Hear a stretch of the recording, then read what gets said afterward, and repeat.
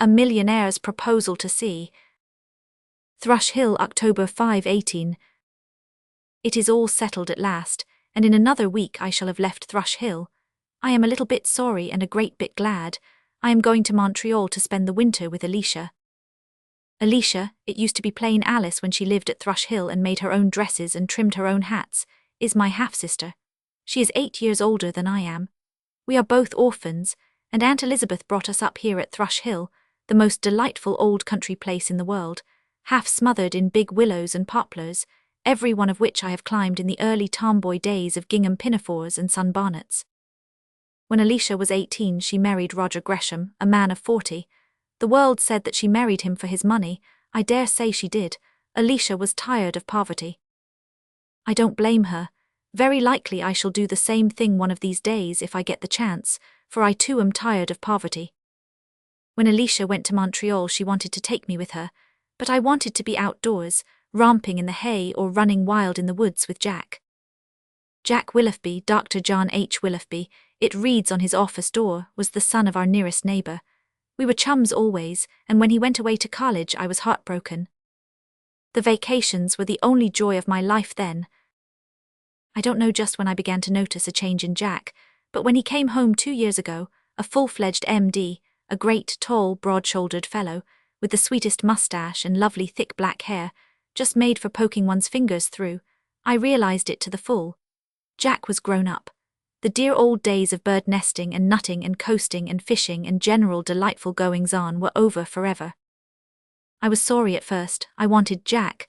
Dr. Willoughby seemed too distinguished and far away. I suppose he found a change in me too. I had put on long skirts and wore my hair up. I had also found out that I had a complexion, and that sunburn was not becoming. I honestly thought I looked pretty, but Jack surveyed me with decided disapprobation. "What have you done to yourself? You don't look like the same girl. I'd never know you in that rig-out with all those flippery-trippery curls all over your head. Why don't you comb your hair straight back and let it hang in a braided tail like you used to?" This didn't suit me at all. When I expect a compliment and get something quite different, I always get snippy. So I said, with what I intended to be crushing dignity, that I supposed I wasn't the same girl.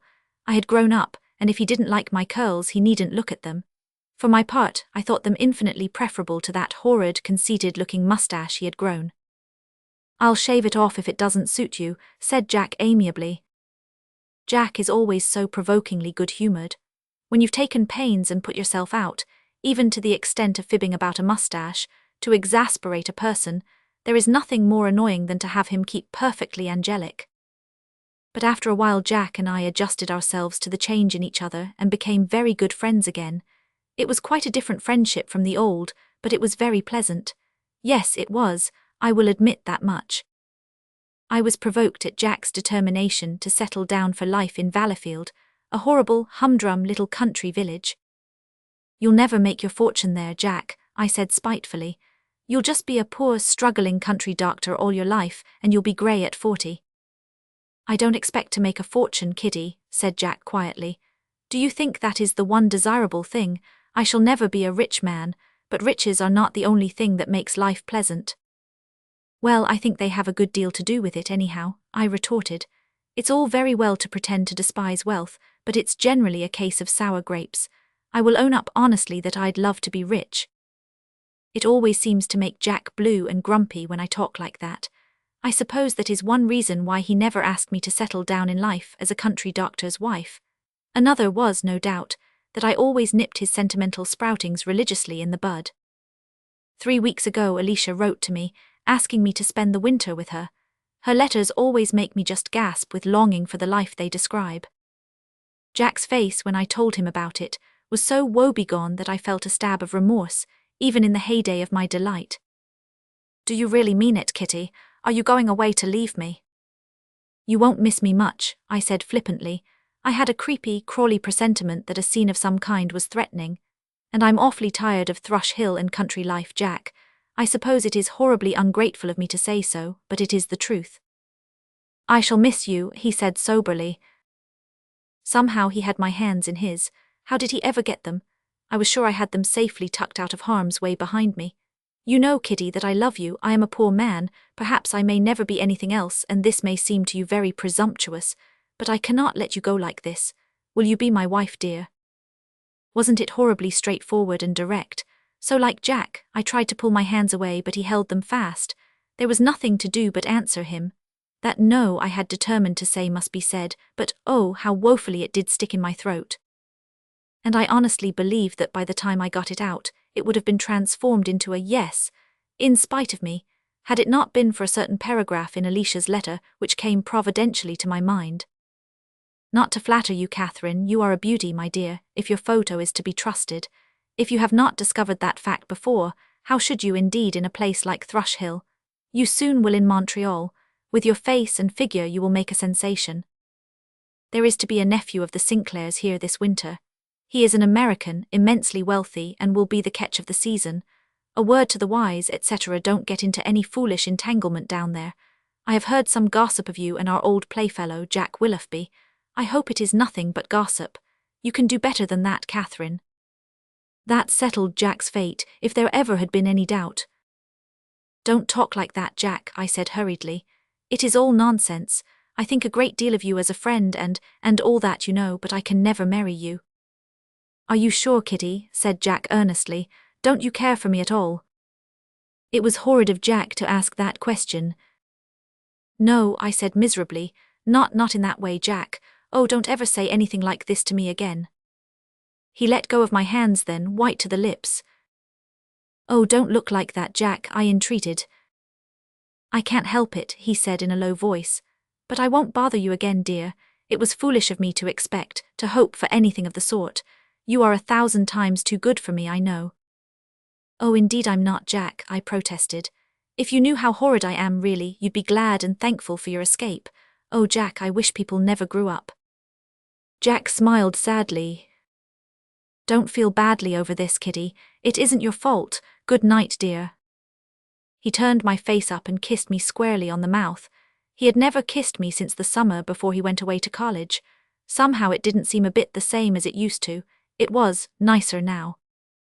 After he went away, I came upstairs and had a good, comfortable howl. Then I buried the whole affair decently. I am not going to think of it any more. I shall always have the highest esteem for Jack, and I hope he will soon find some nice girl who will make him happy. Mary Carter would jump at him, I know. To be sure, she is as homely as she can be and live. But then, Jack is always telling me how little he cares for beauty, so I have no doubt she will suit him admirably. As for myself, well, I am ambitious. I don't suppose my ambition is a very lofty one, but such as it is I mean to hunt it down. Come, let me put it down in black and white once for all and see how it looks. I mean to marry the rich nephew of the Sinclairs. There, it is out and I feel better. How mercenary and awful it looks written out in cold blood like that. I wouldn't have Jack or Aunt Elizabeth, dear, unworldly old soul, see it for the world. But I wouldn't mind Alicia. Poor dear Jack. Montreal de 18. This is a nice way to keep a journal, but the days when I could write regularly are gone by. That was when I was at Thrush Hill. I am having a simply divine time. How in the world did I ever contrive to live at Thrush Hill? To be sure, I felt badly enough that day in October when I left it. When the train left Valleyfield, I just cried like a baby. Alicia and Roger welcomed me very heartily, and after the first week of homesickness, I shiver yet when I think of it, was over, I settled down to my new life as if I had been born to it.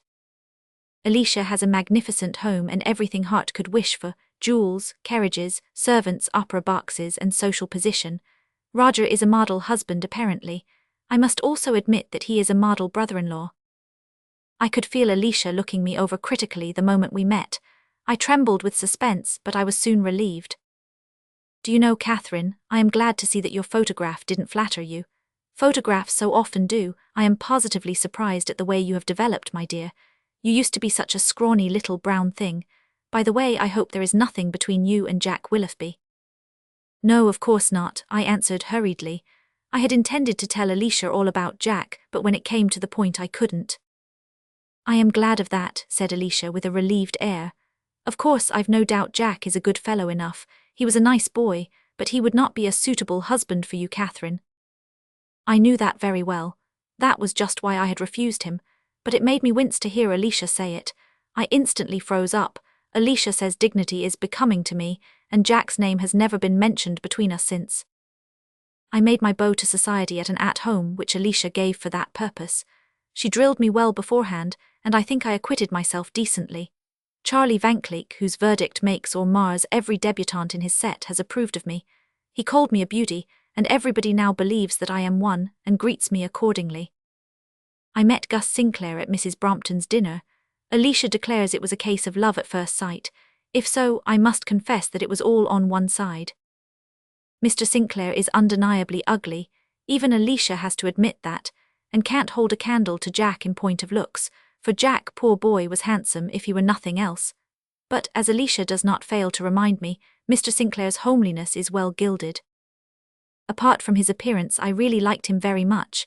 He is a gentlemanly little fellow, his head reaches about to my shoulder, cultured and travelled, and can talk splendidly, which Jack never could.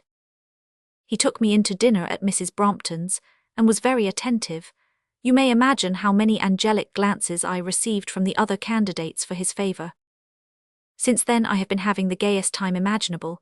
Dances, dinners, luncheons, afternoon teas, functions to no end, and all delightful. Aunt Elizabeth writes to me, but I have never heard a word from Jack. He seems to have forgotten my existence completely. No doubt he has consoled himself with Mary Carter. Well, that is all for the best, but I must say I did not think Jack could have forgotten me so soon or so absolutely. Of course it does not make the least difference to me. The Sinclairs and the Bromptons and the Currys are to dine here tonight. I can see myself reflected in the long mirror before me, and I really think my appearance will satisfy even Gus Sinclair's critical eye. I am pale as usual, I never have any colour. That used to be one of Jack's grievances. He likes pink and white milkmaidish girls. My magnificent pallor didn't suit him at all. But what is more to the purpose, it suits Gus Sinclair. He admires the statuesque style. Montreal, January 2018. Here it is a whole month since my last entry. I am sitting here decked out in gloss of satin and glimmer of pearls, for Mrs. Curry's dance. These few minutes after I emerge from the hands of my maid and before the carriage is announced are almost the only ones I ever have to myself. I am having a good time still. Somehow, though, it isn't as exciting as it used to be. I'm afraid I'm very changeable. I believe I must be homesick. I'd love to get a glimpse of dear old Thrush Hill and Aunt Elizabeth and Jay, but no, I will not write that. Mr. Sinclair has not spoken yet, but there is no doubt that he soon will. Of course, I shall accept him when he does, and I coolly told Alicia so when she just as coolly asked me what I meant to do. Certainly I shall marry him, I said crossly, for the subject always irritates me. Haven't I been laying myself out all winter to catch him? That is the bold, naked truth, and ugly enough it is. My dearly beloved sister, I mean to accept Mr. Sinclair without any hesitation, whenever I get the chance. I give you credit for more sense than to dream of doing anything else, said Alicia in relieved tones. Catherine, you are a very lucky girl. Because I am going to marry a rich man for his money, I said coldly. Sometimes I get snippy with Alicia these days. No, said my half-sister in an exasperated way. Why will you persist in speaking in that way? You are very provoking. It is not likely I would wish to see you throw yourself away on a poor man, and I'm sure you must like Gus. Oh yes, I like him well enough, I said listlessly. To be sure, I did think once in my salad days that liking wasn't quite all in an affair of this kind. I was absurd enough to imagine that love had something to do with it. Don't talk so nonsensically, said Alicia sharply. Love, well, of course you ought to love your husband, and you will. He loves you enough at all events. Alicia, I said earnestly, looking her straight in the face and speaking bluntly enough to have satisfied even Jack's love of straightforwardness, you married for money and position, so people say. Are you happy? For the first time that I remembered, Alicia blushed. She was very angry. Yes, I did marry for money, she said sharply, and I don't regret it. Thank heaven I never was a fool. Don't be vexed, Alicia, I entreated. I only asked because, well, it is no matter. Montreal, January 25, 18.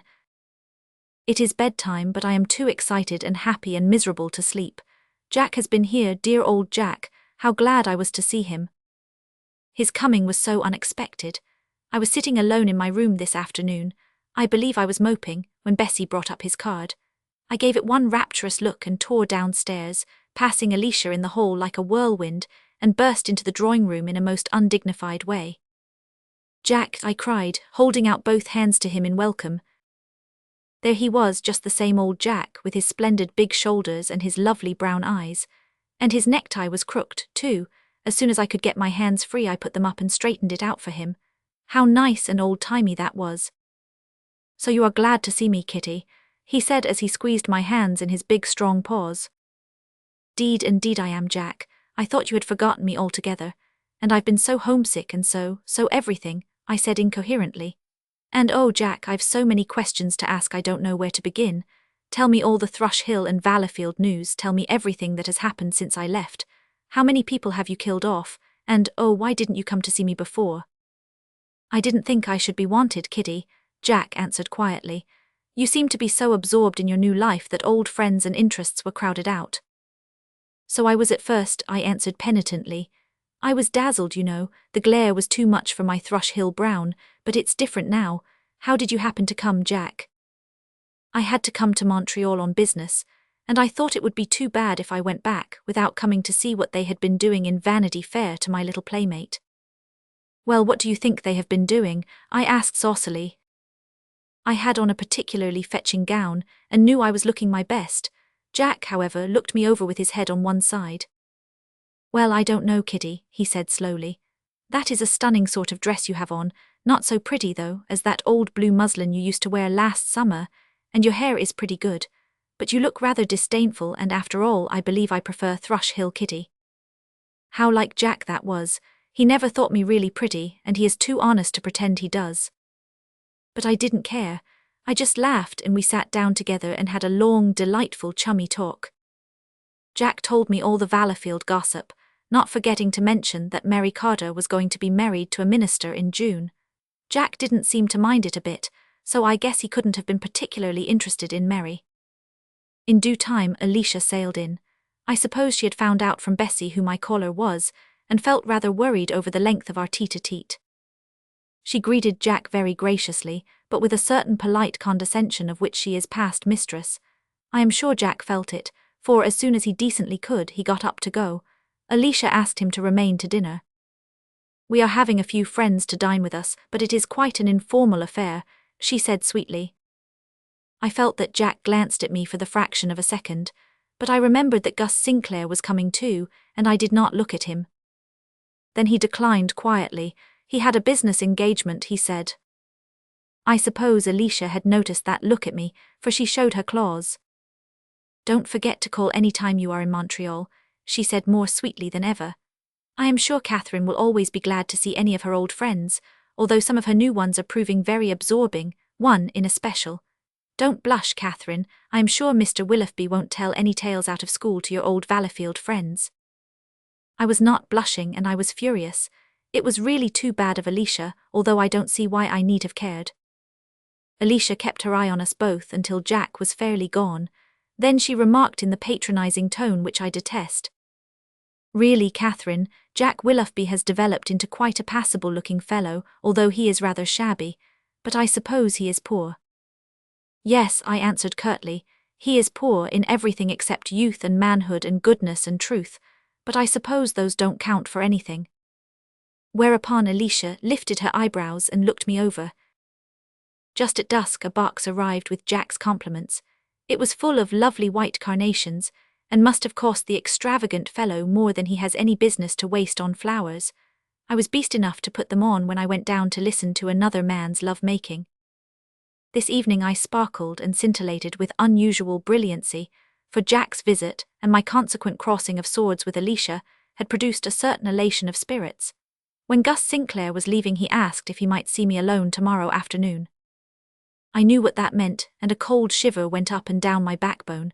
But I looked down at him, spick and span and glossy, his neckties are never crooked, and said yes, he might come at 3 o'clock. Alicia had noticed our aside. When did anything ever escape her? And when he was gone she asked, significantly, what secret he had been telling me. "He wants to see me alone tomorrow afternoon. I suppose you know what that means, Alicia." "Ah, purred Alicia, I congratulate you, my dear." Aren't your congratulations a little premature? I asked coldly. I haven't accepted him yet. But you will. Oh, certainly. Isn't it what we've schemed and angled for? I'm very well satisfied. And so I am, but I wish it hadn't come so soon after Jack's visit, because I feel rather upset yet. Of course I like Gus Sinclair very much, and I am sure I shall be very fond of him. Well, I must go to bed now and get my beauty sleep. I don't want to be haggard and hollow-eyed at that important interview tomorrow, an interview that will decide my destiny. Thrush Hill, May 6, 18. Well, it did decide it, but not exactly in the way I anticipated. I can look back on the whole affair quite calmly now, but I wouldn't live it over again for all the wealth of Ind. That day when Gus Sinclair came, I was all ready for him. I had put on my very prettiest new gown to do honor to the occasion, and Alicia smilingly assured me I was looking very well. And so cool and composed. Will you be able to keep that up? Don't you really feel a little nervous, Catherine? Not in the least, I said. I suppose I ought to be according to traditions, but I never felt less flustered in my life. When Bessie brought up Gus Sinclair's card, Alicia dropped a pecky little kiss on my cheek and pushed me toward the door. I went down calmly, although I'll admit that my heart was beating wildly. Gus Sinclair was plainly nervous, but I was composed enough for both. You would really have thought that I was in the habit of being proposed to by a millionaire every day. I suppose you know what I have come to say, he said, standing before me as I leaned gracefully back in a big chair, having taken care that the folds of my dress fell just as they should. And then he proceeded to say it in a rather jumbled-up fashion, but very sincerely. I remember thinking at the time that he must have composed the speech in his head the night before, and rehearsed it several times, but was forgetting it in spurts. When he ended with the selfsame question that Jack had asked me 3 months before at Thrush Hill, he stopped and took my hands. I looked up at him. His good, homely face was close to mine, and in his eyes was an unmistakable look of love and tenderness. I opened my mouth to say yes, and then there came over me in one rush the most awful realization of the sacrilege I was going to commit. I forgot everything except that I loved Jack Willoughby, and that I could never marry anybody in the world except him. Then I pulled my hands away and burst into hysterical, undignified tears. I beg your pardon, said Mr. Sinclair. I did not mean to startle you. Have I been too abrupt? Surely you must have known, you must have expected. Yes, I knew, I cried miserably, and I intended right up to this very minute to marry you. I'm so sorry, but I can't. I don't understand, he said in a bewildered tone. If you expected it, then why don't you care for me? No, that's just it, I sobbed.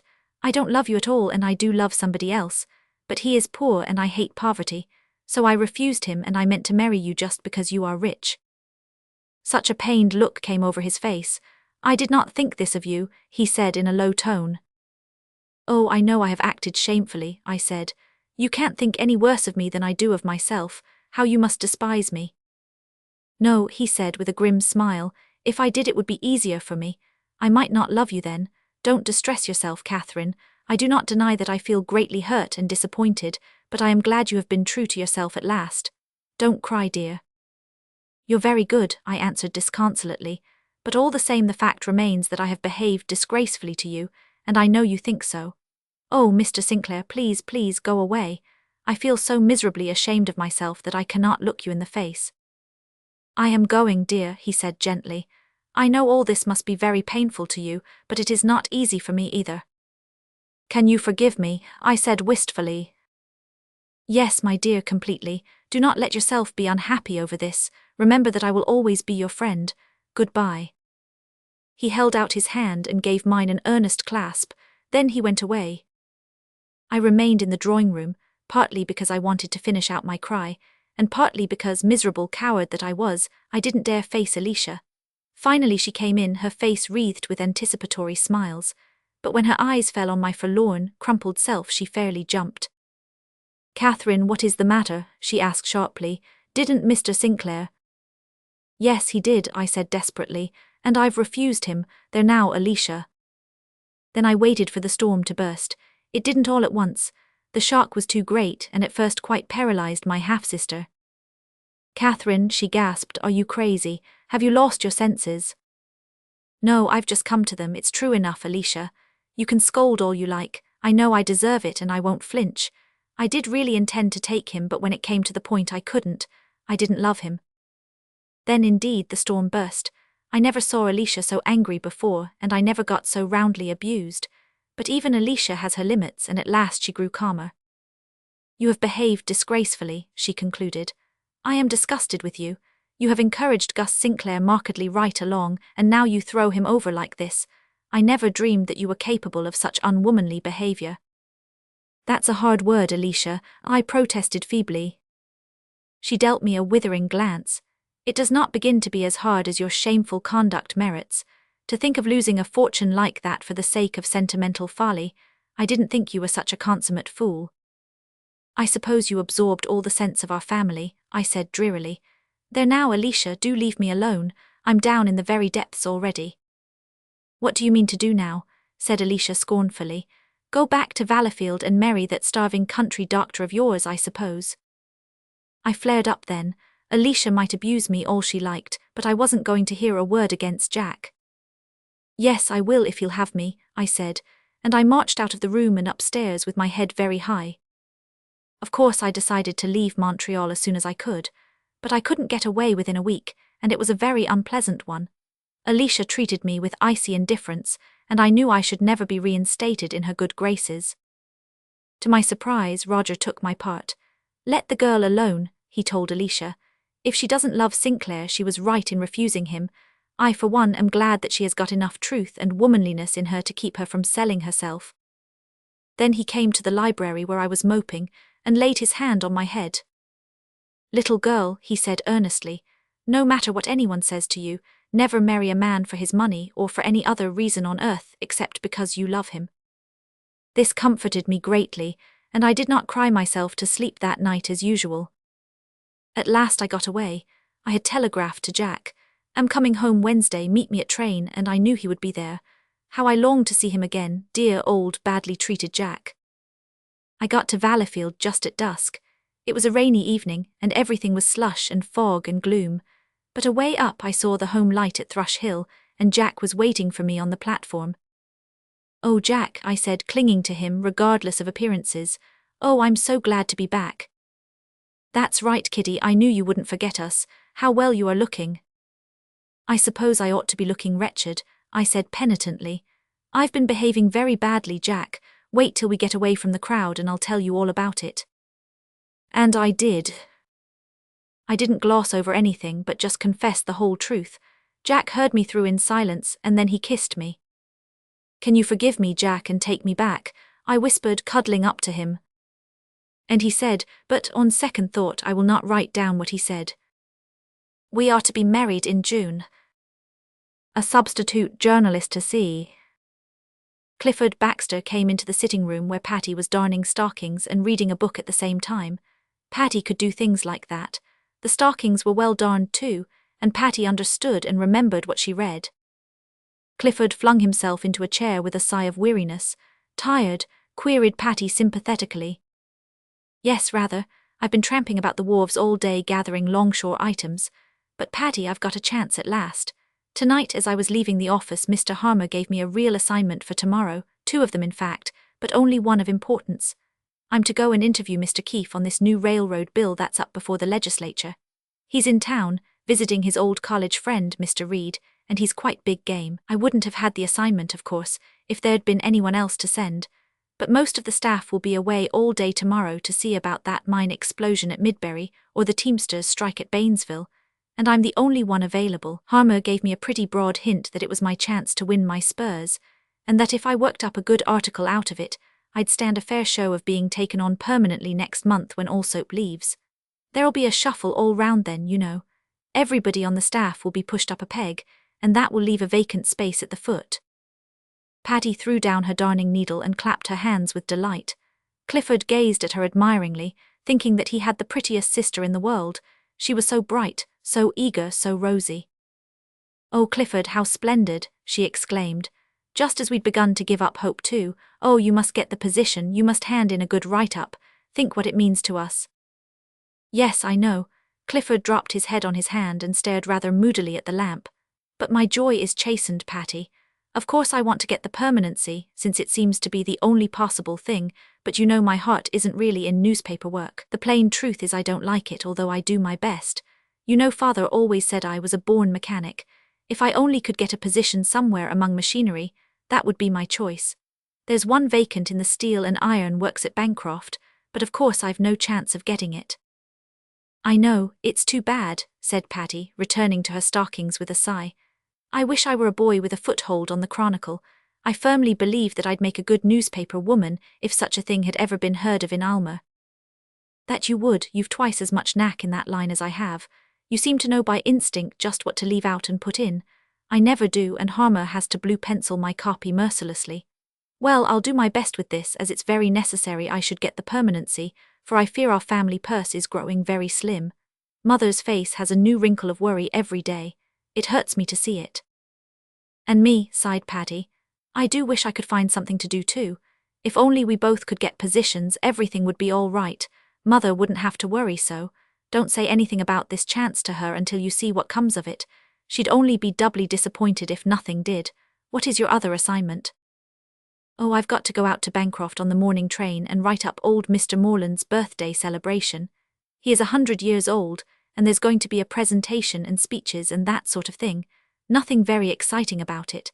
I'll have to come back on the 3 o'clock train and hurry out to catch my politician before he leaves at 5. Take a stroll down to meet my train, Patty.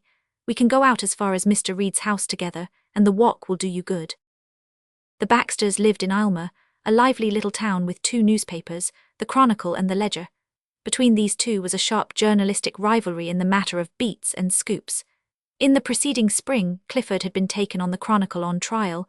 As a sort of general handyman, there was no pay attached to the position, but he was getting training, and there was the possibility of a permanency in September if he proved his mettle. Mr. Baxter had died 2 years before, and the failure of the company in which Mrs. Baxter's money was invested had left the little family dependent on their own resources. Clifford, who had cherished dreams of a course in mechanical engineering, knew that he must give them up and go to the first work that offered itself, which he did staunchly and uncomplainingly. Patty, who hitherto had had no designs on a career, but had been sunnily content to be a home girl and mother's right hand, also realized that it would be well to look about her for something to do. She was not really needed so far as the work of the little house went, and the whole burden must not be allowed to fall on Clifford's 18-year-old shoulders. Patty was his senior by a year, and ready to do her part unflinchingly. The next afternoon Patty went down to meet Clifford's train. When it came, no Clifford appeared. Patty stared about her at the hurrying throngs in bewilderment. Where was Clifford? Hadn't he come on the train? Surely he must have, for there was no other until 7 o'clock. She must have missed him somehow. Patty waited until everybody had left the station, then she walked slowly homeward. As the Chronicle office was on her way, she dropped in to see if Clifford had reported there. She found nobody in the editorial offices except the office boy, Larry Brown, who promptly informed her that not only had Clifford not arrived, but that there was a telegram from him saying that he had missed his train. Patty gasped in dismay. It was dreadful. "Where is Mr. Harmer?" she asked. "He went home as soon as the afternoon edition came out. He left before the telegram came. He'll be furious when he finds out that nobody has gone to interview that foxy old politician," said Larry, who knew all about Clifford's assignment and its importance. "Isn't there anyone else here to go?" queried Patty desperately. Larry shook his head. "No, there isn't a soul in. We're mighty short-handed just now on account of the explosion and the strike." Patty went downstairs and stood for a moment in the hall, wrapped in reflection. If she had been at home, she verily believed she would have sat down and cried. Oh, it was too bad, too disappointing. Clifford would certainly lose all chance of the permanency, even if the irate news editor did not discharge him at once. What could she do? Could she do anything? She must do something. "If I only could go in his place," moaned Patty softly to herself. Then she started. Why not? Why not go and interview the big man herself? To be sure, she did not know a great deal about interviewing, still less about railroad bills and nothing at all about politics. But if she did her best, it might be better than nothing, and might at least save Clifford his present hold. With Patty, to decide was to act. She flew back to the reporter's room, pounced on a pencil and tablet and hurried off, her breath coming quickly and her eyes shining with excitement. It was quite a long walk out to Mr. Reed's place, and Patty was tired when she got there, but her courage was not a whit abated. She mounted the steps and rang the bell undauntedly. "Can I see Mr. Patty paused for a moment in dismay. She had forgotten the name. The maid who had come to the door looked her over so superciliously that Patty flushed with indignation. "The gentleman who is visiting Mr. Reed," she said crisply. "I can't remember his name, but I've come to interview him on behalf of the Chronicle. Is he in?" "If you mean Mr. Reefer, he is," said the maid quite respectfully. Evidently the Chronicle's name carried weight in the Reed establishment. "Please come into the library. I'll go and tell him." Patty had just time to seat herself at the table, spread out her paper imposingly, and assume a business-like air when Mr. Reefer came in. He was a tall, handsome old man with white hair, jet-black eyes, and a mouth that made Patty hope she wouldn't stumble on any questions he wouldn't want to answer. Patty knew she would waste her breath if she did. A man with a mouth like that would never tell anything he didn't want to tell. "Good afternoon. What can I do for you, madam?" inquired Mr. Reefer with the air and tone of a man who means to be courteous, but has no time or information to waste. Patty was almost overcome by the madam. For a moment she quailed. She couldn't ask that masculine sphinx questions. Then the thought of her mother's pale, careworn face flashed across her mind, and all her courage came back with an inspiriting rush. She bent forward to look eagerly into Mr. Reefer's carved, granite face, and said with a frank smile, "I have come to interview you on behalf of the Chronicle about the railroad bill. It was my brother who had the assignment, but he has missed his train, and I have come in his place because, you see, it is so important to us, so much depends on this assignment. Perhaps Mr. Harmer will give Clifford a permanent place on the staff if he turns in a good article about you. He is only handyman now.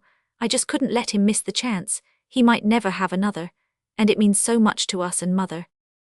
"Are you a member of the Chronicle staff yourself?" inquired Mr. Reefer with a shade more geniality in his tone. "Oh no, I've nothing to do with it, so you won't mind my being inexperienced, will you?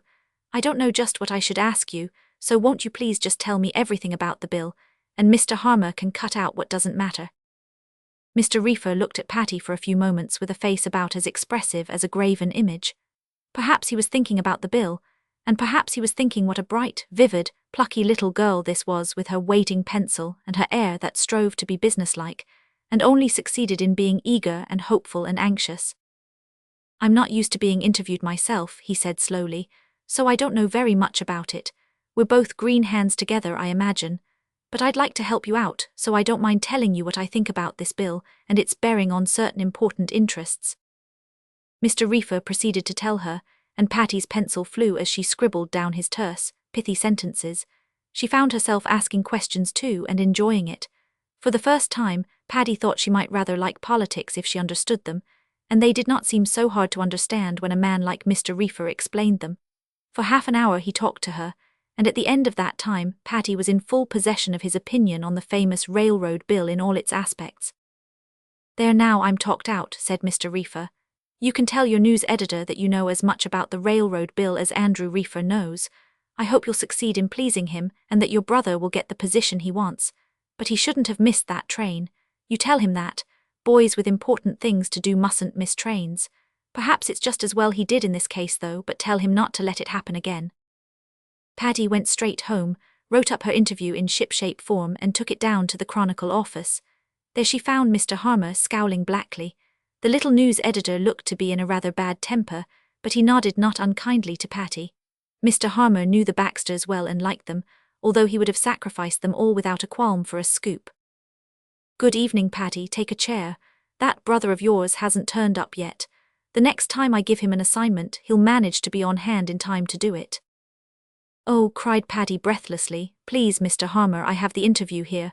I thought perhaps I could do it in Clifford's place, and I went out to Mr. Reed's and saw Mr. Reefer. He was very kind and—" "Mr. who?" fairly shouted Mr. Harmer. "Mr. Reefer, Mr. Andrew Reefer. He told me to tell you that this article contained all he knew or thought about the railroad bill and—" But Mr. Harmer was no longer listening. He had snatched the neatly written sheets of Patty's report and was skimming over them with a practiced eye. Then Patty thought he must have gone crazy.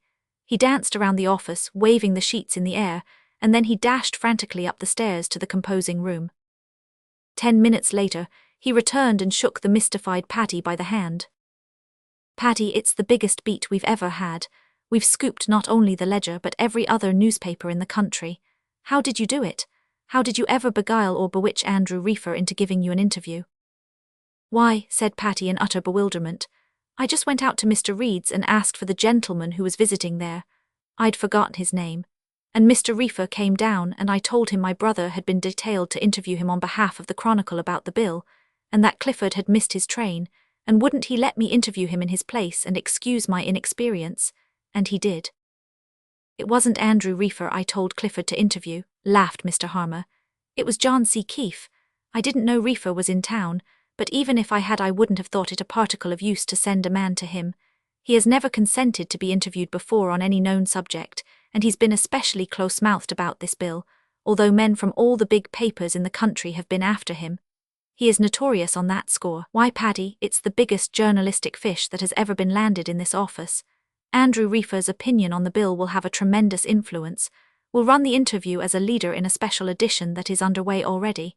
Of course, he must have been ready to give the information to the public or nothing would have induced him to open his mouth.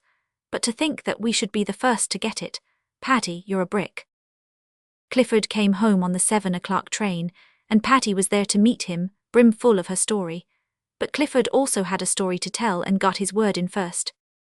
"Now, Patty, don't scold until you hear why I missed the train. I met Mr. Peabody of the Steel and Iron Company at Mr. Morland's and got into conversation with him. When he found out who I was, he was greatly interested and said father had been one of his best friends when they were at college together. I told him about wanting to get the position in the company, and he had me go right out to the works and see about it. And Paddy, I have the place. Goodbye to the grind of newspaper items and fillers. I tried to get back to the station at Bancroft in time to catch the train, but I couldn't, and it was just as well, for Mr. Keefe was suddenly summoned home this afternoon, and when the 3:30 train from town stopped at Bancroft he was on it. I found that out and I got on, going to the next station with him and getting my interview after all. It's here in my notebook, and I must hurry up to the office and hand it in. I suppose Mr. Harmer will be very much vexed until he finds that I have it." "Oh no, Mr. Harmer is in a very good humour," said Patty with dancing eyes. Then she told her story. The interview with Mr. Reefer came out with glaring headlines, and the Chronicle had its hour of fame and glory. The next day Mr. Harmer sent word to Patty that he wanted to see her. "So Clifford is leaving," he said abruptly when she entered the office. "Well, do you want his place?" "Mr. Harmer, are you joking?" demanded Patty in amazement. "Not I. That stuff you handed in was splendidly written. I didn't have to use the pencil more than once or twice. You have the proper journalist instinct all right. We need a lady on the staff anyhow, and if you'll take the place it's yours for saying so, and the permanency next month." "I'll take it," said Paddy promptly and joyfully. "Good, go down to the Symphony Club rehearsal this afternoon and report it. You've just 10 minutes to get there," and Patty joyfully and promptly departed. Anna's love letters to see. "Are you going to answer Gilbert's letter tonight, Anna?" asked Alma Williams, standing in the pantry doorway, tall, fair and grey-eyed, with the sunset light coming down over the dark firs, through the window behind her, and making a primrose nimbus around her shapely head. Anna, dark, vivid and slender, was perched on the edge of the table, idly swinging her slippered foot at the cat's head. She smiled wickedly at Alma before replying. "I am not going to answer it tonight or any other night," she said, twisting her full, red lips in a way that Alma had learned to dread. Mischief was ripening in Anna's brain when that twist was out. "What do you mean?" asked Alma anxiously. "Just what I say, dear," responded Anna with deceptive meekness. "Poor Gilbert is gone, and I don't intend to bother my head about him any longer. He was amusing while he lasted, but of what use is a beau 2,000 miles away, Alma?" Alma was patient, outwardly. It was never of any avail to show impatience with Anna. "Anna, you are talking foolishly. Of course you are going to answer his letter. You are as good as engaged to him. Wasn't that practically understood when he left?" "No, no, dear," and Anna shook her sleek black head with the air of explaining matters to an obtuse child. "I was the only one who understood. Gil misunderstood. He thought that I would really wait for him until he should have made enough money to come home and pay off the mortgage. I let him think so, because I hated to hurt his little feelings. But now it's off with the old love and on with a new one for me." "Anna, you cannot be in earnest," exclaimed Alma. But she was afraid that Anna was in earnest. Anna had a wretched habit of being in earnest when she said flippant things. "You don't mean that you are not going to write to Gilbert at all, after all you promised?" Anna placed her elbows daintily on the top of the rocking chair, dropped her pointed chin in her hands, and looked at Alma with black demure eyes. "I do mean just that," she said slowly. "I never mean to marry Gilbert Murray. This is final, Alma, and you need not scold or coax because it would be a waste of breath. Gilbert is safely out of the way, and now I am going to have a good time with a few other delightful men creatures in Exeter." Anna nodded decisively, flashed a smile at Alma, picked up her cat and went out. At the door she turned and looked back, with the big black cat snuggled under her chin. "If you think Gilbert will feel very badly over his letter not being answered, you might answer it yourself, Alma," she said teasingly. "There it is." She took the letter from the pocket of her ruffled apron and threw it on a chair. "You may read it if you want to. It isn't really a love letter. I told Gilbert he wasn't to write silly letters. Come, Pussy, I'm going to get ready for prayer meeting. We've got a nice, new, young, good-looking minister in Exeter, Pussy, and that makes prayer meeting very interesting." Anna shut the door, her departing laugh rippling mockingly through the dusk. Alma picked up Gilbert Murray's letter and went to her room. She wanted to cry since she could not shake Anna. Even if she could have shook her, it would only have made her more perverse. Anna was in earnest. Alma knew that, even while she hoped and believed that it was but the earnestness of a freak that would pass in time. Anna had had one like it a year ago, when she had cast Gilbert off for 3 months, driving him distracted by flirting with Charlie Moore. Then she had suddenly repented and taken him back. Alma thought that this whim would run its course likewise and leave a repentant Anna, but meanwhile everything might be spoiled. Gilbert might not prove forgiving a second time. Alma would have given much if she could only have induced Anna to answer Gilbert's letter, but coaxing Anna to do anything was a very sure and effective way of preventing her from doing it. Alma and Anna had lived alone at the old Williams homestead ever since their mother's death 4 years before. Exeter matrons thought this hardly proper, since Alma, in spite of her grave ways, was only 24. The farm was rented, so that Alma's only responsibilities were the post office which she kept, and that harum-scarum beauty of an Anna. The Murray homestead adjoined theirs. Gilbert Murray had grown up with Alma. They had been friends ever since she could remember. Alma loved Gilbert with a love which she herself believed to be purely sisterly, and which nobody else doubted could be, since she had been at pains to make a match, Exeter matron's phrasing, between Gil and Anna, and was manifestly delighted when Gilbert obligingly fell in love with the latter. There was a small mortgage on the Murray place, which Mr. Murray Sr. had not been able to pay off. Gilbert determined to get rid of it, and his thoughts turned to the west. His father was an active, hale old man, quite capable of managing the farm in Gilbert's absence. Alexander McNair had gone to the west 2 years previously and got work on a new railroad. He wrote to Gilbert to come too, promising him plenty of work and good pay. Gilbert went, but before going he had asked Anna to marry him. It was the first proposal Anna had ever had, and she managed it quite cleverly from her standpoint. She told Gilbert that he must wait until he came home again before settling that meanwhile they would be very good friends, emphasized with a blush, and that he might write to her. She kissed him goodbye, and Gilbert, honest fellow, was quite satisfied. When an Exeter girl had allowed so much to be inferred, it was understood to be equivalent to an engagement. Gilbert had never discerned that Anna was not like the other Exeter girls, but was a law unto herself. Alma sat down by her window and looked out over the lane where the slim wild cherry trees were bronzing under the autumn frosts. Her lips were very firmly set. Something must be done. But what? Alma's heart was set on this marriage for 2 reasons. Firstly, if Anna married Gilbert she would be near her all her life. She could not bear the thought that some day Anna might leave her and go far away to live. In the second and largest place, she desired the marriage because Gilbert did. She had always been desirous, even in the old, childish play days, that Gilbert should get just exactly what he wanted. She had always taken a keen, strange delight in furthering his wishes. Anna's falseness would surely break his heart, and Alma winced at the thought of his pain. There was one thing she could do. Anna's tormenting suggestion had fallen on fertile soil. Alma balanced pros and cons, admitting the risk, but she would have taken a 10-fold larger risk in the hope of holding secure Anna's place in Gilbert's affections until Anna herself should come to her senses. When it grew quite dark and Anna had gone lilting down the lane on her way to prayer meeting, Alma lighted her lamp, read Gilbert's letter, and answered it. Her handwriting was much like Anna's. She signed the letter A. Williams, and there was nothing in it that might not have been written by her to Gilbert, but she knew that Gilbert would believe Anna had written it, and she intended him so to believe. Alma never did a thing halfway when she did it at all. At first she wrote rather constrainedly, but, reflecting that in any case Anna would have written a merely friendly letter, she allowed her thoughts to run freely, and the resulting epistle was an excellent one of its kind. Alma had the gift of expression and more brains than Exeter people had ever imagined she possessed. When Gilbert read that letter a fortnight later, he was surprised to find that Anna was so clever. He had always, with a secret regret, thought her much inferior to Alma in this respect, but that delightful letter, witty, wise, fanciful, was the letter of a clever woman. When a year had passed, Alma was still writing to Gilbert the letters signed A. Williams. She had ceased to fear being found out, and she took a strange pleasure in the correspondence for its own sake.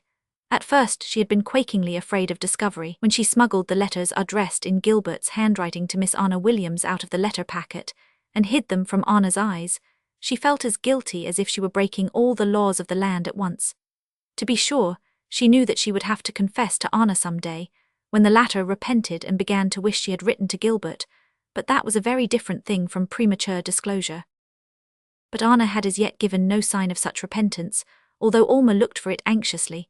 Anna was having the time of her life. She was the acknowledged beauty of 5 settlements, and she went forward on her career of conquest quite undisturbed by the jealousies and heart-burnings she provoked on every side. One moonlight night, she went for a sleigh drive with Charlie Moore of East Exeter, and returned to tell Alma that they were married. "I knew you would make a fuss, Alma, because you don't like Charlie, so we just took matters into our own hands. It was so much more romantic, too. I'd always said I'd never be married in any of your dull, commonplace ways. You might as well forgive me and be nice right off, Alma, because you'd have to do it anyway in time. Well, you do look surprised." Alma accepted the situation with an apathy that amazed Anna. The truth was that Alma was stunned by a thought that had come to her even while Anna was speaking. "Gilbert will find out about the letters now and despise me." Nothing else, not even the fact that Anna had married shiftless Charlie Moore, seemed worth while considering beside this. The fear and shame of it haunted her like a nightmare. She shrank every morning from the thought of all the mail that was coming that day, fearing that there would be an angry, puzzled letter from Gilbert.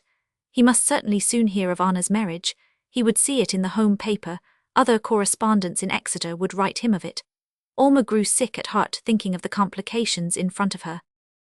When Gilbert's letter came, she left it for a whole day before she could summon courage to open it. But it was a harmless epistle after all. He had not yet heard of Anna's marriage. Alma had at first no thought of answering it, yet her fingers ached to do so. Now that Anna was gone, her loneliness was unbearable. She realized how much Gilbert's letters had meant to her, even when written to another woman. She could bear her life well enough, she thought, if she only had his letters to look forward to. No more letters came from Gilbert for 6 weeks. Then came one, alarmed at Anna's silence, anxiously asking the reason for it. Gilbert had heard no word of the marriage. He was working in a remote district where newspapers seldom penetrated. He had no other correspondent in Exeter now, except his mother, and she, not knowing that he supposed himself engaged to Anna, had forgotten to mention it. Alma answered that letter. She told herself recklessly that she would keep on writing to him until he found out. She would lose his friendship anyhow when that occurred, but meanwhile she would have the letters a little longer. She could not learn to live without them until she had to. The correspondence slipped back into its old groove. The harassed look which Alma's face had worn, and which Exeter people had attributed to worry over Anna, disappeared. She did not even feel lonely, and reproached herself for lack of proper feeling in missing Anna so little. Besides, to her horror and dismay, she detected in herself a strange undercurrent of relief at the thought that Gilbert could never marry Anna now. She could not understand it. Had not that marriage been her dearest wish for years? Why then should she feel this strange gladness at the impossibility of its fulfillment? Altogether, Alma feared that her condition of mind and morals must be sadly askew. Perhaps, she thought mournfully, this perversion of proper feeling was her punishment for the deception she had practiced. She had deliberately done evil that good might come, and now the very imaginations of her heart were stained by that evil. Alma cried herself to sleep many a night in her repentance, but she kept on writing to Gilbert for all that. The winter passed, and the spring and summer waned, and Alma's outward life flowed as smoothly as the currents of the seasons, broken only by vivid eruptions from Anna, who came over often from East Exeter, glorying in her young matronhood, to cheer Alma up. Alma, so said Exeter people, was becoming unsociable and old-maidish. She lost her liking for company, and seldom went anywhere among her neighbours. Her once frequent visits across the yard to chat with old Mrs. Merry became few and far between. She could not bear to hear the old lady talking about Gilbert, and she was afraid that some day she would be told that he was coming home. Gilbert's homecoming was the nightmare dread that darkened poor Alma's whole horizon. One October day, 2 years after Gilbert's departure, Alma, standing at her window in the reflected glow of a red maple outside, looked down the lane and saw him striding up it. She had had no warning of his coming. His last letter, dated 3 weeks back, had not hinted at it, yet there he was, and with him Alma's nemesis. She was very calm. Now that the worst had come, she felt quite strong to meet it. She would tell Gilbert the truth, and he would go away in anger and never forgive her, but she deserved it. As she went downstairs, the only thing that really worried her was the thought of the pain Gilbert would suffer when she told him of Anna's faithlessness. She had seen his face as he passed under her window, and it was the face of a blithe man who had not heard any evil tidings. It was left to her to tell him.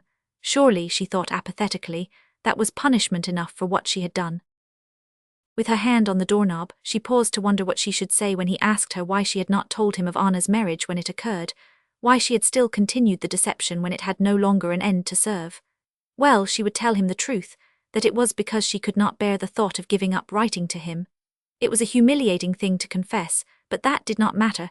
Nothing mattered now. She opened the door. Gilbert was standing on the big round doorstone under the red maple, a tall, handsome young fellow with a bronzed face and laughing eyes. His exile had improved him. Alma found time and ability to reflect that she had never known Gilbert was so fine-looking. He put his arm around her and kissed her cheek in his frank delight at seeing her again. Alma coldly asked him in. Her face was still as pale as when she came downstairs, but a curious little spot of fiery red blossomed out where Gilbert's lips had touched it. Gilbert followed her into the sitting room and looked about eagerly. "When did you come home?" she said slowly. "I did not know you were expected." "Got homesick and just came. I wanted to surprise you all," he answered, laughing. "I arrived only a few minutes ago, just took time to hug my mother, and here I am. Where's Anna?" The pent-up retribution of 2 years descended on Alma's head in the last question of Gilbert's, but she did not flinch. She stood straight before him, tall and fair and pale, with the red maple light streaming in through the open door behind her, staining her lighthouse dress and mellowing the golden sheen of her hair. Gilbert reflected that Alma Williams was really a very handsome girl. These 2 years had improved her. What splendid big grey eyes she had.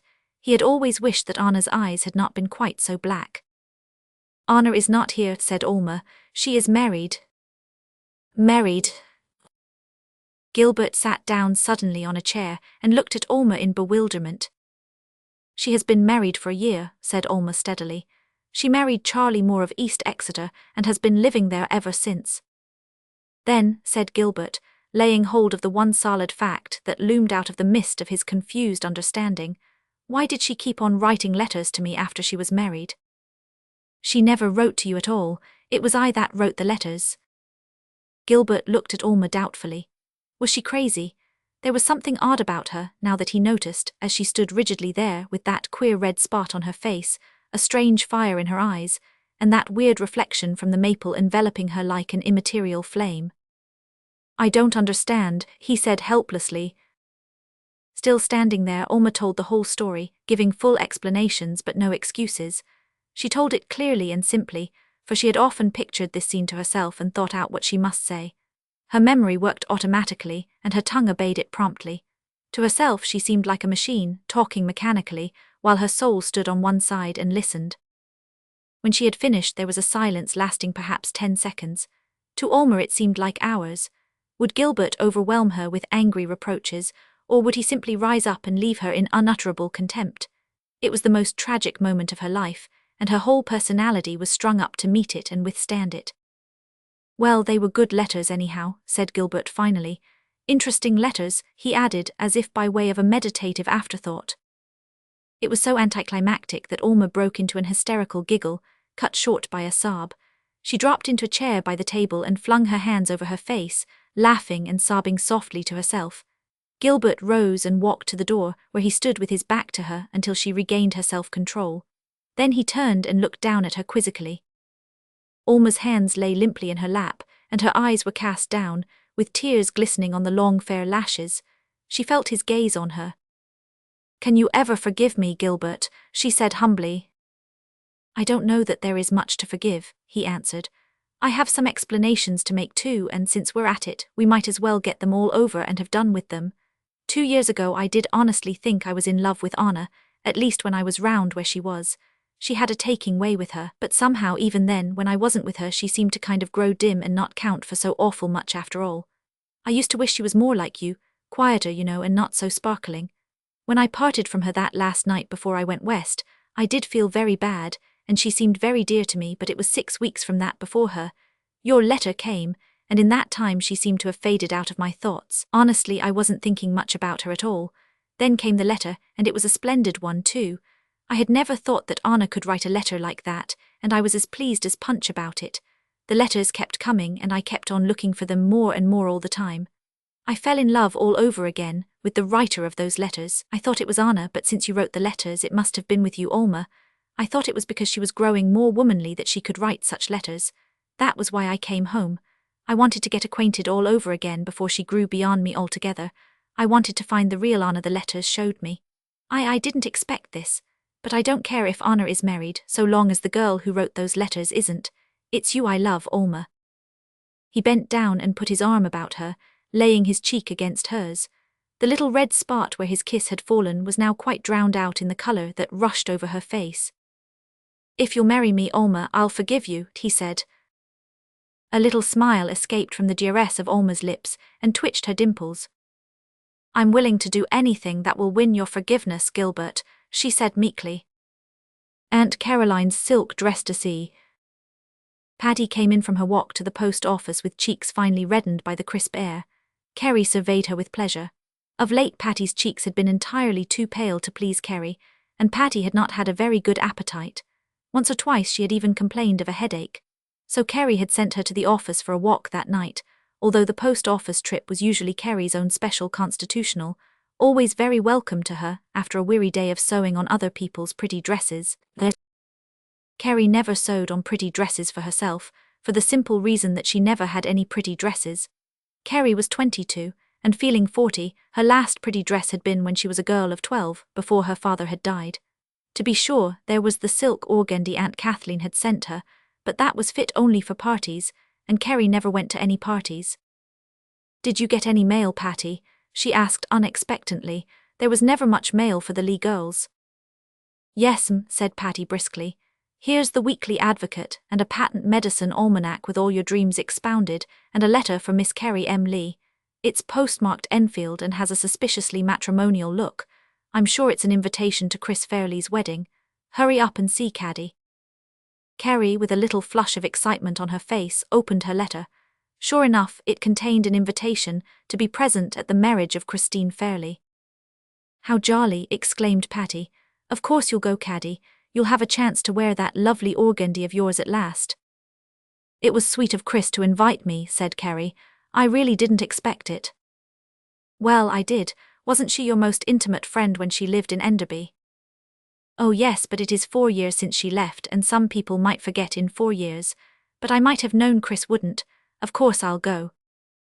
"And you'll make up your organdy?" "I shall have to," laughed Kerry, forgetting all her troubles for a moment, and feeling young and joyous over the prospect of a festivity. "I haven't another thing that would do to wear to a wedding. If I hadn't that blessed organdy I couldn't go, that's all." "But you have it, and it will look lovely made up with a tucked skirt. Tucks are so fashionable now, and there's that lace of mine you can have for a Bertha. I want you to look just right, you see. Enfield is a big place, and there will be lots of grandees at the wedding. Let's get the last fashion sheet and pick out a design right away. Here's one on the very first page that would be nice. You could wear it to perfection, Caddy, you're so tall and slender. It wouldn't suit a plump and podgy person like myself at all." Kerry liked the pattern and they had an animated discussion over it. But in the end, Kerry sighed and pushed the sheet away from her, with all the brightness gone out of face. "It's no use, Paddy. I'd forgotten for a few minutes, but it's all come back now. I can't think of weddings and new dresses when the thought of that interest crowds everything else out. It's due next month, $50, and I've only 10 saved up. I can't make $40 in a month, even if I had any amount of sewing, and you know hardly anyone wants sewing done just now. I don't know what we shall do. Oh, I suppose we can rent a couple of rooms in the village and exist in them, but it breaks my heart to think of leaving our old home. Perhaps Mr. Care will let us have more time, suggested Paddy, not very hopefully. The sparkle had gone out of her face too. Paddy loved their little home as much as Kerry did. You know he won't. He has been only too anxious for an excuse to foreclose this long time. He wants the land the house is on. Oh, if I only hadn't been sick so long in the summer, just when everybody had sewing to do. I've tried so hard to catch up, but I couldn't. Kerry's voice broke in a sob.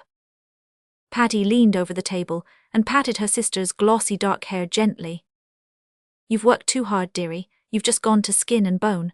Oh, I know how hard it is. I can't bear to think of leaving this dear old spot either. If we could only induce Mr. Care to give us a year's grace. I'd be teaching then, and we could easily pay the interest and some of the principal too. Perhaps he will if we both go to him and coax very hard. Anyway, don't worry over it till after the wedding. I want you to go and have a good time. You never have good times, Kerry. Neither do you, said Kerry rebelliously.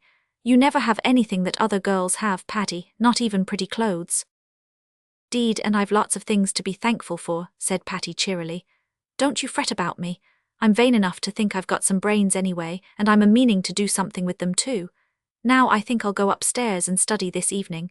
It will be warm enough there tonight, and the noise of the machine rather bothers me.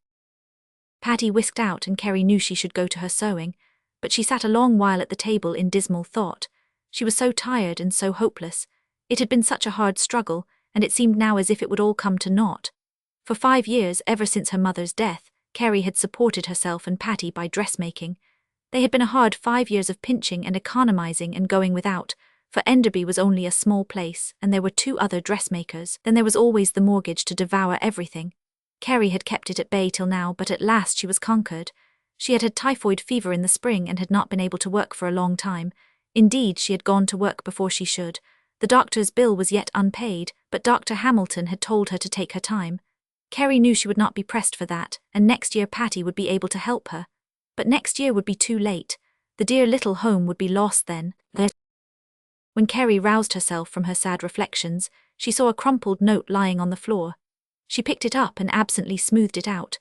Seeing Paddy's name at the top, she was about to lay it aside without reading it, but the lines were few, and the sense of them flashed into Kerry's brain. The note was an invitation to Claire Forbes' party. The Lee girls had known that the Forbes girls were going to give a party, but they had not expected that Paddy would be invited. Of course, Claire Forbes was in Paddy's class at school and was always very nice and friendly with her. But then the Forbes set was not the Lee set. Kerry ran upstairs to Paddy's room. Paddy, you dropped this on the floor. I couldn't help seeing what it was. Why didn't you tell me Claire had invited you?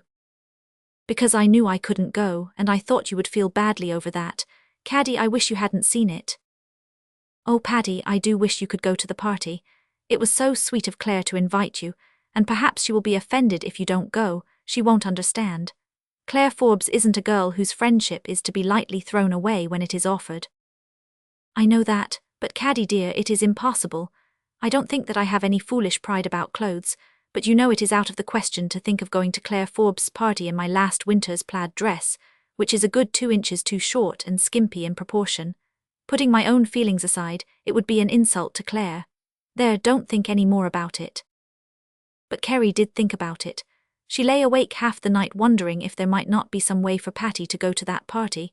She knew it was impossible, unless Paddy had a new dress, and how could a new dress be had? Yet she did so want Paddy to go. Paddy never had any good times, and she was studying so hard. Then all at once Kerry thought of a way by which Paddy might have a new dress. She had been tossing restlessly, but now she lay very still, staring with wide-open eyes at the moonlit window with the big willow boughs branching darkly across it. Yes, it was a way, but could she? Yes, she could, and she would. Kerry buried her face in her pillow with a sob and a gulp, but she had decided what must be done and how it must be done. Are you going to begin on your organdy today? Asked Paddy in the morning before she started for school. I must finish Mrs. Pigeon's suit first, Kerry answered. Next week will be time enough to think about my wedding garments. She tried to laugh and failed. Paddy thought with a pang that Kerry looked horribly pale and tired. Probably she had worried most of the night over the interest. I'm so glad she's going to Chris's wedding, thought Paddy as she hurried down the street. It will take her out of herself and give her something nice to think of for ever so long. Nothing more was said that week about the organdy or the wedding or the Forbes party. Carrie sewed fiercely and sat at her machine for hours after Patty had gone to bed. The night before the party she said to Patty, "Braid your hair tonight, Patty. You'll want it nice and wavy to go to the Forbes tomorrow night." Patty thought that Carrie was actually trying to perpetrate a weak joke and endeavoured to laugh, but it was a rather dreary laugh. Patty, after a hard evening's study, felt tired and discouraged, and she was really dreadfully disappointed about the party, although she wouldn't have let Carrie suspect it for the world. "You're going, you know," said Carrie, as serious as a judge, although there was a little twinkle in her eyes. In a faded plaid 2 inches too short, Patty smiled as brightly as possible. "Oh no, I have a dress all ready for you." Carrie opened the wardrobe door and took out the loveliest girlish dress of creamy organdy with pale pink roses scattered over it, made with the daintiest of ruffles and tucks with a bertha of soft creamy lace and a girdle of white silk. "This is for you," said Carrie. Patty gazed at the dress with horror-stricken eyes. "Caroline Lee, that is your organdy, and you've gone and made it up for me. Carrie Lee, what are you going to wear to the wedding?" "Nothing, I'm not going." "You are, you must, you shall. I won't take the organdy." "You'll have to now because it's made to fit you. Come, Patty dear, I've set my heart on your going to that party. You mustn't disappoint me, you can't, for what good would it do? I can never wear the dress now." Patty realized that. She knew she might as well go to the party, but she did not feel much pleasure in the prospect. Nevertheless, when she was ready for it the next evening, she couldn't help a little thrill of delight. The dress was so pretty and dainty and becoming. "You look sweet," exclaimed Carrie admiringly. "There, I hear the Browns' carriage. Paddy, I want you to promise me this, that you'll not let any thought of me or my not going to the wedding spoil your enjoyment this evening. I gave you the dress that you might have a good time, so don't make my gift of no effect." "I'll try," promised Patty, flying downstairs, where her next-door neighbours were waiting for her. At 2 o'clock that night Carrie was awakened to see Patty bending over her, flushed and radiant. Carrie sat sleepily up. "I hope you had a good time," she said. I had, but I didn't waken you out of your hard-earned slumbers at this wee sma' hour to tell you that. Carrie, I've thought of a way for you to go to the wedding. It just came to me at supper. Mrs. Forbes was sitting opposite to me and her dress suggested it. You must make over Aunt Caroline's silk dress." "Nonsense," said Carrie a little crossly. Even sweet-tempered people are sometimes cross when they are wakened up for, as it seemed, nothing. "It's good plain sense. Of course you must make it over and—" "Patty Lee, you're crazy. I wouldn't dream of wearing that hideous thing. Bright green silk, with huge yellow brocade flowers as big as cabbages all over it. I think I see myself in it." "Caddy, listen to me. You know there's enough of that black lace of Mother's for the waist, and the big black lace shawl of Grandmother Lee's will do for the skirt. Make it over." "A plain slip of the silk," gasped Carrie, her quick brain seizing on all the possibilities of the plan. "Why didn't I think of it before? It will be just the thing. The greens and yellow will be toned down to a nice shimmer under the black lace. And I'll make cuffs of black velvet with double puffs above, and just cut out a wee bit at the throat with a frill of lace and a band of black velvet ribbon around my neck. Patty Lee, it's an inspiration." Carrie was out of bed by daylight the next morning, and while Patty still slumbered, she mounted to the garret and took Aunt Caroline's silk dress from the chest where it had lain forgotten for 3 years. Carrie held it up at arm's length and looked at it with amusement. "It is certainly ugly, but with the lace over it will look very different. There's enough of it anyway, and that skirt is stiff enough to stand alone. Poor Aunt Caroline, I'm afraid I wasn't particularly grateful for her gift at the time, but I really am now." Aunt Caroline, who had given the dress to Carrie 3 years before, was an old lady of 80, the aunt of Carrie's father. She had once possessed a snug farm, but in an evil hour she had been persuaded to deed it to her nephew, Edward Curry, whom she had brought up. Poor Aunt Caroline had lived to regret this step, for everyone in Enderby knew that Edward Curry and his wife had repaid her with ingratitude and greed. Carrie, who was named for her, was her favourite grandniece and often went to see her, though such visits were coldly received by the Currys, who always took especial care never to leave Aunt Caroline alone with any of her relatives. On one occasion, when Carrie was there, Aunt Caroline had brought out this silk dress. "I'm going to give this to you, Carrie," she said timidly. "It's a good silk and not so very old. Mr. Greenley gave it to me for a birthday present 15 years ago. Maybe you can make it over for yourself." Mrs. Edward, who was on duty at the time, sniffed disagreeably, but she said nothing. The dress was of no value in her eyes, for the pattern was so ugly and old-fashioned that none of her smart daughters would have worn it. Had it been otherwise, Aunt Caroline would probably not have been allowed to give it away. Carrie had thanked Aunt Caroline sincerely. If she did not care much for the silk, she at least prized the kindly motive behind the gift. Perhaps she and Patty laughed a little over it as they packed it away in the garret. It was so very ugly, but Carrie thought it was sweet of Aunt Caroline to have given her something. Poor old Aunt Caroline had died soon after, and Carrie had not thought about the silk dress again. She had too many other things to think of, this poor worried Carrie. After breakfast, Carrie began to rip the skirt breadths apart. Snip, snip went her scissors, while her thoughts roamed far afield, now looking forward with renewed pleasure to Christine's wedding, now dwelling dolefully on the mortgage. Paddy, who was washing the dishes, knew just what her thoughts were by the light and shadow on her expressive face. "Why, what?" exclaimed Carrie suddenly. Paddy wheeled about to see Carrie staring at the silk dress like one bewitched. Between the silk and the lining which she had just ripped apart was a $20 bill, and beside it a sheet of letter paper covered with writing in a cramped, angular hand, both secured very carefully to the silk. "Carrie Lee," gasped Paddy. With trembling fingers, Carrie snipped away the stitches that held the letter and read it aloud. "My dear Caroline," it ran, "I do not know when you will find this letter and this money, but when you do it belongs to you. I have $100 which I always meant to give you because you were named for me. But Edward and his wife do not know I have it, and I don't want them to find out. They would not let me give it to you if they knew, so I have thought of this way of getting it to you. I have sewed 5 $20 bills under the lining of this skirt, and they are all yours with your Aunt Caroline's best love. You were always a good girl, Carrie, and you've worked hard, and I've given Edward enough. Just take this money and use it as you like." "Aunt Caroline Greenlee." "Carrie Lee, are we both dreaming?" gasped Paddy. With crimson cheeks, Carrie ripped the other breadths apart, and there were the other 4 bills. Then she slipped down in a little heap on the sofa cushions and began to cry, happy tears of relief and gladness. "We can pay the interest," said Patty, dancing around the room, "and get yourself a nice new dress for the wedding." "Indeed I won't," said Carrie, sitting up and laughing through her tears. "I'll make over this dress and wear it out of gratitude to the memory of dear Aunt Caroline. Aunt Susanna's Thanksgiving dinner, to see." "Here's Aunt Susanna, girls," said Laura, who was sitting by the north window. Nothing but north light does for Laura, who is the artist of our talented family. Each of us has a little pet new-fledged talent, which we are faithfully cultivating in the hope that it will amount to something and soar highly some day.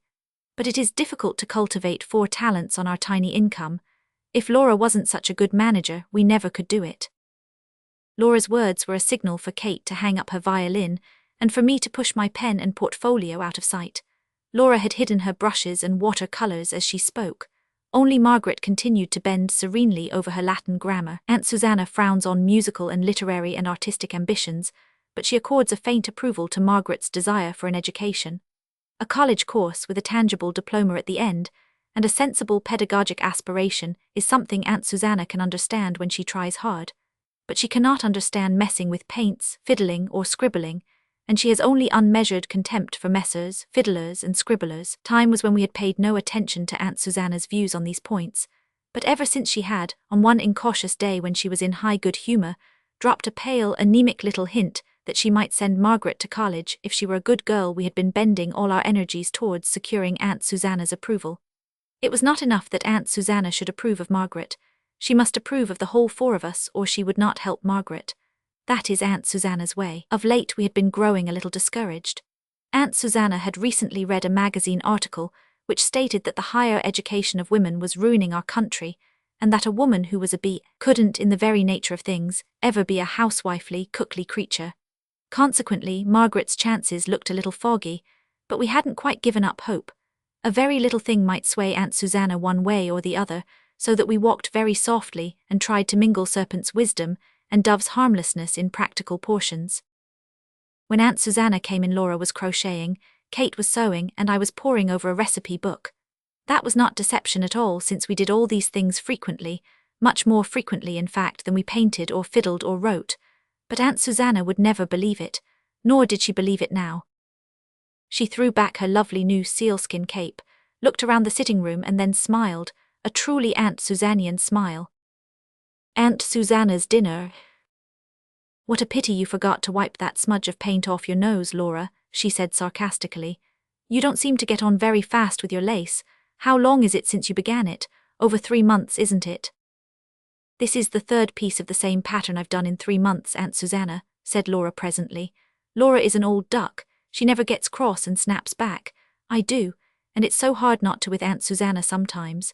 But I generally manage it, for I'd do anything for Margaret. Laura did not tell Aunt Susanna that she sold her lace at the Women's Exchange in town and made enough to buy her new hats. She makes enough out of her watercolors to dress herself. Aunt Susanna took a second breath and started in again. I notice your violin hasn't quite as much dust on it as the rest of the things in this room, Kate. It's a pity you stopped playing just as I came in. I don't enjoy fiddling much, but I'd prefer it to seeing anyone using a needle who isn't accustomed to it. Kate is really a most dainty needlewoman and does all the fine sewing in our family. She coloured and said nothing, that being the highest pitch of virtue to which our Katie, like myself, can attain. And there's Margaret ruining her eyes over books, went on Aunt Susanna severely. Will you kindly tell me, Margaret Thorne, what good you ever expect Latin to do you?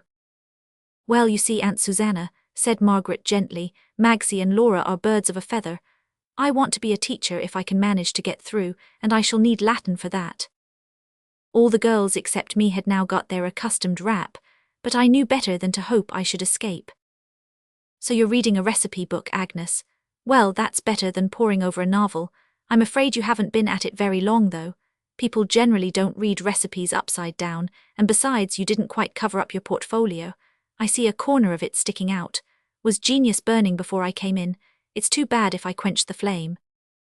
A cookery book isn't such a novelty to me as you seem to think, Aunt Susanna, I said, as meekly as it was possible for me. Why, I'm a real good cook, if I do say it as hadn't oughter. I am too. Well, I'm glad to hear it, said Aunt Susanna skeptically, because that has to do with my errand here today. I'm in a peck of troubles. Firstly, Miranda Mary's mother has had to go and get sick, and Miranda Mary must go home to wait on her. Secondly, I've just had a telegram from my sister-in-law who has been ordered west for her health, and I'll have to leave on tonight's train to see her before she goes. I can't get back until the noon train Thursday, and that is Thanksgiving, and I've invited Mr. and Mrs. Gilbert to dinner that day. They'll come on the same train. I'm dreadfully worried. There doesn't seem to be anything I can do except get on of you girls to go up to the Pinery Thursday morning and cook the dinner for us. Do you think you can manage it? We all felt rather dismayed, and nobody volunteered with a rush. But as I had just boasted that I could cook, it was plainly my duty to step into the breach, and I did it with fear and trembling. I'll go, Aunt Susanna, I said. And I'll help you, said Kate. Well, I suppose I'll have to try you, said Aunt Susanna with the air of a woman determined to make the best of a bad business. Here is the key of the kitchen door. You'll find everything in the pantry, turkey and all. The mince pies are all ready made, so you'll only have to warm them up. I want dinner sharp at 12, for the train is due at 11:50. Mr. and Mrs. Gilbert are very particular, and I do hope you will have things right. Oh, if I could only be home myself. Why will people get sick at such inconvenient times? Don't worry, Aunt Susanna, I said comfortingly. Kate and I will have your Thanksgiving dinner ready for you in tip-top style. Well, I'm sure I hope so. Don't get to mooning over a story, Agnes. I'll lock the library up, and fortunately there are no fiddles at the Pinery. Above all, don't let any of the Maginises in. They'll be sure to be prowling around when I'm not home. Don't give that dog of theirs any scraps either. That is Miranda Mary's one fault. She will feed that dog in spite of all I can do, and I can't walk out of my own back door without falling over him. We promised to eschew the Maginises and all their works, including the dog, and when Aunt Susanna had gone, we looked at each other with mingled hope and fear. Girls, this is the chance of your lives, said Laura. If you can only please Aunt Susanna with this dinner, it will convince her that you are good cooks in spite of your nefarious bent for music and literature. I consider the illness of Miranda Mary's mother a providential interposition, that is, if she isn't too sick. It's all very well for you to be pleased, Lala, I said dolefully, but I don't feel jubilant over the prospect at all. Something will probably go wrong, and then there's our own nice little Thanksgiving celebration we've planned and pinched and economized for weeks to provide. That is half spoiled now. Oh, what is that compared to Margaret's chance of going to college? Exclaimed Kate. Cheer up, Aggie, you know we can cook. I feel that it is now or never with Aunt Susanna. I cheered up accordingly. We are not given to pessimism, which is fortunate.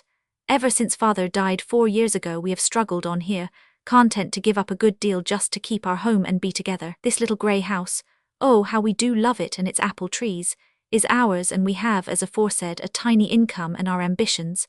Not very big ambitions, but big enough to give zest to our lives and hope to the future. We've been very happy as a rule. Aunt Susanna has a big house and lots of money, but she isn't as happy as we are. She nags us a good deal, just as she used to nag Father, but we don't mind it very much after all. Indeed, I sometimes suspect that we really like Aunt Susanna tremendously if she'd only leave us alone long enough to find it out. Thursday morning was an ideal Thanksgiving morning, bright, crisp and sparkling. There had been a white frost in the night, and the orchard and the white birch wood behind it looked like fairyland. We were all up early. None of us had slept well, and both Kate and I had had the most fearful dreams of spoiling Aunt Susanna's Thanksgiving dinner. Never mind, dreams always go by contraries, you know, said Laura cheerfully. You'd better go up to the pinery early and get the fires on, for the house will be cold. Remember the Maginizes and the dog. Weigh the turkey so that you'll know exactly how long to cook it. Put the pies in the oven in time to get piping hot. Lukewarm mince pies are an abomination. Be sure. Laura, don't confuse us with any more cautions, I groaned, or we shall get hopelessly fuddled. Come on, Kate, before she has time to. Aunt Susanna's dinner. It wasn't very far up to the pinery, just 10 minutes' walk, and such a delightful walk on that delightful morning. We went through the orchard, and then through the white birch wood where the loveliness of the frosted boughs awed us. Beyond that there was a lane between ranks of young, balsamy, white-misted firs, and then an open pasture field, sere and crispy. Just across it was the pinery, a lovely old house with dormer windows in the roof, surrounded by pines that were dark and glorious against the silvery morning sky. The Maginnis' dog was sitting on the back door steps when we arrived. He wagged his tail ingratiatingly, but we ruthlessly pushed him off, went in and shut the door in his face. All the little Maginnises were sitting in a row on their fence, and they whooped derisively. The Maginnis' manners are not those which appertain to the caste of Vere de Vere, but we rather like the urchins. There are 8 of them, and we would probably have gone over to talk to them if we had not had the fear of Aunt Susanna before our eyes. We kindled the fires, weighed the turkey, put it in the oven and prepared the vegetables. Then we set the dining room table and decorated it with Aunt Susanna's potted ferns and dishes of lovely red apples. Everything went so smoothly that we soon forgot to be nervous. When the turkey was done, we took it out, set it on the back of the range to keep warm and put the mince pies in. The potatoes, cabbage and turnips were bubbling away cheerfully, and everything was going as merrily as a marriage bell. Then, all at once, things happened. In an evil hour we went to the yard window and looked out. We saw a quiet scene. The Maginnis' dog was still sitting on his haunches by the steps, just as he had been sitting all the morning. Down in the Maginnis' yard, everything wore an unusually peaceful aspect. Only one Maginnis was in sight, Tony, aged 8, who was perched up on the edge of the well box, swinging his legs and singing at the top of his melodious Irish voice. All at once, just as we were looking at him, Tony went over backward and apparently tumbled head foremost down his father's well. Kate and I screamed simultaneously. We tore across the kitchen, flung open the door, plunged down over Aunt Susanna's yard, scrambled over the fence and flew to the well. Just as we reached it, Tony's red head appeared as he climbed serenely out over the box. I don't know whether I felt more relieved or furious. He had merely fallen on the blank guard inside the box, and there are times when I am tempted to think he fell on purpose because he saw Kate and me looking out at the window. At least he didn't seem at all frightened, and grinned most impishly at us. Kate and I turned on our heels and marched back in as dignified a manner as was possible under the circumstances. Halfway up Aunt Susanna's yard, we forgot dignity and broke into a run. We had left the door open, and the Maginnis' dog had disappeared. Never shall I forget the sight we saw or the smell we smelled when we burst into that kitchen. There on the floor was the Maginnis' dog, and what was left of Aunt Susanna's Thanksgiving turkey. As for the smell, imagine a commingled odor of scorching turnips and burning mince pies, and you have it. The dog fled out with a guilty yelp. I groaned and snatched the turnips off. Kate threw open the oven door and dragged out the pies. Pies and turnips were ruined as irretrievably as the turkey. Oh, what shall we do? I cried miserably. I knew Margaret's chance of college was gone forever. Kate was superb, she didn't lose her wits for a second. We'll go home and borrow the girls' dinner. Quick, there's just 10 minutes before train time. Throw those pies and turnips into this basket, the turkey too, we'll carry them with us to hide them. I might not be able to evolve an idea like that on the spur of the moment, but I can at least act up to it when it is presented. Without a moment's delay, we shut the door and ran. As we went, I saw the Maginnie's dog licking his chops over in their yard. I have been ashamed ever since of my feelings toward that dog. They were murderous. Fortunately, I had no time to indulge them. It is 10 minutes' walk from the pinery to our house, but you can run it in 5. Kate and I burst into the kitchen just as Laura and Margaret were sitting down to dinner. We had neither time nor breath for explanations. Without a word, I grasped the turkey platter and the turnip terrine. Kate caught one hot mince pie from the oven and whisked a cold one out of the pantry. "We've got to have them," was all she said. I've always said that Laura and Maxie would rise to any occasion. They saw us carry their Thanksgiving dinner off under their very eyes, and they never interfered by word or motion. They didn't even worry us with questions. They realized that something desperate had happened, and that the emergency called for deed, not words. "Aggie," gasped Kate behind me as we tore through the birch wood, "the border of these pies is crimped differently from Aunt Susanna's." "She won't know the difference," I panted. "Miranda Mary crimps them." We got back to the pinery just as the train whistle blew. We had 10 minutes to transfer turkey and turnips to Aunt Susanna's dishes, hide our own, air the kitchen, and get back our breath. We accomplished it. When Aunt Susanna and her guests came, we were prepared for them. We were calm, outwardly, and the second mince pie was getting hot in the oven. It was ready by the time it was needed. Fortunately, our turkey was the same size as Aunt Susanna's, and Laura had cooked a double supply of turnips, intending to warm them up the next day. Still, all things considered, Kate and I didn't enjoy that dinner much. We kept thinking of poor Laura and Maxie at home, dining off potatoes on Thanksgiving. But at least Aunt Susanna was satisfied. When Kate and I were washing the dishes, she came out quite beamingly. "Well, my dears, I must admit that you made a very good job of the dinner indeed. The turkey was done to perfection. As for the mince pies, well, of course Miranda Mary made them, but she must have had extra good luck with them, for they were excellent and heated to just the right degree.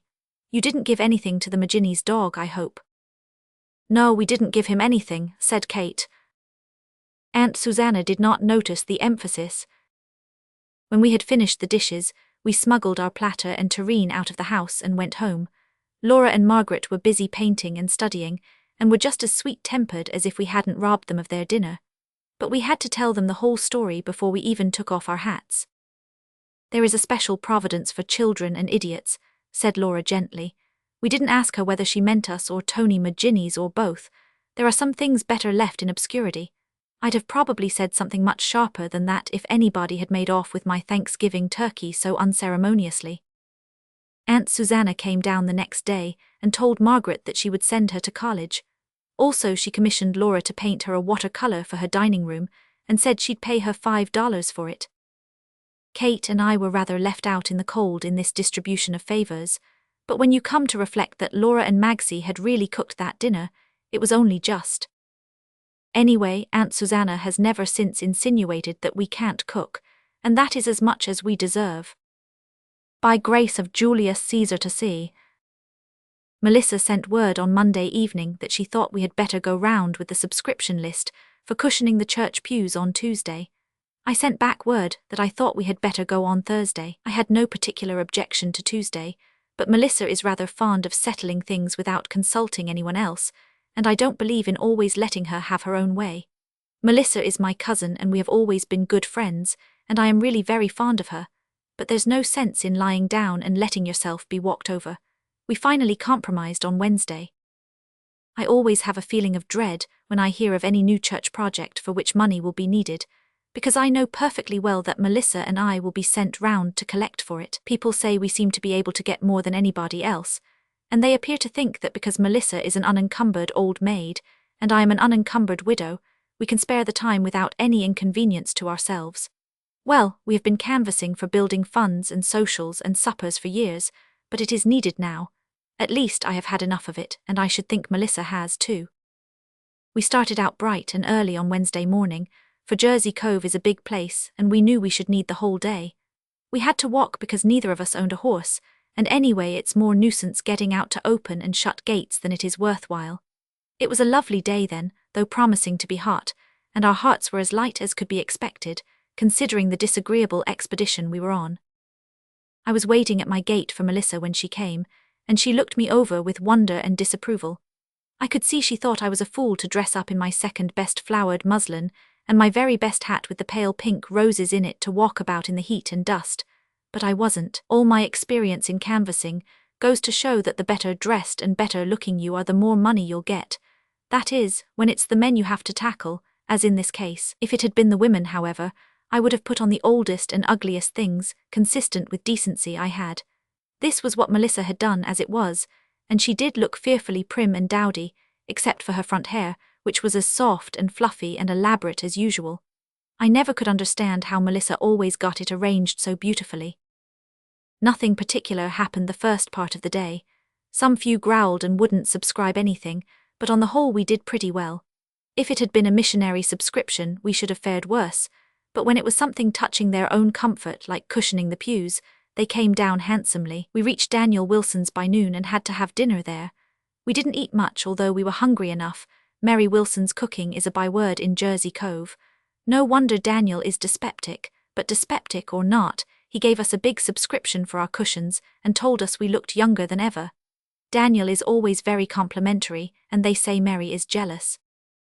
When we left the Wilsons, Melissa said, with an air of a woman nerving herself to a disagreeable duty, "I suppose we might as well go to Isaac Appleby's now and get it over." I agreed with her. I had been dreading that call all day. It isn't a very pleasant thing to go to a man you have recently refused to marry and ask him for money, and Melissa and I were both in that predicament. Isaac was a well-to-do old bachelor who had never had any notion of getting married until his sister died in the winter. And then, as soon as the spring planting was over, he began to look round for a wife. He came to me first and I said no, good and hard. I liked Isaac well enough, but I was snug and comfortable and didn't feel like pulling up my roots and moving into another lot. Besides, Isaac's courting seemed to me a shade too businesslike. I can't get along without a little romance, it's my nature.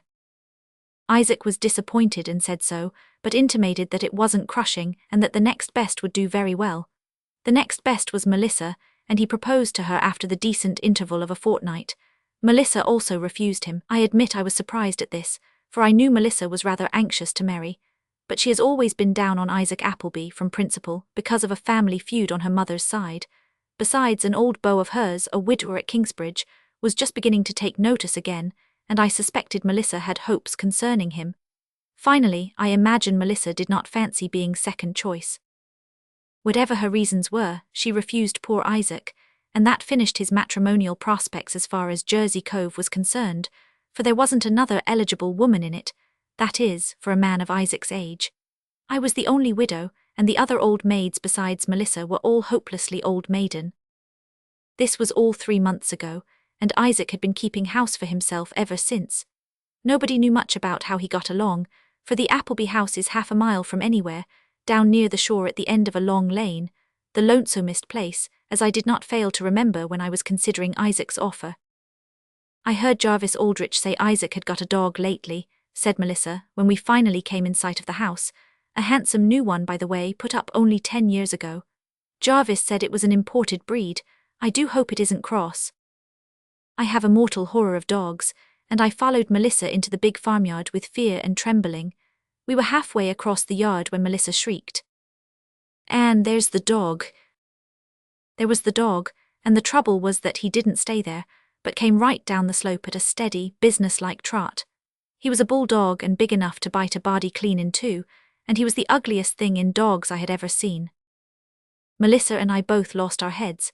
We screamed, dropped our parasols, and ran instinctively to the only refuge that was in sight, a ladder leaning against the old Appleby house. I am 45 and something more than plump, so that climbing ladders is not my favorite form of exercise, but I went up that one with the agility and grace of 16.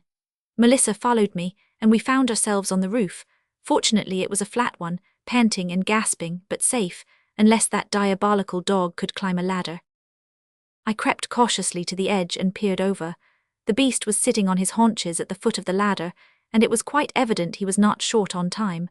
The gleam in his eye seemed to say, "I've got you two unprincipled subscription hunters beautifully treed, and it's treed you're going to stay. That is what I call satisfying. I reported the state of the case to Melissa. What shall we do? I asked. Do, said Melissa snappishly. Why stay here till Isaac Appleby comes out and takes that brute away? What else can we do? What if he isn't at home? I suggested. We'll stay here till he comes home. Oh, this is a nice predicament. This is what comes of cushioning churches. It might be worse, I said comfortingly. Suppose the roof hadn't been flat. Call Isaac, said Melissa shortly. I didn't fancy calling Isaac, but call him I did, and when that failed to bring him, Melissa condescended to call too. But scream as we might, no Isaac appeared, and that dog sat there and smiled internally. It's no use, said Melissa sulkily at last. Isaac Appleby is dead or away. Half an hour passed, it seemed as long as a day. The sun just boiled down on that roof and we were nearly melted. We were dreadfully thirsty and the heat made our heads ache, and I could see my muslin dress fading before my very eyes. As for the roses on my best hat, but that was too harrowing to think about. Then we saw a welcome sight, Isaac Appleby coming through the yard with a hoe over his shoulder. He had probably been working in his field at the back of the house. I never thought I should have been so glad to see him. Isaac, oh Isaac, I called joyfully, leaning over as far as I dared. Isaac looked up in amazement at me and Melissa, craning our necks over the edge of the roof. Then he saw the dog and took in the situation. The creature actually grinned. Won't you call off your dog and let us get down, Isaac? I said pleadingly. Isaac stood and reflected for a moment or two. Then he came slowly forward, and before we realized what he was going to do, he took that ladder down and laid it on the ground. Isaac Appleby, what do you mean? Demanded Melissa wrathfully. Isaac folded his arms and looked up. It would be hard to say which face was the more determined, his or the dog's, but Isaac had the advantage in point of looks, I will say that for him. I mean that you two women will stay up on that roof until one of you agrees to marry me, said Isaac solemnly. I gasped. Isaac Appleby, you can't be in earnest, I cried incredulously. You couldn't be so mean. I am in earnest. I want a wife and I am going to have one. You two will stay up there, and Julius Caesar here will watch you until one of you makes up her mind to take me. You can settle it between yourselves, and let me know when you have come to a decision. And with that Isaac walked jauntily into his new house. The man can't mean it, said Melissa. He is trying to play a joke on us. He does mean it, I said gloomily. And Appleby never says anything he doesn't mean. He will keep us here until one of us consents to marry him. It won't be me then, said Melissa in a calm sort of rage. I won't marry him if I have to sit on this roof for the rest of my life. You can take him. It's really you he wants anyway, he asked you first. I always knew that rankled with Melissa. I thought the situation over before I said anything more. We certainly couldn't get off that roof, and if we could, there was Julius Caesar. The place was out of sight of every other house in Jersey Cove, and nobody might come near it for a week. To be sure, when Melissa and I didn't turn up, the Carvites might get out and search for us, but that wouldn't be for 2 or 3 days anyhow. Melissa had turned her back on me and was sitting with her elbows propped up on her knees, looking gloomily out to sea. I was afraid I couldn't coax her into marrying Isaac. As for me, I hadn't any real objection to marrying him after all, for if he was short of romance he was good-natured and has a fat bank account, but I hated to be driven into it that way. You'd better take him, Melissa, I said entreatingly. I've had one husband and that is enough. More than enough for me, thank you, said Melissa sarcastically. Isaac is a fine man and has a lovely house, and you aren't sure the Kingsbridge man really means anything, I went on. I would rather, said Melissa, with the same awful calmness, jump down from this roof and break my neck, or be devoured piecemeal by that fiend down there than marry Isaac Appleby. It didn't seem worthwhile to say anything more after that. We sat there in stony silence and the time dragged by. I was hot, hungry, thirsty, cross, and besides, I felt that I was in a ridiculous position, which was worse than all the rest. We could see Isaac sitting in the shade of one of his apple trees in the front orchard, comfortably reading a newspaper. I think if he hadn't aggravated me by doing that I'd have given in sooner. But as it was, I was determined to be as stubborn as everybody else. We were 4 obstinate creatures, Isaac and Melissa and Julius Caesar and I. At 4 o'clock, Isaac got up and went into the house. In a few minutes he came out again with a basket in one hand and a ball of cord in the other. I don't intend to starve you, of course, ladies, he said politely. I will throw this ball up to you and you can then draw up the basket. I caught the ball, for Melissa never turned her head. I would have preferred to be scornful, too, and reject the food altogether, but I was so dreadfully thirsty that I put my pride in my pocket and hauled the basket up. Besides, I thought it might enable us to hold out until some loophole of escape presented itself. Isaac went back into the house and I unpacked the basket. There was a bottle of milk, some bread and butter and a pie. Melissa wouldn't take a morsel of the food, but she was so thirsty she had to take a drink of milk. She tried to lift her veil and something caught. Melissa gave it a savage twitch and off came veil and hat and all her front hair. You never saw such a sight.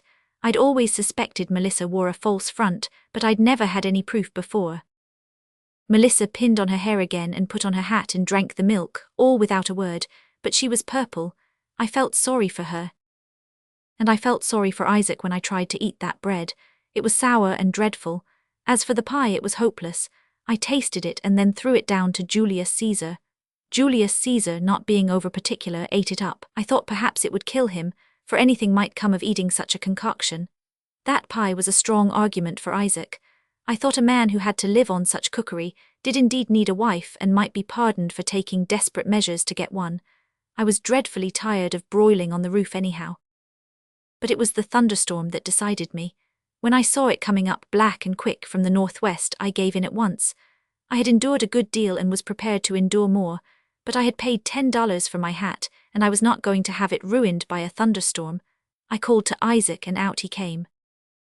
If you will let us down and promise to dispose of that dog before I come here, I will marry you, Isaac, I said.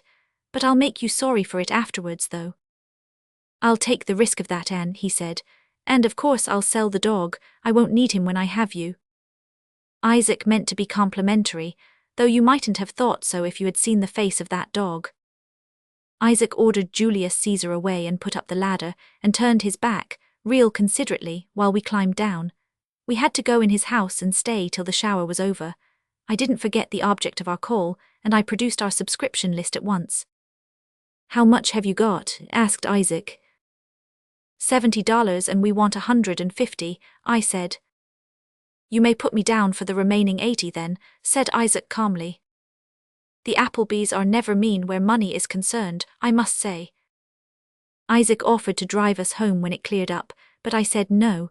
I wanted to settle Melissa before she got a chance to talk. On the way home I said to her, I hope you won't mention this to anyone, Melissa. I don't mind marrying Isaac, but I don't want people to know how it came about. Oh, I won't say anything about it, said Melissa, laughing a little disagreeably. Because, I said to clinch the matter, looking significantly at her front hair as I said it, I have something to tell too. Melissa will hold her tongue. By the rule of contrary to see. Look here, Burton, said old John Ellis in an ominous tone of voice. I want to know if what that old busybody of a Mary Keene came here today gossiping about is true. If it is, well, I've something to say about the matter. Have you been courting that niece of Susan Oliver's all summer on the sly? Burton Ellis's handsome, boyish face flushed darkly crimson to the roots of his curly black hair. Something in the father's tone roused anger and rebellion in the son. He straightened himself up from the turnip row he was hoeing, looked his father squarely in the face, and said quietly, Not on the sly, sir, I never do things that way.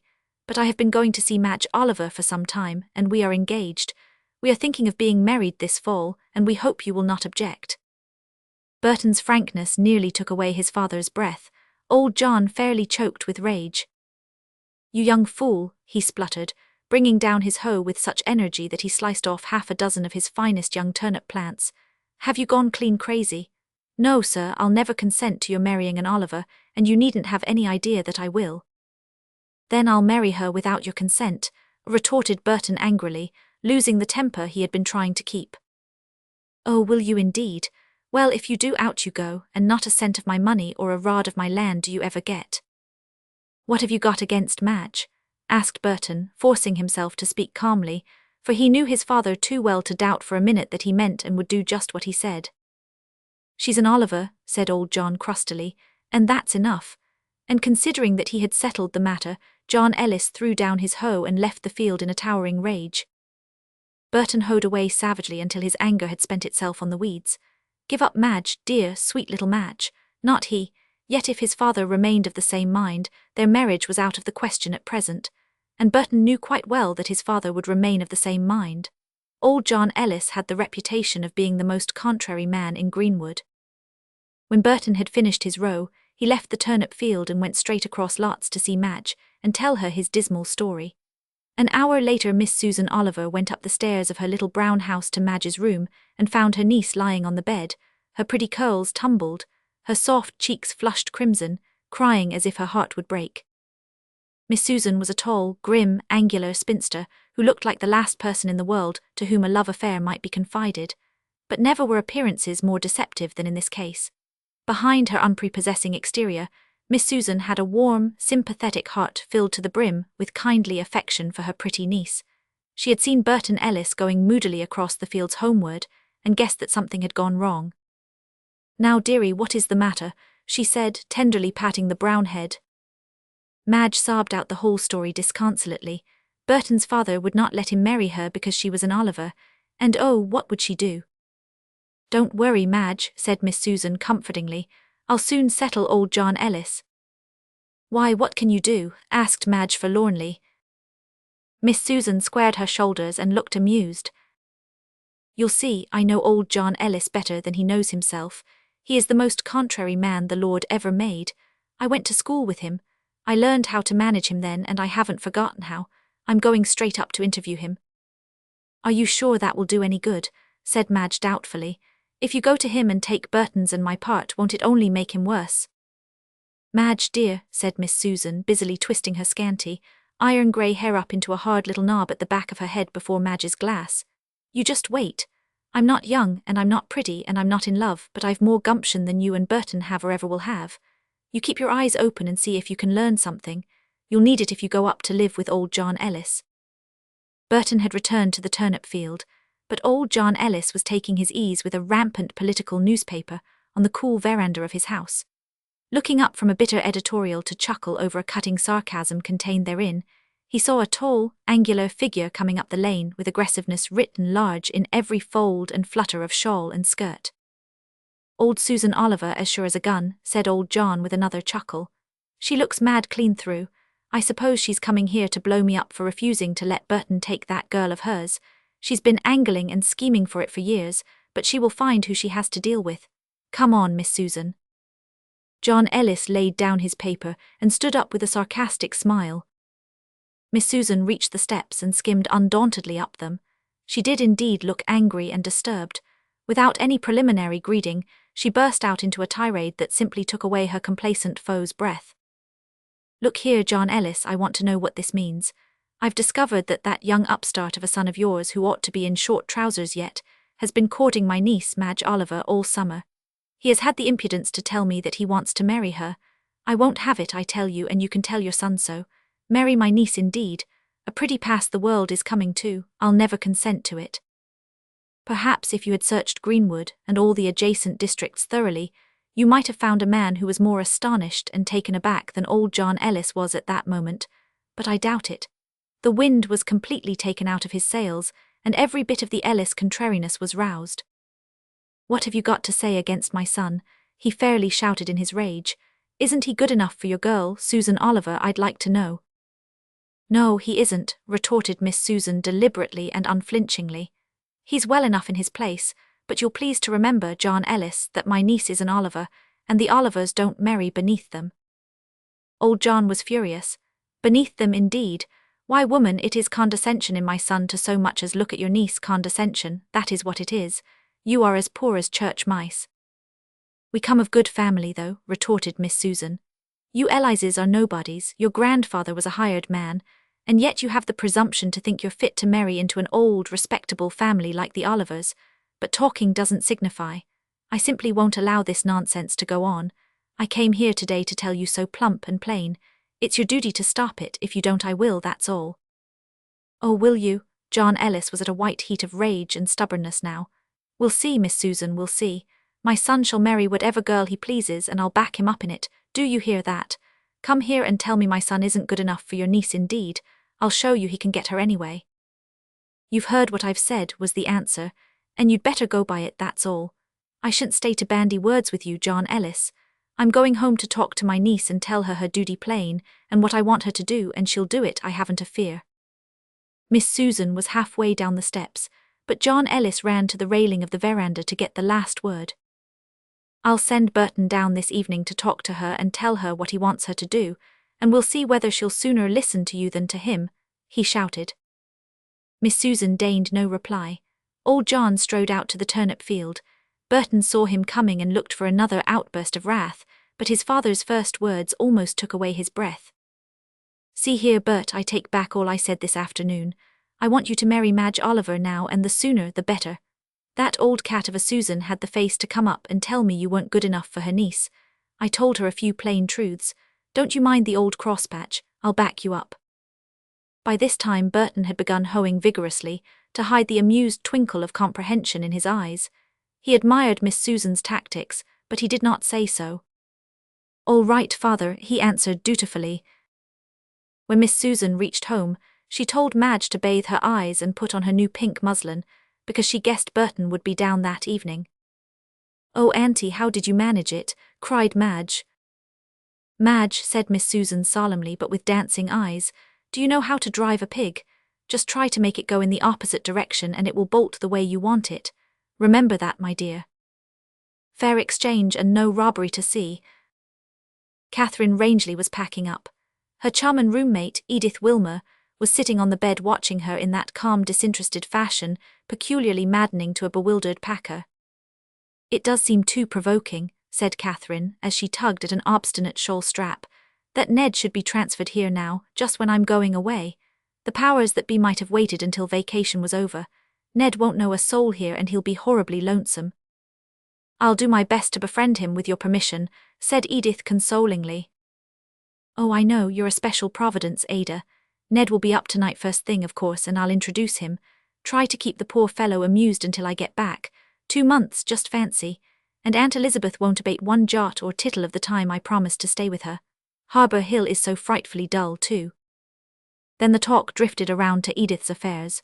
She was engaged to a certain Sidney Keith, who was a professor in some college. I don't expect to see much of Sidney this summer, said Edith. He's writing another book. He is so terribly addicted to literature.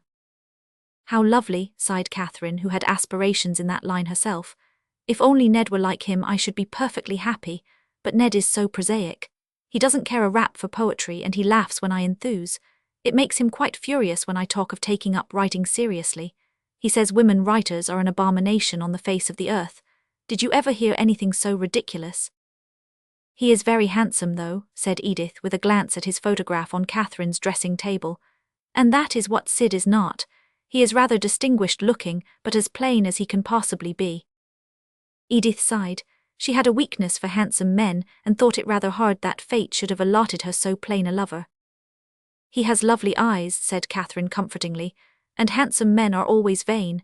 Even Ned is. I have to snub him regularly, but I think you'll like him. Edith thought so too when Ned Ellison appeared that night.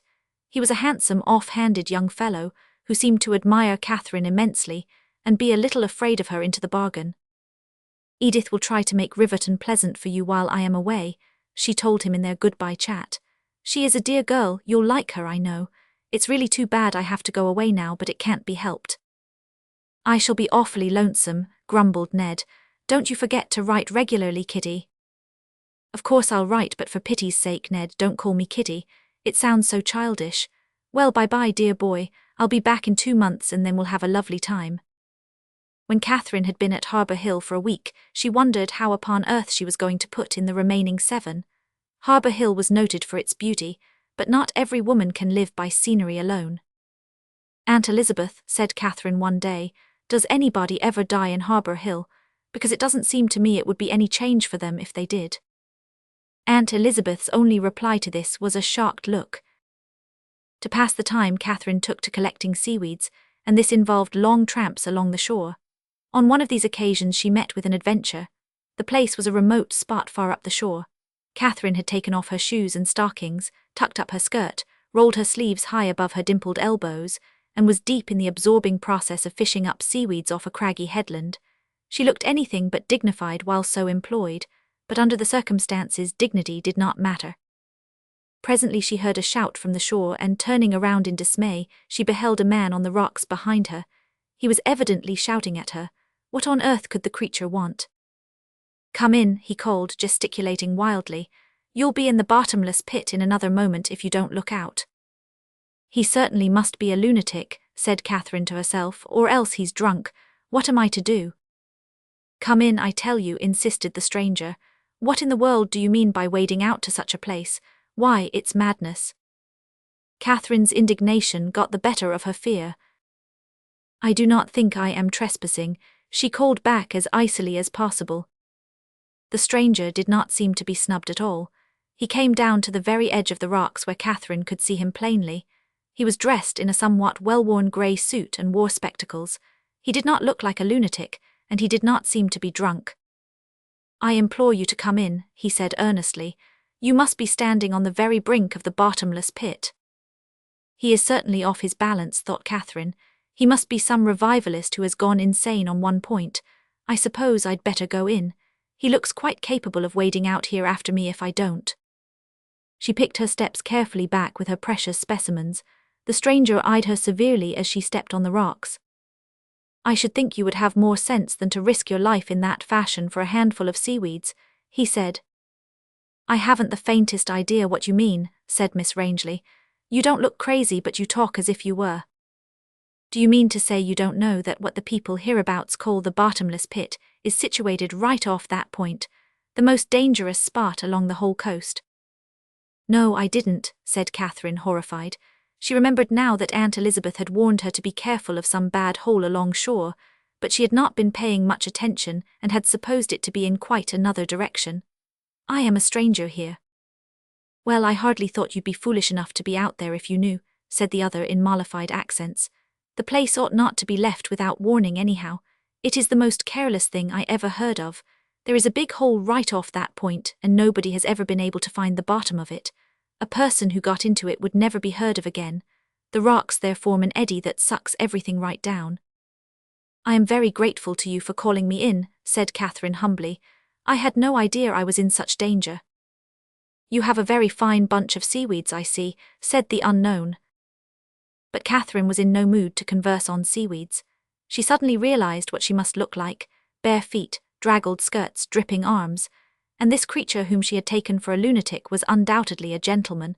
Oh, if he would only go and give her a chance to put on her shoes and stockings. Nothing seemed further from his intentions. When Catherine had picked up the aforesaid articles and turned homeward, he walked beside her, still discoursing on seaweeds as eloquently as if he were commonly accustomed to walking with barefooted young women. In spite of herself, Catherine couldn't help listening to him, for he managed to invest seaweeds with an absorbing interest. She finally decided that as he didn't seem to mind her bare feet, she wouldn't either. He knew so much about seaweeds that Catherine felt decidedly amateurish beside him. He looked over her specimens and pointed out the valuable ones.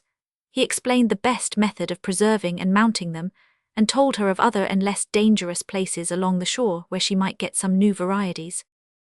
When they came in sight of Harbour Hill, Catherine began to wonder what on earth she would do with him. It wasn't exactly permissible to snub a man who had practically saved your life, but on the other hand, the prospect of walking through the principal street of Harbour Hill barefooted and escorted by a scholarly-looking gentleman discoursing on seaweeds was not to be calmly contemplated. The unknown cut the Gordian knot himself. He said that he must really go back or he would be late for dinner, lifted his hat politely and departed. Catherine waited until he was out of sight, then sat down on the sand and put on her shoes and stockings. "Who on earth can he be?" she said to herself. "And where have I seen him before? There was certainly something familiar about his appearance. He is very nice, but he must have thought me crazy. I wonder if he belongs to Harbour Hill." The mystery was solved when she got home and found a letter from Edith awaiting her. "I see Ned quite often," wrote the latter, "and I think he is perfectly splendid. You are a lucky girl, Kate. But oh, do you know that Sydney is actually at Harbour Hill too, or at least quite near it? I had a letter from him yesterday. He has gone down there to spend his vacation because it is so quiet, and to finish up some horrid scientific book he is working at. He's boarding at some little farmhouse up the shore. I've written to him today to hunt you up and consider himself introduced to you. I think you'll like him, for he's just your style. Catherine smiled when Sidney Keith's card was brought up to her that evening and went down to meet him. Her companion of the morning rose to meet her. You, he said. Yes, me, said Miss Rangeley cheerfully and ungrammatically. You didn't expect it, did you? I was sure I had seen you before, only it wasn't you but your photograph. When Professor Keith went away, it was with a cordial invitation to call again. He did not fail to avail himself of it. In fact, he became a constant visitor at Sycamore Villa. Catherine wrote all about it to Edith and cultivated Professor Keith with a dear conscience. They got on capitally together. They went on long expeditions upshore after seaweeds, and when seaweeds were exhausted, they began to make a collection of the Harbour Hill flora. This involved more long, companionable expeditions. Catherine sometimes wondered when Professor Keith found time to work on his book, but as he made no reference to the subject, neither did she. Once in a while, when she had time to think of them, she wondered how Ned and Edith were getting on. At first Edith's letters had been full of Ned, but in her last 2 or 3 she had said little about him. Catherine wrote and jokingly asked Edith if she and Ned had quarrelled. Edith wrote back and said, "What nonsense.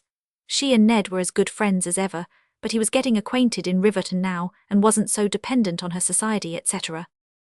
Catherine sighed and went on a fern hunt with Professor Keith. It was getting near the end of her vacation, and she had only 2 weeks more. They were sitting down to rest on the side of the road when she mentioned this fact inconsequently. The professor prodded the harmless dust with his cane. Well, he supposed she would find a return to work pleasant, and would doubtless be glad to see her Riverton friends again. "I'm dying to see Edith," said Catherine. "And Ned," suggested Professor Keith. "Oh yes, Ned of course," assented Catherine without enthusiasm. There didn't seem to be anything more to say. One cannot talk everlastingly about ferns, so they got up and went home. Catherine wrote a particularly affectionate letter to Ned that night. Then she went to bed and cried. When Professor Keith came up to bid Miss Rangeley good-bye on the eve of her departure from Harbour Hill, he looked like a man who was being led to execution without benefit of clergy. But he kept himself well in hand and talked calmly on impersonal subjects. After all, it was Catherine who made the first break when she got up to say goodbye. She was in the middle of some conventional sentence when she suddenly stopped short, and her voice trailed off in a babyish quiver. The professor put out his arm and drew her close to him. His hat dropped under their feet and was trampled on, but I doubt if Professor Keith knows the difference to this day, for he was fully absorbed in kissing Catherine's hair. When she became cognizant of this fact, she drew herself away. "Oh, Sidney, don't. Think of Edith. I feel like a traitor." "Do you think she would care very much if we," hesitated the professor. "Oh, it would break her heart," cried Catherine with convincing earnestness. "I know it would, and Ned's too. They must never know." The professor stooped and began hunting for his maltreated hat. He was a long time finding it, and when he did he went softly to the door. With his hand on the knob he paused and looked back. "Goodbye, Miss Rangeley," he said softly. But Catherine, whose face was buried in the cushions of the lounge, did not hear him, and when she looked up he was gone. Catherine felt that life was stale, flat and unprofitable when she alighted at Riverton Station in the dusk of the next evening. She was not expected until a later train, and there was no one to meet her. She walked drearily through the streets to her boarding house and entered her room unannounced. Edith, who was lying on the bed, sprang up with a surprised greeting. It was too dark to be sure, but Catherine had an uncomfortable suspicion that her friend had been crying, and her heart quaked guiltily. Could Edith have suspected anything? "Why, we didn't think you'd be up till the 8:30 train, and Ned and I were going to meet you." "I found I could catch an earlier train, so I took it," said Catherine as she dropped listlessly into a chair. "I am tired to death and I have such a headache. I can't see anyone tonight, not even Ned." "You poor dear," said Edith sympathetically, beginning a search for the cologne. "Lie down on the bed and I'll bathe your poor head. Did you have a good time at Harbour Hill? And how did you leave Sid? Did he say anything about coming up?" "Oh, he was quite well," said Catherine wearily. "I didn't hear him say if he intended to come up or not. There, thanks, that will do nicely." After Edith had gone down, Catherine tossed about restlessly. She knew Ned had come and she did not want to see him. But after all, it was only putting off the evil day, and it was treating him rather shabbily. She would go down for a minute. There were 2 doors to the parlour, and Catherine went by way of the library one, over which a portière was hanging. Her hand was lifted to draw it back when she heard something that arrested the movement. A woman was crying in the room beyond. It was Edith, and what was she saying? "Oh, Ned, it is all perfectly dreadful. I couldn't look Catherine in the face when she came home. I'm so ashamed of myself, and I never meant to be so false. We must never let her suspect for a minute." "It's pretty rough on a fellow," said another voice, Ned's voice, in a choked sort of a way. "Upon my word, Edith, I don't see how I'm going to keep it up." "You must," sobbed Edith. "It would break her heart, and Sydney's too. We must just make up our minds to forget each other, Ned, and you must marry Catherine." Just at this point Catherine became aware that she was eavesdropping, and she went away noiselessly. She did not look in the least like a person who has received a mortal blow, and she had forgotten her headache altogether. When Edith came up half an hour later, she found the worn-out invalid sitting up and reading a novel. "How is your headache, dear?" she asked, carefully keeping her face turned away from Catherine. "Oh, it's all gone," said Miss Rangeley cheerfully. "Why didn't you come down then? Ned was here." "Well, Ada, I did go down, but I thought I wasn't particularly wanted, so I came back." Edith faced her friend in dismay, forgetful of swollen lids and tear-stained cheeks.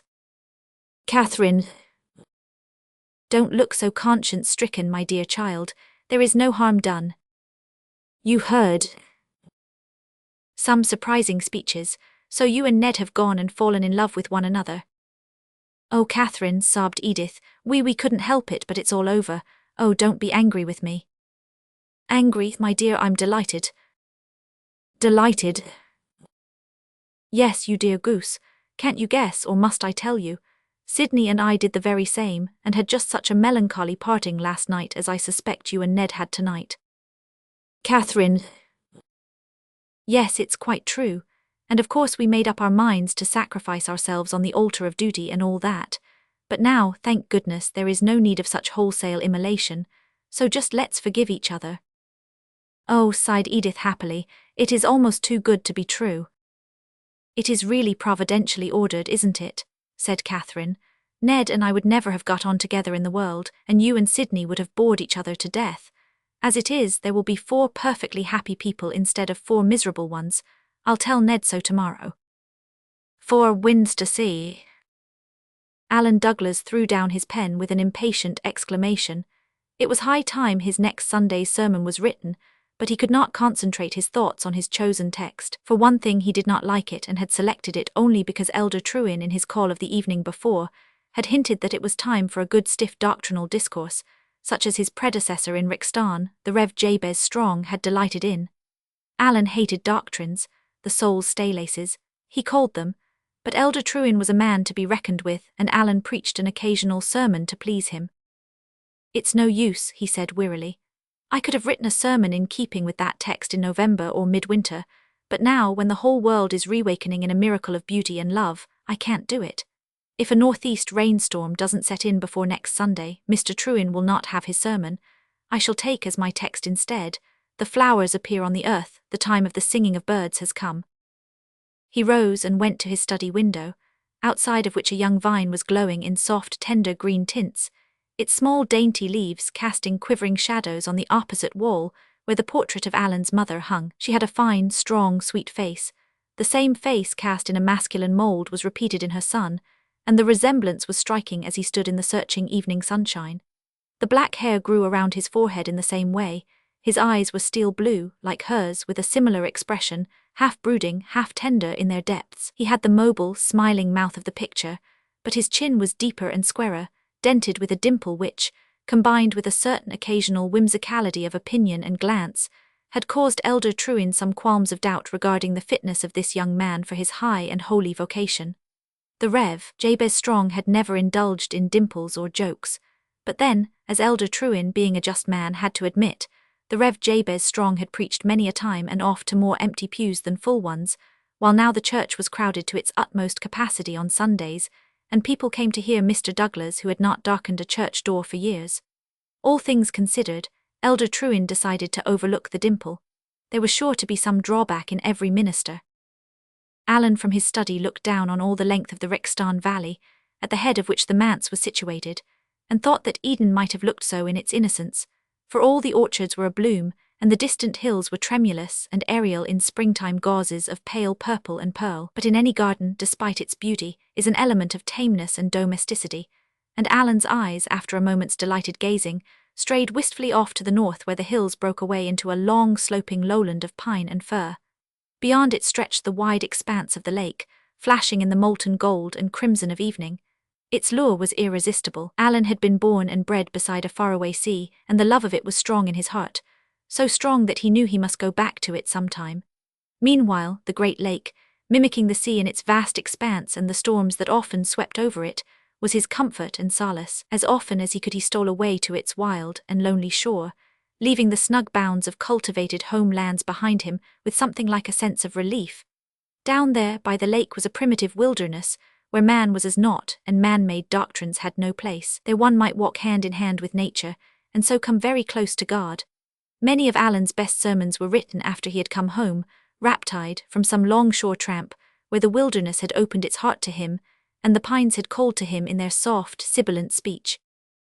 With a half-guilty glance at the futile sermon, he took his hat and went out. The sun of the cool spring evening was swinging low over the lake as he turned into the unfrequented, deep-rutted road leading to the shore. It was 2 miles to the lake, but halfway there Alan came to where another road branched off and struck down through the pines in a northeasterly direction. He had sometimes wondered where it led, but he had never explored it. Now he had a sudden whim to do so and turned into it. It was even rougher and lonelier than the other. Between the ruts the grasses grew long and thickly. Sometimes the pine boughs met overhead. Again, the trees broke away to reveal wonderful glimpses of gleaming water, purple islets, dark feathery coasts. Still, the road seemed to lead nowhere, and Alan was half repenting the impulse which had led him to choose it when he suddenly came out from the shadow of the pines and found himself gazing on a sight which amazed him. Before him was a small peninsula running out into the lake and terminating in a long sandy point. Beyond it was a glorious sweep of sunset water. The peninsula itself seemed barren and sandy, covered for the most part with scrub firs and spruces, through which the narrow road wound on to what was the astonishing feature in the landscape, a grey and weather-beaten house built almost at the extremity of the point and shadowed from the western light by a thick plantation of tall pines behind it. It was the house which puzzled Alan. He had never known there was any house near the lake shore, had never heard mention made of any, yet here was one, and one which was evidently occupied, for a slender spiral of smoke was curling upward from it on the chilly spring air. It could not be a fisherman's dwelling, for it was large and built after a quaint, tasteful design. The longer Alan looked at it, the more his wonder grew. The people living here were in the bounds of his congregation. How then was it that he had never seen or heard of them? He sauntered slowly down the road until he saw that it led directly to the house and ended in the yard. Then he turned off in a narrow path to the shore. He was not far from the house now, and he scanned it observantly as he went past. The barrens swept almost up to its door in front, but at the side, sheltered from the lake winds by the pines, was a garden where there was a fine show of gay tulips and golden daffodils. No living creature was visible, and in spite of the blossoming geraniums and muslin curtains at the windows and the homely spiral of smoke, the place had a lonely, almost untenanted look. When Alan reached the shore, he found that it was of a much more open and less rocky nature than the part which he had been used to frequent. The beach was of sand, and the scrub barrens dwindled down to it almost insensibly. To right and left fir-fringed points ran out into the lake, shaping a little cove with the house in its curve. Alan walked slowly towards the left headland, intending to follow the shore around to the other road. As he passed the point, he stopped short in astonishment. The second surprise and mystery of the evening confronted him. A little distance away a girl was standing, a girl who turned a startled face at his unexpected appearance. Alan Douglas had thought he knew all the girls in Rexton, but this lithe, glorious creature was a stranger to him. She stood with her hand on the head of a huge, tawny collie dog. Another dog was sitting on his haunches beside her. She was tall, with a great braid of shining chestnut hair, showing ruddy burnished tints where the sunlight struck it, hanging over her shoulder. The plain dark dress she wore emphasized the grace and strength of her supple form. Her face was oval and pale, with straight black brows and a finely cut crimson mouth, a face whose beauty bore the indefinable stamp of race and breeding mingled with a wild sweetness, as of a flower growing in some lonely and inaccessible place. None of the Rixton girls looked like that. Who, in the name of all that was amazing, could she be? As the thought crossed Alan's mind, the girl turned, with an air of indifference that might have seemed slightly overdone to a calmer observer than was the young minister at that moment, and with a gesture of command to her dogs, walked quickly away into the scrub spruces. She was so tall that her uncovered head was visible over them as she followed some winding footpath, and Alan stood like a man rooted to the ground until he saw her enter the grey house. Then he went homeward in a maze, all thought of sermons, doctrinal or otherwise, for the moment knocked out of his head. She is the most beautiful woman I ever saw, he thought. How is it possible that I have lived in Rixton for 6 months and never heard of her or of that house? Well, I dare say there's some simple explanation of it all. The place may have been unoccupied until lately. Probably it is the summer residence of people who have only recently come to it. I'll ask Mrs. Danby. She'll know if anybody will. That good woman knows everything about everybody in Rixton for 3 generations back. Alan found Isabel King with his housekeeper when he got home. His greeting was tinged with a slight constraint. He was not a vain man, but he could not help knowing that Isabel looked upon him with a favour that had in it much more than professional interest. Isabel herself showed it with sufficient distinctness. Moreover, he felt a certain personal dislike of her, and of her hard, insistent beauty, which seemed harder and more insistent than ever contrasted with his recollection of the girl of the lake shore. Isabel had a trick of coming to the manse on plausible errands to Mrs. Danby and lingering, until it was so dark that Alan was in courtesy bound to see her home. The ruse was a little too patent and amused Alan, although he carefully hid his amusement and treated Isabel with the fine unvarying deference which his mother had ingrained into him for womanhood, a deference that flattered Isabel even while it annoyed her, with the sense of a barrier which she could not break down or pass.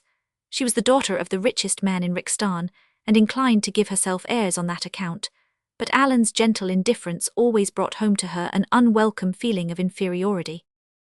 "You've been tiring yourself out again tramping that lake shore, I suppose," said Mrs. Danby, who had kept house for 3 bachelor ministers, and consequently felt entitled to hector them in a somewhat maternal fashion.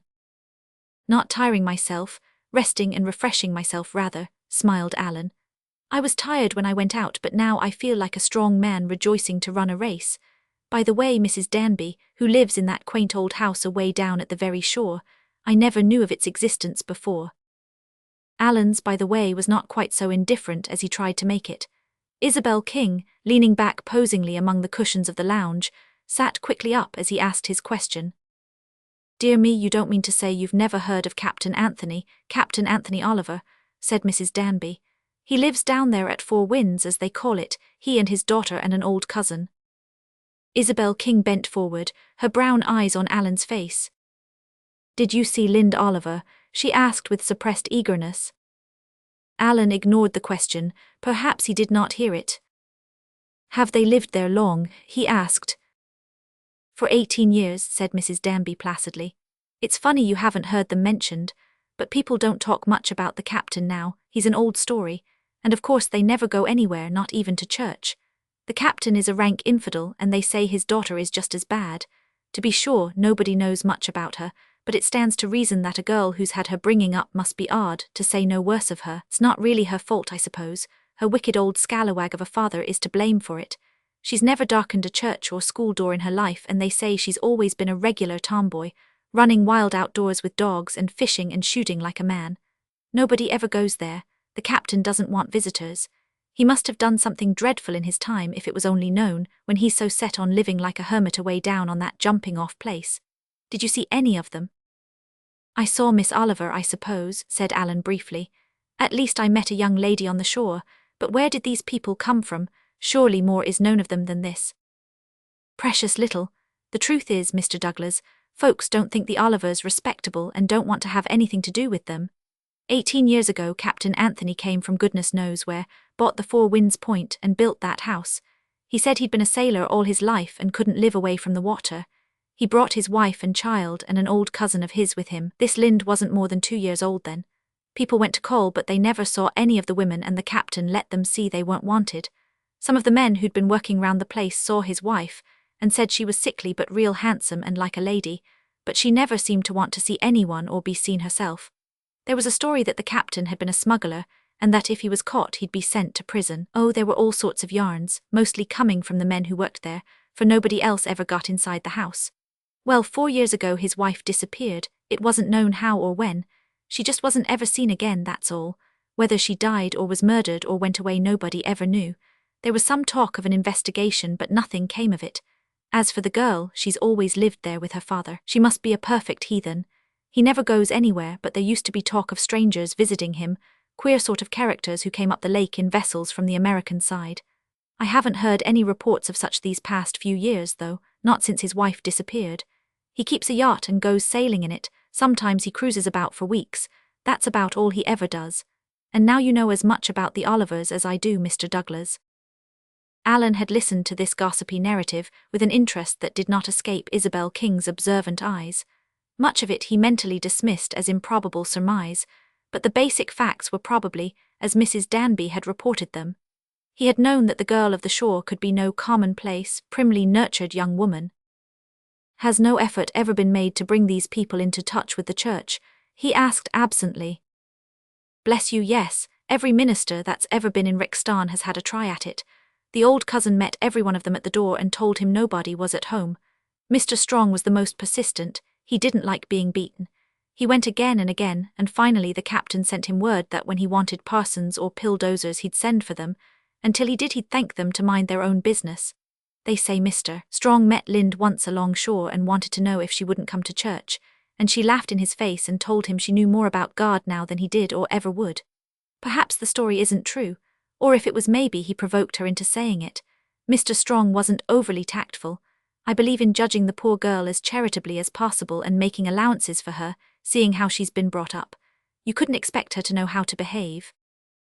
Somehow Alan resented Mrs. Danby's charity. Then, his sense of humour being strongly developed, he smiled to think of this commonplace old lady making allowances for the splendid bit of femininity he had seen on the shore. A plump barnyard fowl might as well have talked of making allowances for a seagull. Alan walked home with Isabel King, but he was very silent as they went together down the long, dark, sweet-smelling country road bordered by its white orchards. Isabel put her own construction on his absent replies to her remarks, and presently she asked him, "Did you think Lind Oliver handsome?" The question gave Alan an annoyance out of all proportion to its significance. He felt an instinctive reluctance to discuss Lind Oliver with Isabel King. "I saw her only for a moment," he said coldly, "but she impressed me as being a beautiful woman." "They tell queer stories about her, but maybe they're not all true," said Isabel, unable to keep the sneer of malice out of her voice. At that moment Alan's secret contempt for her crystallized into pronounced aversion. He made no reply and they went the rest of the way in silence. At her gate Isabel said, "You haven't been over to see us very lately, Mr. Douglas." "My congregation is a large one, and I cannot visit all my people as often as I might wish," Alan answered, all the more coldly for the personal note in her tone. "A minister's time is not his own, you know." "Shall you be going to see the Olivers?" asked Isabel bluntly. "I have not considered that question. Good night, Miss King." On his way back to the manse, Alan did consider the question. Should he make any attempt to establish friendly relations with the residents of Four Winds? It surprised him to find how much he wanted to, but he finally concluded that he would not. They were not adherents of his church, and he did not believe that even a minister had any right to force himself upon people who plainly wished to be let alone. When he got home, although it was late, he went to his study and began work on a new text, for Elder Truin seemed utterly out of the question. Even with the new one he did not get on very well. At last, in exasperation, he leaned back in his chair. "Why can't I stop thinking of those Four Winds people? Here, let me put these haunting thoughts into words and see if that will lay them. That girl had a beautiful face but a cold one. Would I like to see it lighted up with the warmth of her soul set free?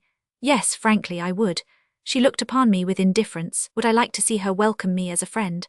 I have a conviction that I would, although no doubt everybody in my congregation would look upon her as a most unsuitable friend for me. Do I believe that she is wild, unwomanly, heathenish, as Mrs. Danby says? No, I do not, most emphatically. I believe she is a lady in the truest sense of that much abused word, though she is doubtless unconventional. Having said all this, I do not see what more there is to be said, and I am going to write this sermon. Alan wrote it, putting all thought of Lind Oliver sternly out of his mind for the time being. He had no notion of falling in love with her. He knew nothing of love, and imagined that it counted for nothing in his life. He admitted that his curiosity was aflame about the girl, but it never occurred to him that she meant or could mean anything to him but an attractive enigma, which once solved would lose its attraction. The young women he knew in Rixton, whose simple, pleasant friendship he valued, had the placid domestic charm of their own sweet-breathed, windless orchards. Lind Oliver had the fascination of the lake shore, wild, remote, untamed, the lure of the wilderness and the primitive. There was nothing more personal in his thought of her, and yet when he recalled Isabel King's sneer he felt an almost personal resentment.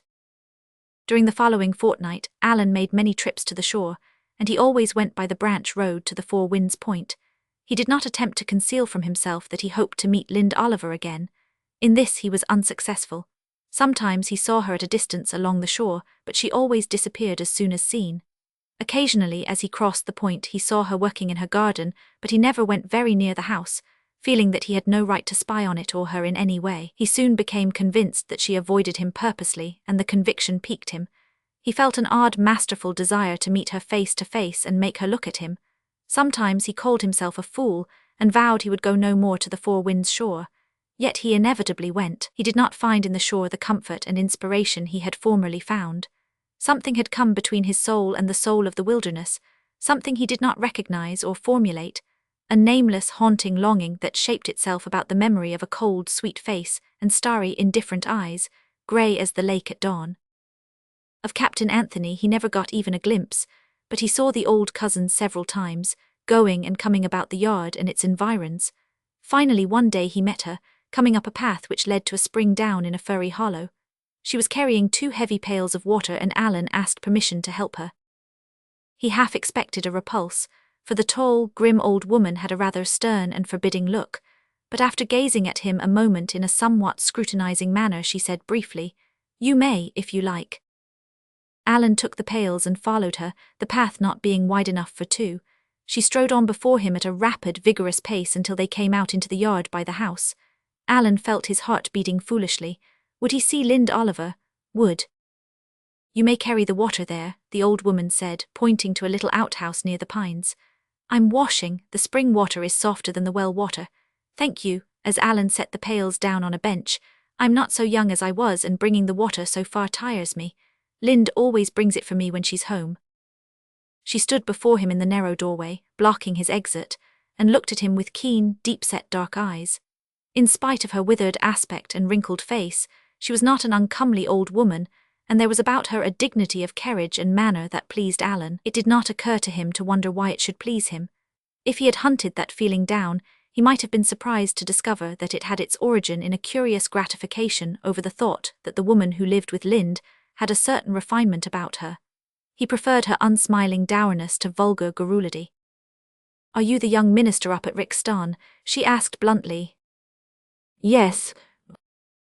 "I thought so. Lynn said she had seen you on the shore once. Well," she cast an uncertain glance over her shoulder at the house, "I'm much obliged to you." Alan had an idea that that was not what she had thought of saying, but as she had turned aside and was busying herself with the pails, there seemed nothing for him to do but to go. "Wait a moment." She faced him again, and if Alan had been a vain man he might have thought that admiration looked from her piercing eyes. "What do you think of us? I suppose they've told you tales of us up there," with a scornful gesture of her hand in the direction of Rixton. "Do you believe them?" "I believe no ill of anyone until I have absolute proof of it," said Alan, smiling. He was quite unconscious what a winning smile he had, which was the best of it. "And I never put faith in gossip. Of course you are gossiped about, you know that." "Yes, I know it," grimly. "And I don't care what they say about the captain and me. We are a queer pair, just as queer as they make us out. You can believe what you like about us, but don't you believe a word they say against Lind. She's sweet and good and beautiful. It's not her fault that she never went to church, it's her father's. Don't you hold that against her?" The fierce yet repressed energy of her tone prevented Alan from feeling any amusement over her simple defense of Lind.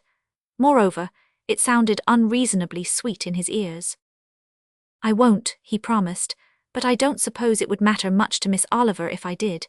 She did not strike me as a young lady who would worry very much about other people's opinions." If his object were to prolong the conversation about Lind, he was disappointed, for the old woman had turned abruptly to her work again, and though Alan lingered for a few moments longer, she took no further notice of him. But when he had gone, she peered stealthily after him from the door until he was lost to sight among the pines. "A well-looking man," she muttered. I wish Lind had been home. I didn't dare ask him to the house for I knew Anthony was in one of his moods. But it's time something was done. She's woman grown and this is no life for her, and there's nobody to do anything but me and I'm not able, even if I knew what to do. I wonder why she hates men so. Perhaps it's because she never knew any that were real gentlemen. This man is, but then he's a minister, and that makes a wide gulf between them in another way. I've seen the love of man and woman bridge some wider gulfs though. But it can't with Lind, I'm fearing. She's so bitter at the mere speaking of love and marriage, I can't think why. I'm sure her mother and Anthony were happy together, and that was all she's ever seen of marriage. But I thought when she told me of meeting this young man on the shore there was something in her look I'd never noticed before, as if she'd found something in herself she'd never known was there. But she'll never make friends with him and I can't, if the captain wasn't so queer. She stopped abruptly, for a tall lithe figure was coming up from the shore. Lind waved her hand as she drew near. Oh Emily, I've had such a splendid sail. It was glorious. Bad Emily, you've been carrying water. Didn't I tell you never to do that when I was away? I didn't have to do it. That young minister up at Rixton met me and brought it up. He's nice, Lind. Lind's brow darkened. She turned and walked away to the house without a word. On his way home that night Alan met Isabel King on the main shore road. She carried an armful of pine boughs and said she wanted the needles for a cushion. Yet the thought came into Alan's mind that she was spying on him, and although he tried to dismiss it as unworthy, it continued to lurk there. For a week he avoided the shore, but there came a day when its inexplicable lure drew him to it again irresistibly. It was a warm, windy evening, and the air was sweet and resinous, the lake misty and blue. There was no sign of life about Four Winds, and the shore seemed as lonely and virgin as if human foot had never trodden it. The captain's yacht was gone from the little harbour where it was generally anchored, and though every flutter of wind in the scrub firs made Alan's heart beat expectantly, he saw nothing of Lind Oliver. He was on the point of turning homeward with an unreasoning sense of disappointment, when one of Lind's dogs broke down through the hedge of spruces, barking loudly. Alan looked for Lind to follow, but she did not, and he speedily saw that there was something unusual about the dog's behavior. The animal circled around him, still barking excitedly, then ran off for a short distance, stopped, barked again and returned, repeating the maneuver. It was plain that he wanted Alan to follow him, and it occurred to the young minister that the dog's mistress must be in danger of some kind. Instantly he set off after him, and the dog, with a final sharp bark of satisfaction, sprang up the low bank into the spruces. Alan followed him across the peninsula and then along the further shore, which rapidly grew steep and high. Half a mile down the cliffs were rocky and precipitous, while the beach beneath them was heaped with huge boulders. Alan followed the dog along one of the narrow paths with which the Barrens abounded until nearly a mile from Four Winds. Then the animal halted, ran to the edge of the cliff and barked. It was an ugly-looking place where a portion of the soil had evidently broken away recently, and Alan stepped cautiously out to the brink and looked down. He could not repress an exclamation of dismay and alarm. A few feet below him Lind Oliver was lying on a mass of mossy soil, which was apparently on the verge of slipping over a sloping shelf of rock, below which was a sheer drop of 30 feet to the cruel boulders below. The extreme danger of her position was manifest at a glance. The soil on which she lay was stationary, yet it seemed as if the slightest motion on her part would send it over the brink. Lind lay movelessly. Her face was white, and both fear and appeal were visible in her large, dilated eyes. Yet she was quite calm, and a faint smile crossed her pale lips as she saw the man and the dog. "Good faithful Pat, so you did bring help," she said. "But how can I help you, Miss Oliver?" said Alan hoarsely. "I cannot reach you, and it looks as if the slightest touch or jar would send that broken earth over the brink." "I fear it would. You must go back to Four Winds and get a rope." "And leave you here alone, in such danger?" "Pat will stay with me. Besides, there is nothing else to do. You will find a rope in that little house where you put the water for Emily. Father and Emily are away. I think I am quite safe here if I don't move at all." Alan's own common sense told him that, as she said, there was nothing else to do, and much as he hated to leave her alone thus, he realized that he must lose no time in doing it. "I'll be back as quickly as possible," he said hurriedly. Alan had been a noted runner at college, and his muscles had not forgotten their old training. Yet it seemed to him an age ere he reached Four Winds, secured the rope and returned. At every flying step he was haunted by the thought of the girl lying on the brink of the precipice, and the fear that she might slip over it before he could rescue her. When he reached the scene of the accident, he dreaded to look over the broken edge, but she was lying there safely, and she smiled when she saw him, a brave smile that softened her tense white face into the likeness of a frightened child's. "If I drop the rope down to you, are you strong enough to hold to it while the earth goes, and then draw yourself up the slope hand over hand?" asked Alan anxiously. "Yes," she answered fearlessly. Alan passed down one end of the rope and then braced himself firmly to hold it, for there was no tree near enough to be of any assistance. The next moment the full weight of her body swung from it, for at her first movement the soil beneath her slipped away. Alan's heart sickened. What if she went with it? Could she cling to the rope while he drew her up? Then he saw she was still safe on the sloping shelf. Carefully and painfully she drew herself to her knees and, dinging to the rope, crept up the rock hand over hand. When she came within his reach, he grasped her arms and lifted her up into safety beside him. "Thank God," he said, with whiter lips than her own. For a few moments Lind sat silent on the sod, exhausted with fright and exertion, while her dog fawned on her in an ecstasy of joy. Finally, she looked up into Alan's anxious face and their eyes met. It was something more than the physical reaction that suddenly flushed the girl's cheeks. She sprang lightly to her feet. "Can you walk back home?" Alan asked. "Oh yes, I am all right now. It was very foolish of me to get into such a predicament. Father and Emily went down the lake in the yacht this afternoon and I started out for a ramble. When I came here I saw some junipers growing right out on the ledge and I crept out to gather them. I should have known better. It broke away under me, and the more I tried to scramble back the faster it slid down, carrying me with it. I thought it would go right over the brink." She gave a little involuntary shudder. "But just at the very edge it stopped. I knew I must lie very still or it would go right over. It seemed like days. Pat was with me and I told him to go for help, but I knew there was no one at home and I was horribly afraid," she concluded with another shiver. "I never was afraid in my life before, at least not with that kind of fear." "You have had a terrible experience and a narrow escape," said Alan lamely. He could think of nothing more to say. His usual readiness of utterance seemed to have failed him. "You saved my life," she said. "You and Pat, for Doggy must have his share of credit." "A much larger share than mine," said Alan, smiling. "If Pat had not come for me I would not have known of your danger. What a magnificent fellow he is." "Isn't he?" she agreed proudly. "And so is Laddie, my other dog. He went with Father today. I love my dogs more than people." She looked at him with a little defiance in her eyes. "I suppose you think that terrible." "I think many dogs are much more lovable and worthy of love than many people," said Alan, laughing.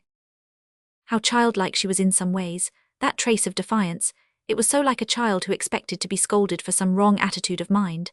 And yet there were moments when she looked the tall, proud queen. Sometimes, when the path grew narrow, she walked before him, her hand on the dog's head. Alan liked this, since it left him free to watch admiringly the swinging grace of her step, and the white curves of her neck beneath the thick braid of hair, which today was wound about her head. When she dropped back beside him in the wider spaces, he could only have stolen glances at her profile, delicately, strongly cut, virginal in its soft curves, childlike in its purity. Once she looked around and caught his glance. Again she flushed, and something strange and exultant stirred in Alan's heart. It was as if that maiden blush were the involuntary, unconscious admission of some power he had over her, a power which her hitherto unfettered spirit had never before felt. The cold indifference he had seen in her face at their first meeting was gone, and something told him it was gone forever. When they came in sight of Four Winds, they saw two people walking up the road from the harbour, and a few further steps brought them face to face with Captain Anthony Oliver and his old housekeeper. The captain's appearance was a fresh surprise to Alan. He had expected to meet a rough, burly sailor, loud of voice and forbidding of manner. Instead, Captain Anthony was a tall, well-built man of perhaps 50. His face, beneath its shock of iron-grey hair, was handsome but wore a somewhat forbidding expression, and there was something in it, apart from line or feature, which did not please Alan. He had no time to analyse this impression, for Lind said hurriedly, "Father, this is Mr. Douglas. He has just done me a great service." She briefly explained her accident. When she had finished, the captain turned to Alan and held out his hand, a frank smile replacing the rather suspicious and contemptuous scowl which had previously overshadowed it. "I am much obliged to you, Mr. Douglas," he said cordially. "You must come up to the house and let me thank you at leisure. As a rule I'm not very partial to the cloth, as you may have heard. In this case it is the man, not the minister, I invite." The front door of Four Winds opened directly into a wide, low-ceilinged living room, furnished with simplicity and good taste.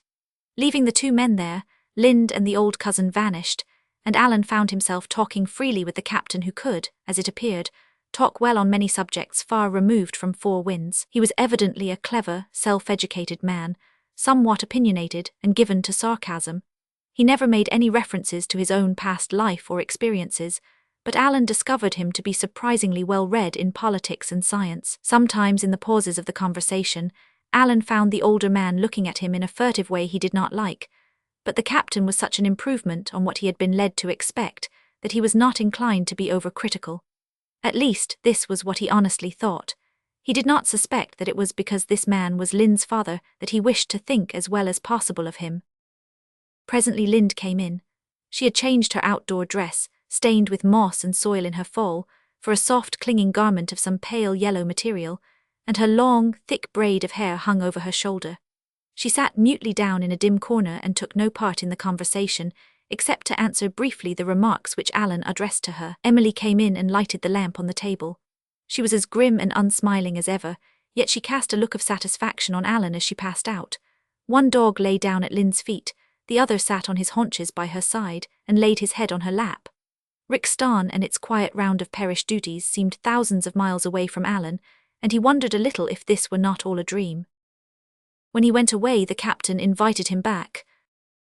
"If you like to come, that is," he said brusquely, "and always as the man, not the priest, remember. I don't want you by and by to be slyly slipping in the thin end of any professional wedges. You'll waste your time if you do. Come as man to man and you'll be welcome, for I like you, and it's few men I like, but don't try to talk religion to me." "I never talk religion," said Alan emphatically. "I try to live it. I'll not come to your house as a self-appointed missionary, sir, but I shall certainly act and speak at all times as my conscience and my reverence for my vocation demands. If I respect your beliefs, whatever they may be, I shall expect you to respect mine, Captain Oliver." "Oh, I won't insult your God," said the captain with a faint sneer. Alan went home in a tumult of contending feelings. He did not altogether like Captain Anthony, that was very clear to him, and yet there was something about the man that attracted him.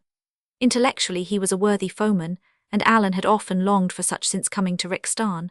He missed the keen, stimulating debates of his college days, and now there seemed a chance of renewing them. He was eager to grasp it. And Lind, how beautiful she was! What though she shared, as was not unlikely in her father's lack of belief, she could not be essentially irreligious, that were impossible in a true woman. Might not this be his opportunity to help her, to lead her into dearer light? Alan Douglas was a sincere man with himself as well as with others, yet there are some motives that lie, in their first inception, too deep even for the probe of self-analysis.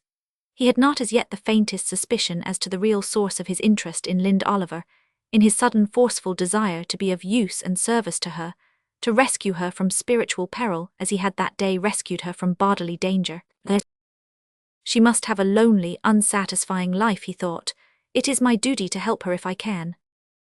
It did not then occur to him that duty in this instance wore a much more pleasing aspect than it had sometimes worn in his experience. Alan did not mean to be oversoon in going back to Four Winds, but 3 days later a book came to him which Captain Anthony had expressed a wish to see. It furnished an excuse for an earlier call. After that he went often. He always found the captain courteous and affable, old Emily grimly cordial, Lind sometimes remote and demure, sometimes frankly friendly. Occasionally, when the captain was away in his yacht, he went for a walk with her and her dogs along the shore, or through the sweet-smelling pinelands up the lake. He found that she loved books and was avid for more of them than she could obtain. He was glad to take her several and discuss them with her. She liked history and travels best. With novels she had no patience, she said disdainfully. She seldom spoke of herself or her past life, and Alan fancied she avoided any personal reference. But once she said abruptly, "Why do you never ask me to go to church? I've always been afraid you would." "Because I do not think it would do you any good to go if you didn't want to," said Alan gravely. "Souls should not be rudely handled any more than bodies." She looked at him reflectively, her finger denting her chin in a meditative fashion she had. "You are not at all like Mr. Strong. He always scolded me when he got a chance for not going to church. I would have hated him if it had been worthwhile. I told him one day that I was nearer to God under these pines than I could be in any building fashioned by human hands. He was very much shocked, But I don't want you to misunderstand me. Father does not go to church because he does not believe there is a God. But I know there is. Mother taught me so. I have never gone to church because Father would not allow me, and I could not go now in Rixton where the people talk about me so. Oh, I know they do, you know it too, but I do not care for them.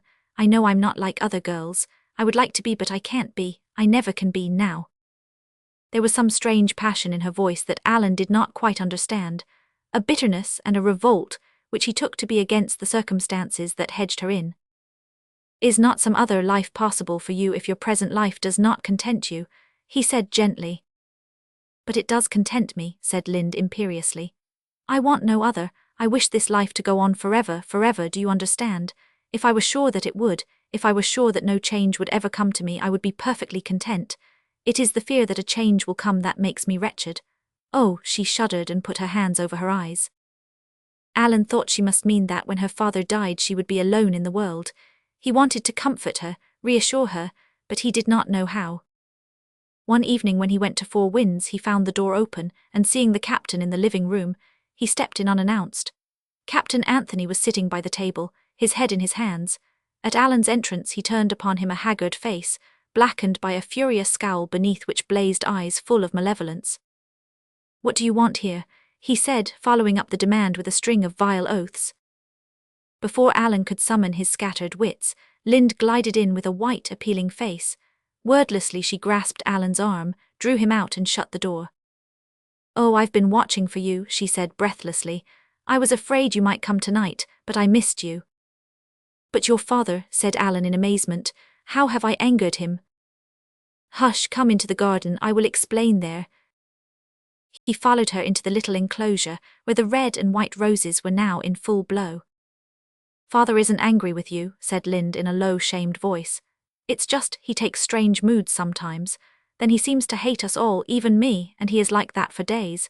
He seems to suspect and dread everybody as if they were plotting against him. Perhaps you think he has been drinking. No, that is not the trouble. These terrible moods come on without any cause that we know of. Even Mother could not do anything with him when he was like that. You must go away now, and do not come back until his dark mood has passed. He will be just as glad to see you as ever then, and this will not make any difference with him. Don't come back for a week at least. I do not like to leave you in such trouble, Miss Oliver. Oh, it doesn't matter about me. I have Emily, and there is nothing you could do. Please go at once. Father knows I am talking to you and that will vex him still more. Alan, realizing that he could not help her, and that his presence only made matters worse, went away perplexedly. The following week was a miserable one for him. His duties were distasteful to him, and meeting his people a positive torture. Sometimes Mrs. Danby looked dubiously at him and seemed on the point of saying something, but never said it. Isabel King watched him when they met, with bold, probing eyes. In his abstraction he did not notice this any more than he noticed a certain subtle change which had come over the members of his congregation, as if a breath of suspicion had blown across them and troubled their confidence and trust. Once Alan would have been keenly and instantly conscious of this slight chill. Now he was not even aware of it. When he ventured to go back to Four Winds, he found the captain on the point of starting off for a cruise in his yacht. He was urbane and friendly, utterly ignoring the incident of Alan's last visit, and regretting that business compelled him to go down the lake. Alan saw him off with small regret and turned joyfully to Lind, who was walking under the pines with her dogs. She looked pale and tired and her eyes were still troubled, but she smiled proudly and made no reference to what had happened. I'm going to put these flowers on Mother's grave, she said, lifting her slender hands filled with late white roses. Mother loved flowers and I always keep them near her when I can. You may come with me if you like. Alan had known Lind's mother was buried under the pines, but he had never visited the spot before. The grave was at the westernmost end of the pine wood, where it gave out on the lake, a beautiful spot, given over to silence and shadow. Mother wished to be buried here, Lind said, kneeling to arrange her flowers. Father would have taken her anywhere, but she said she wanted to be near us and near the lake she had loved so well. Father buried her himself. He wouldn't have anyone else do anything for her. I am so glad she is here. It would have been terrible to have seen her taken far away, my sweet little mother. A mother is the best thing in the world.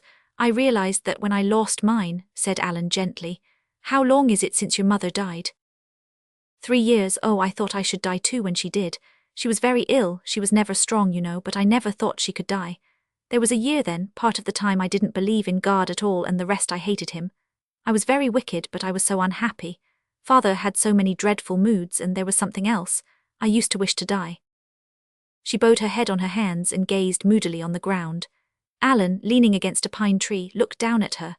The sunlight fell through the swaying boughs on her glory of burnished hair and lighted up the curve of cheek and chin against the dark background of wood brown. All the defiance and wildness had gone from her for the time, and she seemed like a helpless, weary child. He wanted to take her in his arms and comfort her. "You must resemble your mother," he said absently, as if thinking aloud. "You don't look at all like your father." Lind shook her head. "No, I don't look like Mother either.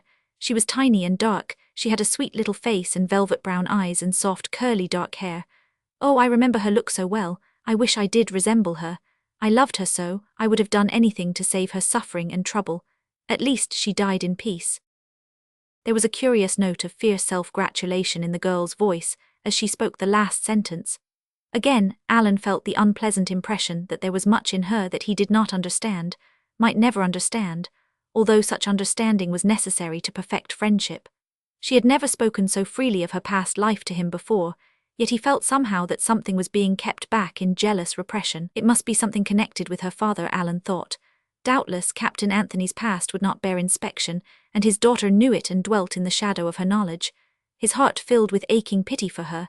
He raged secretly because he was so powerless to help her. Her girlhood had been blighted, robbed of its meed of happiness and joy. Was she likewise to miss her womanhood? Alan's hands clenched involuntarily at the unuttered question. On his way home that evening he again met Isabel King.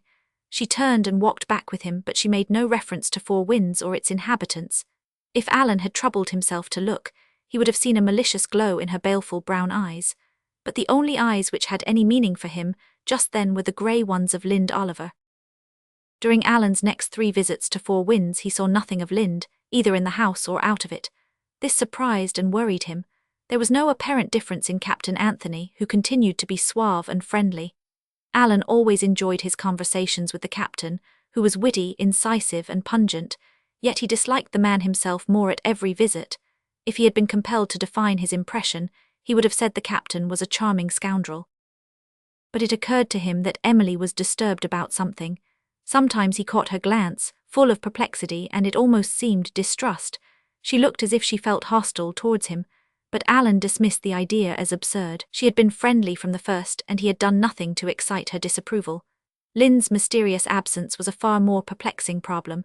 She had not gone away, for when Alan asked the captain concerning her, he responded indifferently that she was out walking.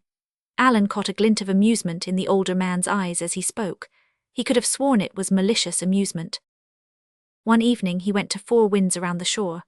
As he turned the headland of the cove, he saw Lind and her dogs not 100 feet away. The moment she saw him, she darted up the bank and disappeared among the firs. Alan was thunderstruck. There was no room for doubt that she meant to avoid him. He walked up to the house in a tumult of mingled feelings which he did not even then understand. He only realized that he felt bitterly hurt and grieved, puzzled as well. What did it all mean? He met Emily in the yard of Four Winds on her way to the spring, and stopped her resolutely. "Miss Oliver," he said bluntly, "is Miss Lind angry with me, and why?" Emily looked at him piercingly. "Have you no idea why?" she asked shortly. "None in the world." She looked at him through and through a moment longer. Then, seeming satisfied with her scrutiny, she picked up her pail. "Come down to the spring with me," she said. As soon as they were out of sight of the house, Emily began abruptly. "If you don't know why Lind is acting so, I can't tell you, for I don't know either. I don't even know if she is angry. I only thought perhaps she was, that you had done or said something to vex her, plaguing her to go to church maybe. But if you didn't, it may not be anger at all. I don't understand that girl. She's been different ever since her mother died. She used to tell me everything before that. You must go and ask her right out yourself what is wrong. But maybe I can tell you something. Did you write her a letter a fortnight ago?" "A letter? No." "Well, she got one then. I thought it came from you. I didn't know who else would be writing to her. A boy brought it and gave it to her at the door. She's been acting strange ever since. She cries at night, something Lind never did before except when her mother died. And in daytime she roams the shore and woods like one possessed. You must find out what was in that letter, Mr. Douglas." "Have you any idea who the boy was?" Alan asked, feeling somewhat relieved. The mystery was clearing up, he thought. No doubt it was the old story of some cowardly anonymous letter. His thoughts flew involuntarily to Isabel King. Emily shook her head. "No, he was just a half-grown fellow with reddish hair, and he limped a little." "Oh, that is the postmaster's son," said Alan disappointedly. "That puts us further off the scent than ever. The letter was probably dropped in the box at the office, and there will consequently be no way of tracing the writer." "Well, I can't tell you anything more," said Emily. "You'll have to ask Lind for the truth." This Alan was determined to do whenever he should meet her. He did not go to the house with Emily but wandered about the shore, watching for Lind and not seeing her. At length he went home, a prey to stormy emotions. He realized at last that he loved Lind Oliver. He wondered how he could have been so long blind to it. He knew that he must have loved her ever since he had first seen her. The discovery amazed but did not shock him. There was no reason why he should not love her, should not woo and win her for his wife if she cared for him. She was good and sweet and true. Anything of doubt in her antecedents could not touch her. Probably the world would look upon Captain Anthony as a somewhat undesirable father-in-law for a minister, but that aspect of the question did not disturb Alan. As for the trouble of the letter, he felt sure he would easily be able to clear it away. Probably some malicious busybody had become aware of his frequent calls at Four Winds and chose to interfere in his private affairs thus. For the first time it occurred to him that there had been a certain lack of cordiality among his people of late. If it were really so, doubtless this was the reason. At any other time this would have been of moment to him. But now his thoughts were too wholly taken up with Lind, and the estrangement on her part to attach much importance to anything else. What she thought mattered incalculably more to Alan than what all the people in Rixton put together thought. He had the right, like any other man, to woo the woman of his choice, and he would certainly brook no outside interference in the matter. After a sleepless night he went back to Four Winds in the morning. Lind would not expect him at that time, and he would have more chance of finding her. The result justified his idea, for he met her by the spring. Alan felt shocked at the change in her appearance. She looked as if years of suffering had passed over her. Her lips were pallid, and hollow circles under her eyes made them appear unnaturally large. He had last left the girl in the bloom of her youth. He found her again a woman on whom life had laid its heavy hand. A burning flood of colour swept over her face as they met, then receded as quickly, leaving her whiter than before. Without any waste of words, Alan plunged abruptly into the subject. "Miss Oliver, why have you avoided me so of late? Have I done anything to offend you?" "No," she spoke as if the word hurt her, her eyes persistently cast down. "Then what is the trouble?" There was no answer. She gave an involuntary glance around as if seeking some way of escape. There was none, for the spring was set about with thick young firs and Alan blocked the only path. He leaned forward and took her hands in his. "Miss Oliver, you must tell me what the trouble is," he said firmly. She pulled her hands away and flung them up to her face, her form shaken by stormy sobs. In distress, he put his arm about her and drew her closer. "Tell me, Lind," he whispered tenderly. She broke away from him, saying passionately, "You must not come to Four Winds any more. You must not have anything more to do with us, any of us. We have done you enough harm already. But I never thought it could hurt you. Oh, I am sorry. Miss Oliver, I want to see that letter you received the other evening. Oh," as she started with surprise, "I know about it, Emily told me. Who wrote it?" "There was no name signed to it," she faltered. "Just as I thought. Well, you must let me see it." "I cannot, I burned it." "Then tell me what was in it, you must. This matter must be cleared up. I am not going to have our beautiful friendship spoiled by the malice of some coward. What did that letter say?" "It said that everybody in your congregation was talking about your frequent visits here, that it had made a great scandal, that it was doing you a great deal of injury, and would probably end in your having to leave Rixton." "That would be a catastrophe indeed," said Alan dryly. "Well, what else?" "Nothing more, at least nothing about you. The rest was about myself. I did not mind it much. But I was so sorry to think that I had done you harm. It is not too late to undo it. You must not come here any more, then they will forget." "Perhaps, but I should not forget. It's a little too late for me. Lind, you must not let this venomous letter come between us. I love you, dear. I've loved you ever since I met you, and I want you for my wife." Alan had not intended to say that just then, but the words came to his lips in spite of himself. She looked so sad and appealing and weary that he wanted to have the right to comfort and protect her. She turned her eyes full upon him with no hint of maidenly shyness or shrinking in them. Instead, they were full of a blank, incredulous horror that swallowed up every other feeling. There was no mistaking their expression, and it struck an icy chill to Alan's heart. He had certainly not expected a too ready response on her part. He knew that even if she cared for him, he might find it a matter of time to win her avowal of it. But he certainly had not expected to see such evident abject dismay as her blanched face betrayed. She put up her hand as if warding a blow. Don't, she gasped. You must not say that, you must never say it. Oh, I never dreamed of this. If I had thought it possible you could love me, I would never have been friends with you. Oh, I've made a terrible mistake. She wrung her hands piteously together, looking like a soul in torment. Alan could not bear to see her pain. Don't feel such distress, he implored. I suppose I've spoken too abruptly, but I'll be so patient, dear, if you'll only try to care for me a little. Can't you, dear? I can't marry you, said Lind desperately. She leaned against a slim white bowl of a young birch behind her and looked at him wretchedly. Won't you please go away and forget me? I can't forget you, Alan said, smiling a little in spite of his suffering. You are the only woman I can ever love, and I can't give you up unless I have to. Won't you be frank with me, dear? Do you honestly think you can never learn to love me? It is not that, said Lind in a hard, unnatural voice. I am married already. Alan stared at her, not in the least comprehending the meaning of her words. Everything, pain, hope, fear, passion, had slipped away from him for a moment, as if he had been stunned by a physical blow.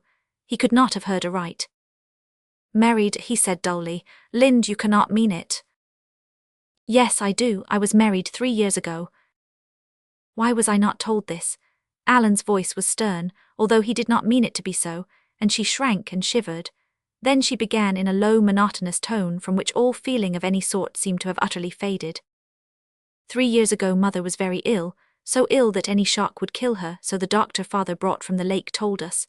A man, a young sea captain, came here to see Father. His name was Frank Harmon, and he had known Father well in the past. They had sailed together.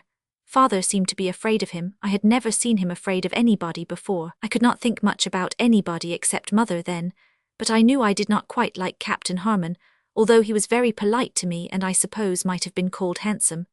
One day Father came to me and told me I must marry Captain Harmon. I laughed at the idea at first, but when I looked at Father's face I did not laugh. It was all white and drawn.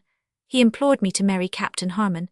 He said if I did not it would mean shame and disgrace for us all, that Captain Harmon had some hold on him and would tell what he knew if I did not marry him. I don't know what it was, but it must have been something dreadful.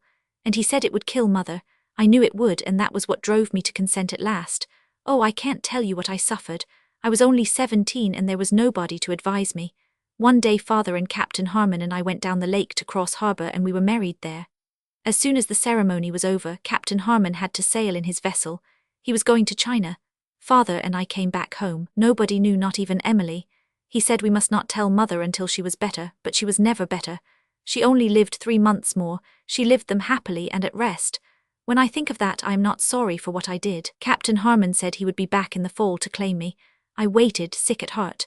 But he did not come. He has never come. We have never heard a word of or about him since. Sometimes I feel sure he cannot be still living, but never a day dawns that I don't say to myself, perhaps he will come today, and oh. She broke down again, sobbing bitterly. Amid all the days of his own pain, Alan realized that at any cost, he must not make it harder for her by showing his suffering. He tried to speak calmly, wisely, as a disinterested friend. Could it not be discovered whether this man, is or is not living? Surely your father could find out. Lind shook her head. No, he says he has no way of doing so.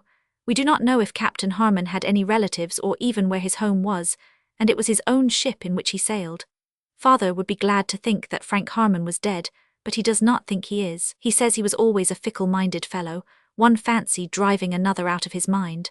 Oh, I can bear my own misery, but to think what I have brought on you. I never dreamed that you could care for me. I was so lonely and your friendship was so pleasant. Can you ever forgive me? There is nothing to forgive as far as you are concerned, Lind, said Alan steadily. You have done me no wrong. I have loved you sincerely, and such love can be nothing but a blessing to me. I only wish that I could help you. It wrings my heart to think of your position, But I can do nothing. I must not even come here anymore, you understand that? Yes. There was an unconscious revelation in the girl's mournful eyes as she turned them on Alan. It thrilled him to the core of his being. She loved him. If it were not for that empty marriage form, he could win her, but the knowledge was only an added mocking torment. Alan had not known a man could endure such misery and live. A score of wild questions rushed to his lips, but he crushed them back for Lynd's sake and held out his hand. "Goodbye, dear," he said almost steadily, daring to say no more lest he should say too much. "Goodbye," Lynd answered faintly. When he had gone, she flung herself down on the moss by the spring and lay there in an utter abandonment of misery and desolation. Pain and indignation struggled for mastery in Alan's stormy soul as he walked homeward. So this was Captain Anthony's doings. He had sacrificed his daughter to some crime of his dubious past. Alan never dreamed of blaming Lynd for having kept her marriage a secret. He put the blame where it belonged, on the captain's shoulders. Captain Anthony had never warned him by so much as a hint that Lynd was not free to be won. It had all probably seemed a good joke to him. Alan thought the furtive amusement he had so often detected in the captain's eyes was explained now. He found Elder Trewin in his study when he got home. The good elder's face was stern and anxious. He had called on a distasteful errand, to tell the young minister of the scandal his intimacy with the Four Winds people was making in the congregation, and remonstrate with him concerning it. Alan listened absently, with none of the resentment he would have felt at the interference a day previously. A man does not mind a pinprick when a limb is being wrenched away. "I can promise you that my objectionable calls at Four Winds will cease," he said sarcastically, when the elder had finished. Elder Trewin got himself away, feeling snubbed but relieved. Took it purty quiet, he reflected. Don't believe there was much in the yarns after all. Isabel King started them and probably she exaggerated a lot. I suppose he's had some notion like as not of bringing the captain over to the church. But that's foolish, for he'd never manage it and meanwhile was giving occasion for gossip. It's just as well to stop it. He's a good pastor and he works hard, too hard, Meb. He looked real careworn and worried today. The Rixton gossip soon ceased with the cessation of the young minister's visits to Four Winds. A month later it suffered a brief revival when a tall, grim-faced old woman, whom a few recognized as Captain Anthony's housekeeper, was seen to walk down the Rixton road and enter the manse. She did not stay there long. Watchers from a dozen different windows were agreed upon that, and nobody, not even Mrs. Danby, who did her best to find out, ever knew why she had called. Emily looked at Alan with grim reproach when she was shown into his study, and as soon as they were alone she began with her usual abruptness, "Mr. Douglas, why have you given up coming to Four Winds?" Alan flinched. "You must ask Lynd that, Miss Oliver," he said quietly. "I have asked her and she says nothing." "Then I cannot tell you." Anger glowed in Emily's eyes. "I thought you were a gentleman," she said bitterly. "You are not, you are breaking Lynd's heart. She's gone to a shadow of herself and she's fretting night and day. You went there and made her like you, oh, I've eyes, and then you left her." Alan bent over his desk and looked the old woman in the face unflinchingly. "You are mistaken, Miss Oliver," he said earnestly. "I love Lynd and would be only too happy if it were possible that I could marry her. I am not to blame for what has come about. She will tell you that herself if you ask her." His look and tone convinced Emily. "Who is to blame then, Lynd herself?" No. "The captain then." "Not in the sense you mean. I can tell you nothing more." A baffled expression crossed the old woman's face. "There's a mystery here, there always has been, and I'm shut out of it. Lynd won't confide in me who'd give my life's blood to help her. Perhaps I can help her, I could tell you something. Have you stopped coming to Four Winds? Has she made you stop coming, because she's got such a wicked old scamp for a father? Is that the reason?" Alan shook his head. "No, that has nothing to do with it." "And you won't come back?" "It is not a question of will. I must not go." "Lynd will break her heart then," said Emily in a tone of despair. "I think not, she is too strong and fine for that. Help her all you can with sympathy, but don't torment her with any questions. You may tell her if you like that I advise her to confide the whole story to you, but if she cannot, don't tease her to. Be very gentle with her." "You don't need to tell me that. I'd rather die than hurt her. I came here full of anger against you, but I see now you are not to blame. You are suffering too, your face tells that. All the same, I wish you'd never set foot in Four Winds. She wasn't happy before, but she wasn't so miserable as she is now. Oh, I know Anthony is at the bottom of it all in some way, but I won't ask you any more questions since you don't feel free to answer them. But are you sure that nothing can be done to clear up the trouble? Too sure, said Alan's white lips. The autumn dragged away. Alan found out how much a man may suffer and yet go on living and working. As for that, his work was all that made life possible for him now, and he flung himself into it with feverish energy, growing so thin and hollow-eyed over it that even Elder Truin remonstrated and suggested a vacation, a suggestion at which Alan merely smiled. A vacation which would take him away from Lynd's neighbourhood. The thought was not to be entertained. He never saw Lynd, for he never went to any part of the shore now, yet he hungered constantly for the sight of her, the sound of her voice, the glance of her luminous eyes. When he pictured her eating her heart out in the solitude of Four Winds, he clenched his hands in despair. As for the possibility of Harmon's return, Alan could never face it for a moment. When it thrust its ugly presence into his thoughts, he put it away desperately. The man was dead, or his fickle fancy had veered elsewhere. Nothing else could explain his absence. But they could never know, and the uncertainty would forever stand between him and Lynd like a spectre. But he thought more of Lynd's pain than his own. He would have elected to bear any suffering if by so doing he could have freed her from the nightmare dread of Harmon's returning to claim her. That dread had always hung over her, and now it must be intensified to agony by her love for another man. And he could do nothing. He groaned aloud in his helplessness. One evening in late November, Alan flung aside his pen and yielded to the impulse that urged him to the lake shore. He did not mean to seek Lynd. He would go to a part of the shore where there would be no likelihood of meeting her. But get away by himself he must. A November storm was raging, and there would be a certain satisfaction in breasting its buffets and fighting his way through it. Besides, he knew that Isabel King was in the house and he dreaded meeting her. Since his conviction that she had written that letter to Lynd, he could not tolerate the girl, and it tasked his self-control to keep from showing his contempt openly. Perhaps Isabel felt it beneath all his outward courtesy.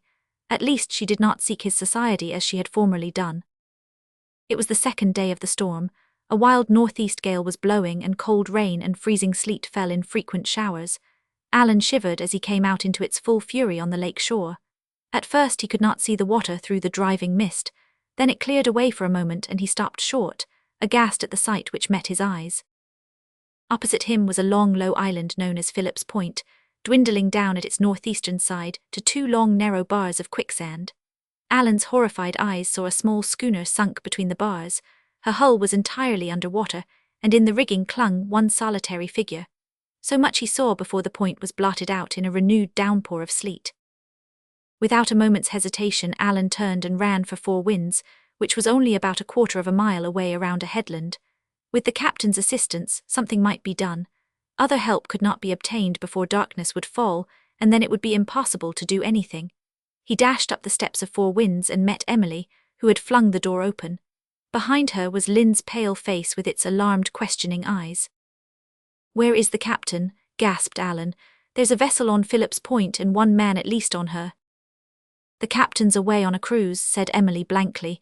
"He went 3 days ago." "Then nothing can be done," said Alan despairingly. "It will be dark long before I can get to the village."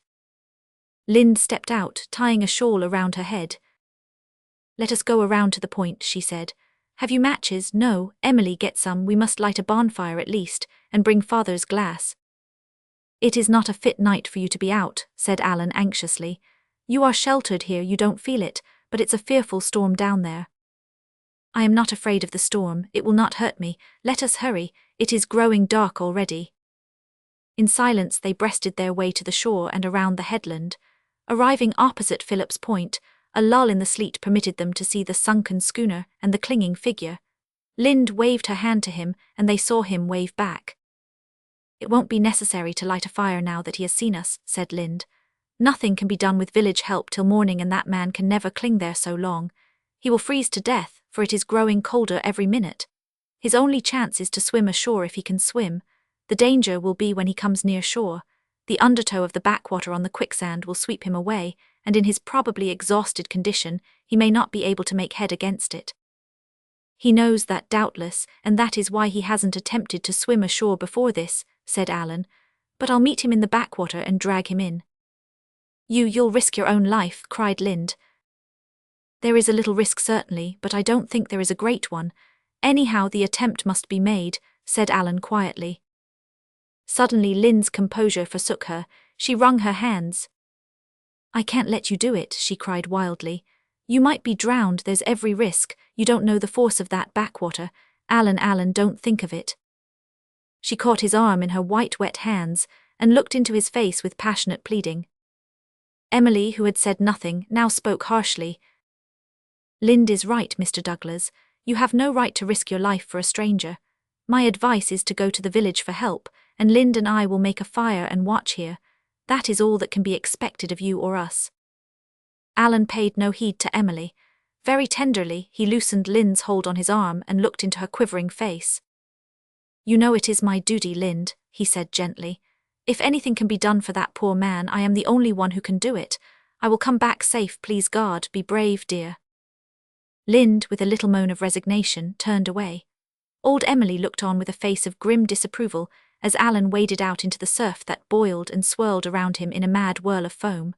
The shower of sleet had again slackened, and the wreck half a mile away, with its solitary figure, was dearly visible. Alan beckoned to the man to jump overboard and swim ashore, enforcing his appeal by gestures that commanded haste before the next shower should come. For a few moments it seemed as if the seaman did not understand, or lacked the courage or power to obey. The next minute, he had dropped from the rigging on the crest of a mighty wave, and was being borne onward to the shore. Speedily the backwater was reached, and the man, sucked down by the swirl of the wave, threw up his arms and disappeared. Alan dashed in, groping, swimming. It seemed an eternity before his hand clutched the drowning man and wrenched him from the undertow, and with the seaman in his arms, he staggered back through the foam and dropped his burden on the sand at Lynn's feet. Alan was reeling from exhaustion and chilled to the marrow, but he thought only of the man he had rescued. The latter was unconscious, and as Alan bent over him, he heard Lind give a choking little cry. He is living still, said Alan. We must get him up to the house as soon as possible. How shall we manage it? Lind and I can go and bring the captain's mattress down, said Emily. Now that Alan was safe, she was eager to do all she could. Then you and I can carry him up to the house. That will be best, said Alan. Go quickly. He did not look at Lind, or he would have been shocked by the agony on her face. She cast one glance at the prostrate man and followed Emily. In a short time they returned with the mattress, and Alan and Emily carried the sailor on it to Four Winds. Lind walked behind them, seemingly unconscious of both. She watched the stranger's face as one fascinated. At Four Winds they carried the man to a room where Emily and Alan worked over him, while Lind heated water and hunted out stimulants in a mechanical fashion. When Alan came down, she asked no questions but looked at him with the same strained horror on her face which it had borne ever since Alan had dropped his burden at her feet. Is he conscious? Asked Lind, as if she forced herself to ask the question. Yes, he has come back to life, but he is delirious and doesn't realize his surroundings at all. He thinks he is still on board the vessel. He'll probably come round all right. Emily is going to watch him, and I'll go up to Rixton and send Dr. Ames down. Do you know who that man you have saved is? Asked Lind. No, I asked him his name but could not get any sensible answer. I can tell you who he is Frank Harmon. Alan stared at her. Frank Harmon, you're the man you married, impossible. It is he, do you think I could be mistaken? Dr. Ames came to Four Winds that night and again the next day. He found Harmon delirious in a high fever. It will be several days before he comes to his senses, he said. Shall I send you help to nurse him? It isn't necessary, said Emily stiffly. I can look after him, and the captain ought to be back tomorrow. You've no idea who he is, I suppose? Asked the doctor. No, Emily was quite sincere. Lind had not told her, and Emily did not recognize him. Well, Mr. Douglas did a brave thing in rescuing him, said Dr. Ames. I'll be back tomorrow. Harmon remained delirious for a week. Alan went every day to Four Winds, his interest in a man he had rescued explaining his visits to the Rixton people. The captain had returned, and though not absolutely uncivil, was taciturn and moody. Alan reflected grimly that Captain Anthony probably owed him a grudge for saving Harmon's life. He never saw Lind alone, but her strained, tortured face made his heart ache. Old Emily only seemed her natural self. She waited on Harmon, and Dr. Ames considered her a paragon of a nurse. Alan thought it was well that Emily knew nothing more of Harmon than that he was an old friend of Captain Anthony's. He felt sure that she would have walked out of the sick room and never re-entered it had she guessed that the patient was the man whom, above all others, Lind dreaded and feared. One afternoon when Alan went to Four Winds, Emily met him at the door. "He's better," she announced. "He had a good sleep this afternoon and when he woke he was quite himself. You'd better go up and see him. I told him all I could but he wants to see you. Anthony and Lind are away to cross harbour. Go up and talk to him." Harmon turned his head as the minister approached and held out his hand with a smile. "You're the preacher, I reckon. They tell me you were the man who pulled me out of that hurly-burly. I wasn't hardly worth saving, but I'm as grateful to you as if I was."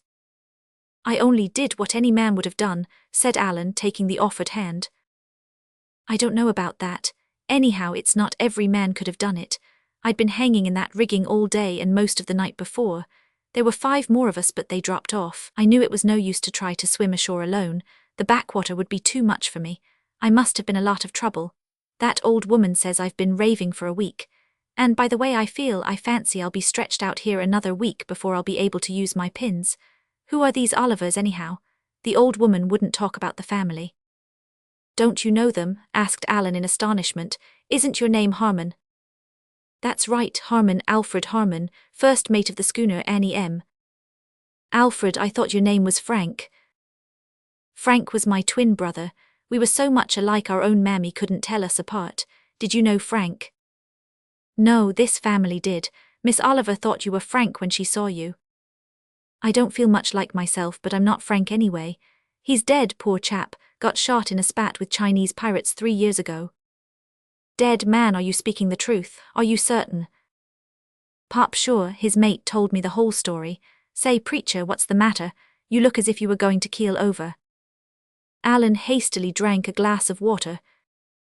I am all right now. I haven't been feeling well of late." "Guess you didn't do yourself any good going out into that freezing water and dragging me in." "I shall thank God every day of my life that I did do it," said Alan gravely, new light in his eyes as Emily entered the room. "Miss Oliver, when will the captain and Lind be back?" "They said they would be home by 4. She looked at Alan curiously. "I will go and meet her," he said quickly.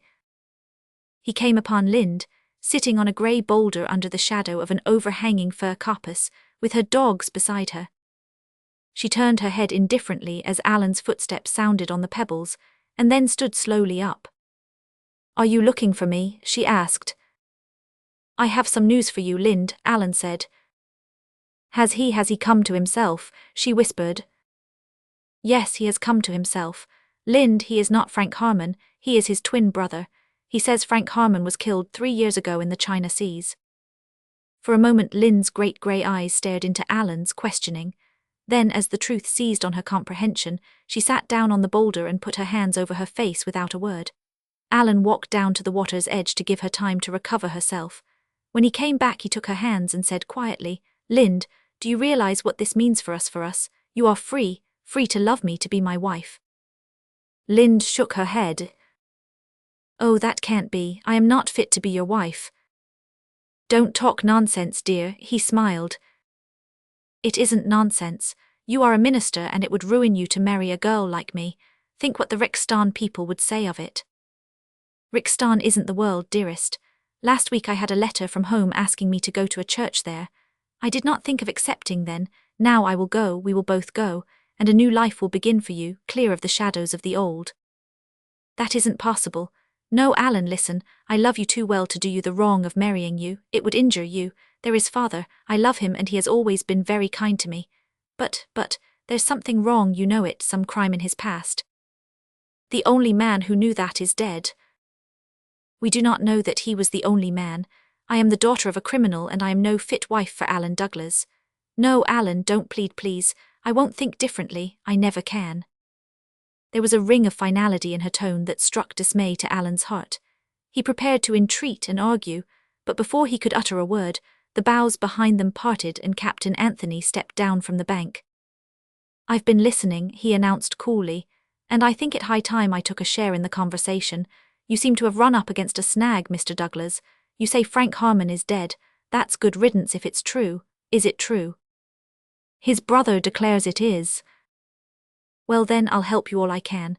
I like you, Mr. Douglas, and I happen to be fond of Lind too, though you mayn't believe it. I'm fond of her for her mother's sake, and I'd like to see her happy. I didn't want to give her to Harmon that time 3 years ago, but I couldn't help myself. He had the upper hand, curse him. It wasn't for my own sake, though, it was for my wife's. However, that's all over and done with, and I'll do the best I can to atone for it. So you won't marry your minister because your father was not a good man, Lind? Well, I don't suppose he was a very good man. A man who makes his wife's life a hell, even in a refined way, isn't exactly a saint to my way of thinking. But that's the worst that could be said of him, and it doesn't entail any indelible disgrace on his family, I suppose. I'm not your father, Lind. Not my father, Lind echoed the words blankly. No, your father was your mother's first husband. She never told you of him. When I said he made her life a hell, I said the truth, no more, no less. I had loved your mother ever since I was a boy, Lind. But she was far above me in station, and I never dreamed it was possible to win her love. She married James Ashley. He was a gentleman, so cold, and he didn't kick or beat her. Oh no, he just tormented her refined womanhood to the verge of frenzy, that was all. He died when you were a baby. And a year later I found out your mother could love me, rough sailor and all as I was. I married her and brought her here. We had 15 years of happiness together. I'm not a good man, but I made your mother happy in spite of her wrecked health and her dark memories. It was her wish that you should be known as my daughter, but under the present circumstances, I know she would wish that you should be told the truth. Marry your man, Lind, and go away with him. Emily will go with you if you like. I'm going back to the sea. I've been hankering for it ever since your mother died. I'll go out of your life. There, don't cry. I hate to see a woman cry.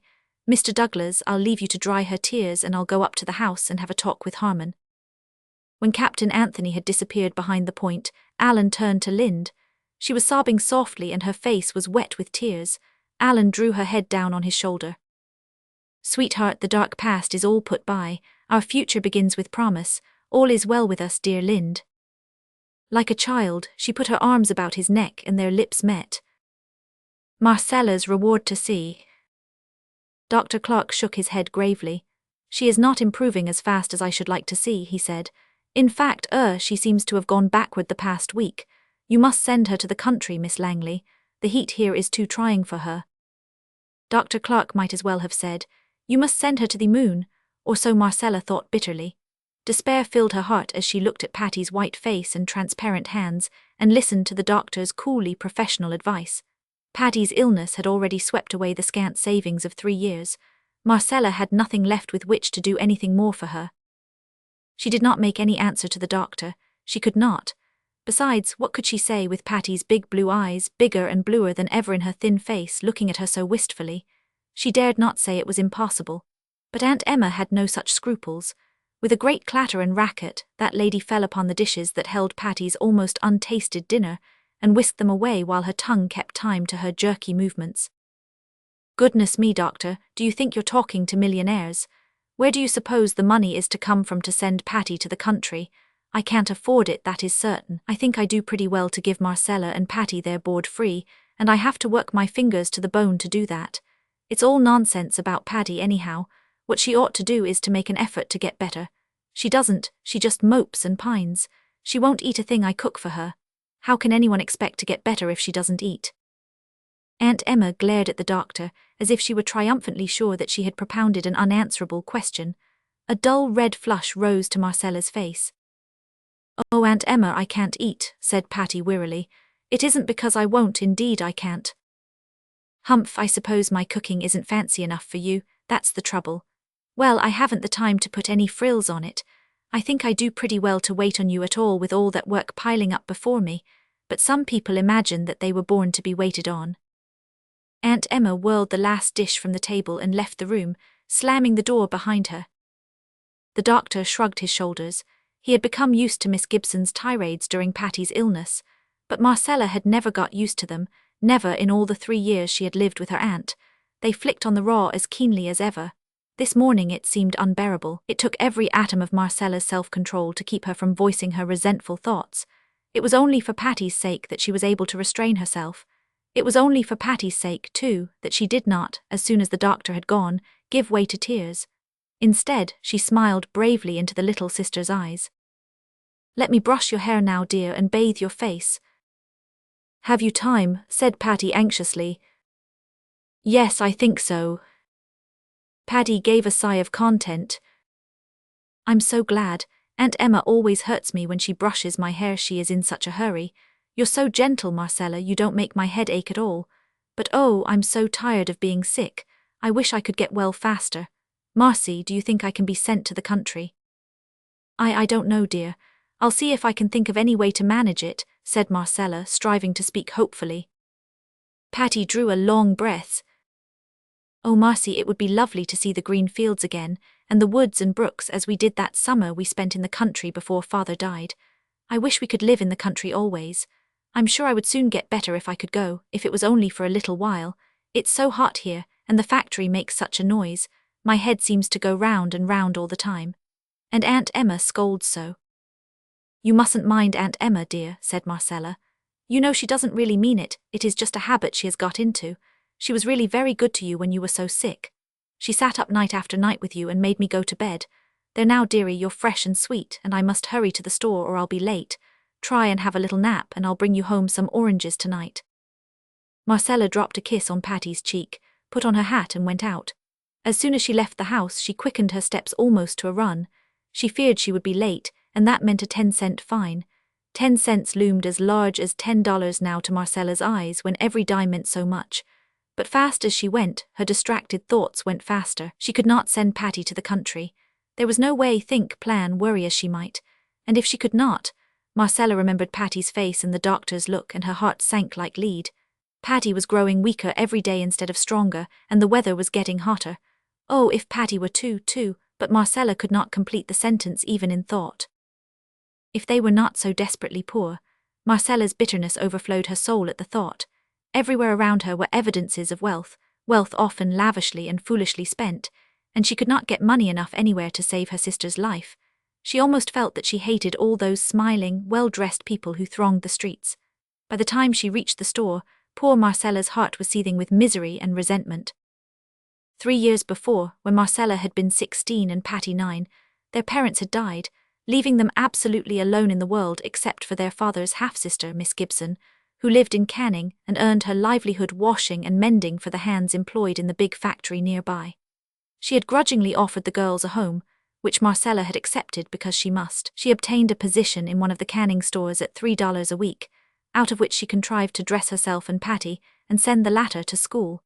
Her life for 3 years was one of absolute drudgery, yet until now she had never lost courage, but had struggled bravely on, hoping for better times in the future when she should get promotion, and Patty would be old enough to teach school.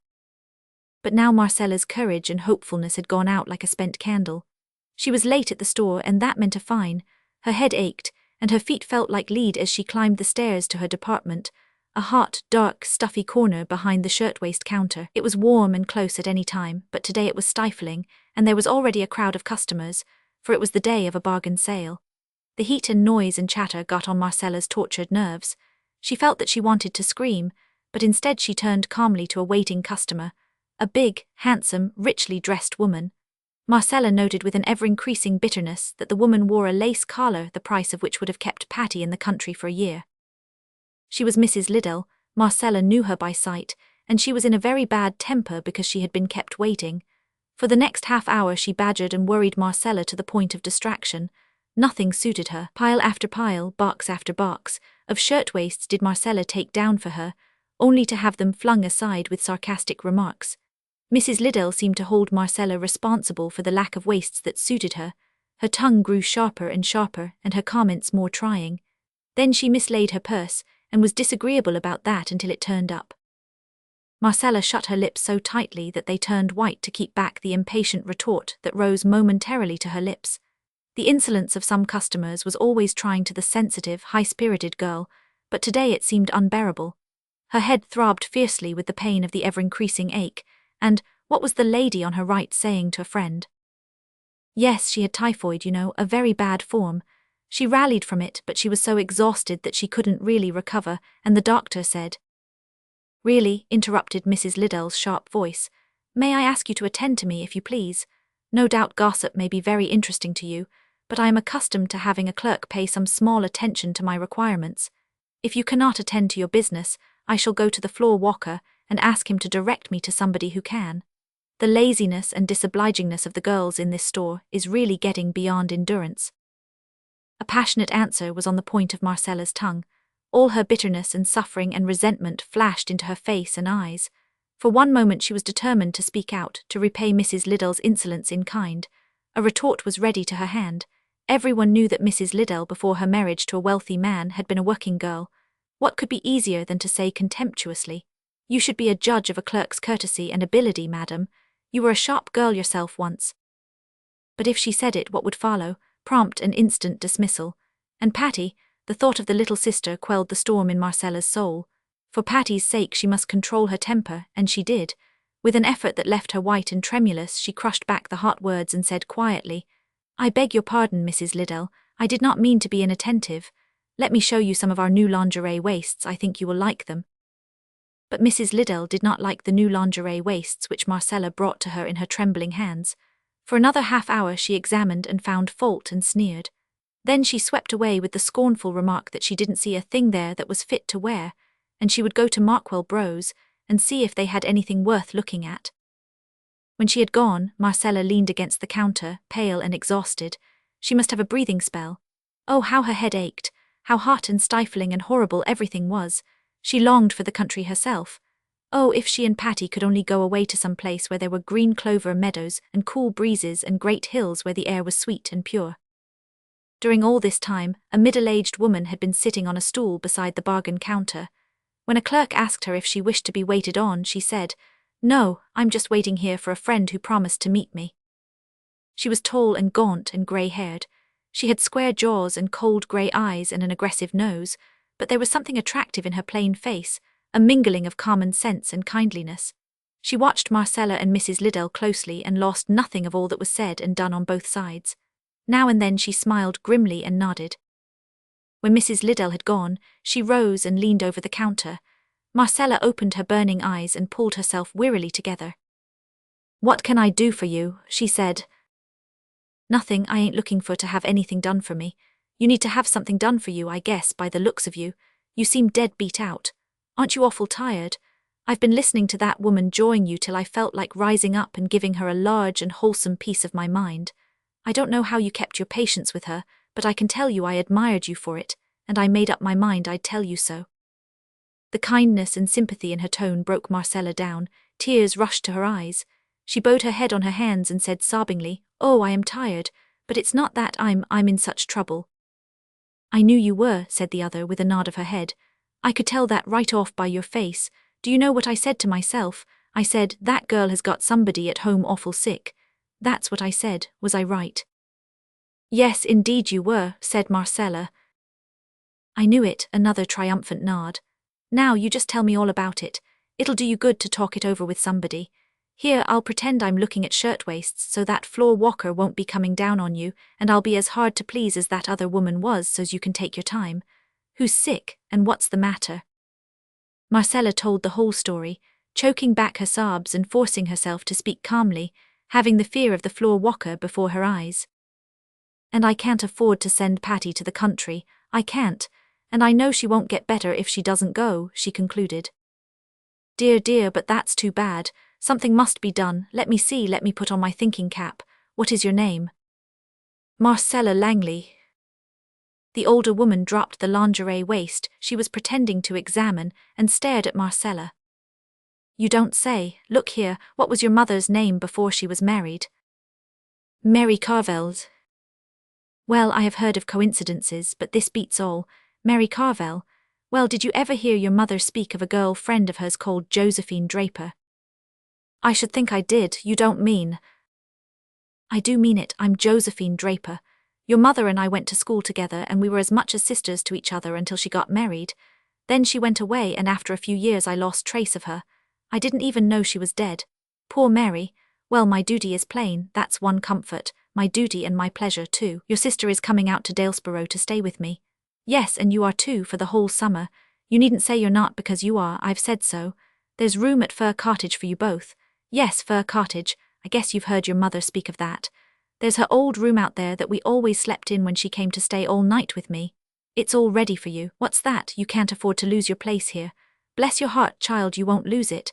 The owner of this store is my nephew, and he'll do considerable to oblige me, as well he might, seeing as I brought him up. To think that Mary Carvel's daughter has been in his store for 3 years, and me never suspecting it. And I might never have found you out at all if you hadn't been so patient with that woman. If you'd sassed her back, I'd have thought she deserved it and wouldn't have blamed you a mite, but I wouldn't have bothered coming to talk to you either. Well, well, well, poor child, don't cry, you just pick up and go home. I'll make it all right with Tom. You're pretty near played out yourself, I can see that. But a summer in Fir Cottage with plenty of cream and eggs and my cookery will soon make another girl of you. Don't you dare to thank me. It's a privilege to be able to do something for Mary Carvel's girls. I just loved Mary. The upshot of the whole matter was that Marcella and Patty went 2 days later to Dalesborough, where Miss Draper gave them a hearty welcome to Fir Cottage, a quaint, delightful little house circled by big Scotch firs and overgrown with vines. Never were such delightful weeks as those that followed. Paddy came rapidly back to health and strength. As for Marcella, Miss Draper's prophecy was also fulfilled. She soon looked and felt like another girl. The dismal years of drudgery behind her were forgotten like a dream, and she lived wholly in the beautiful present, in the walks and drives, the flowers and grass slopes, and in the pleasant household duties which she shared with Miss Draper. "I love housework," she exclaimed one September day. "I don't like the thought of going back to the store a bit." "Well, you're not going back," calmly said Miss Draper, who had a habit of arranging other people's business for them that might have been disconcerting had it not been for her keen insight and hearty good sense. "You're going to stay here with me, you and Patty. I don't propose to die of lonesomeness losing you, and I need somebody to help me about the house. I've thought it all out. You are to call me Aunt Josephine, and Patty is to go to school. I had this scheme in mind from the first, but I thought I'd wait to see how we got along living in the same house and how you liked it here before I spoke out. No, you needn't thank me this time either. I'm doing this every bit as much for my sake as yours. Well, that's all settled. Paddy won't object, bless her rosy cheeks." "Oh," said Marcella with eyes shining through her tears. "I'm so happy, dear Miss Draper, I mean Aunt Josephine. I'll love to stay here and I will thank you." "Fudge," remarked Miss Draper, who felt uncomfortably near crying herself. "You might go out and pick a basket of golden gems. I want to make some jelly for Patty."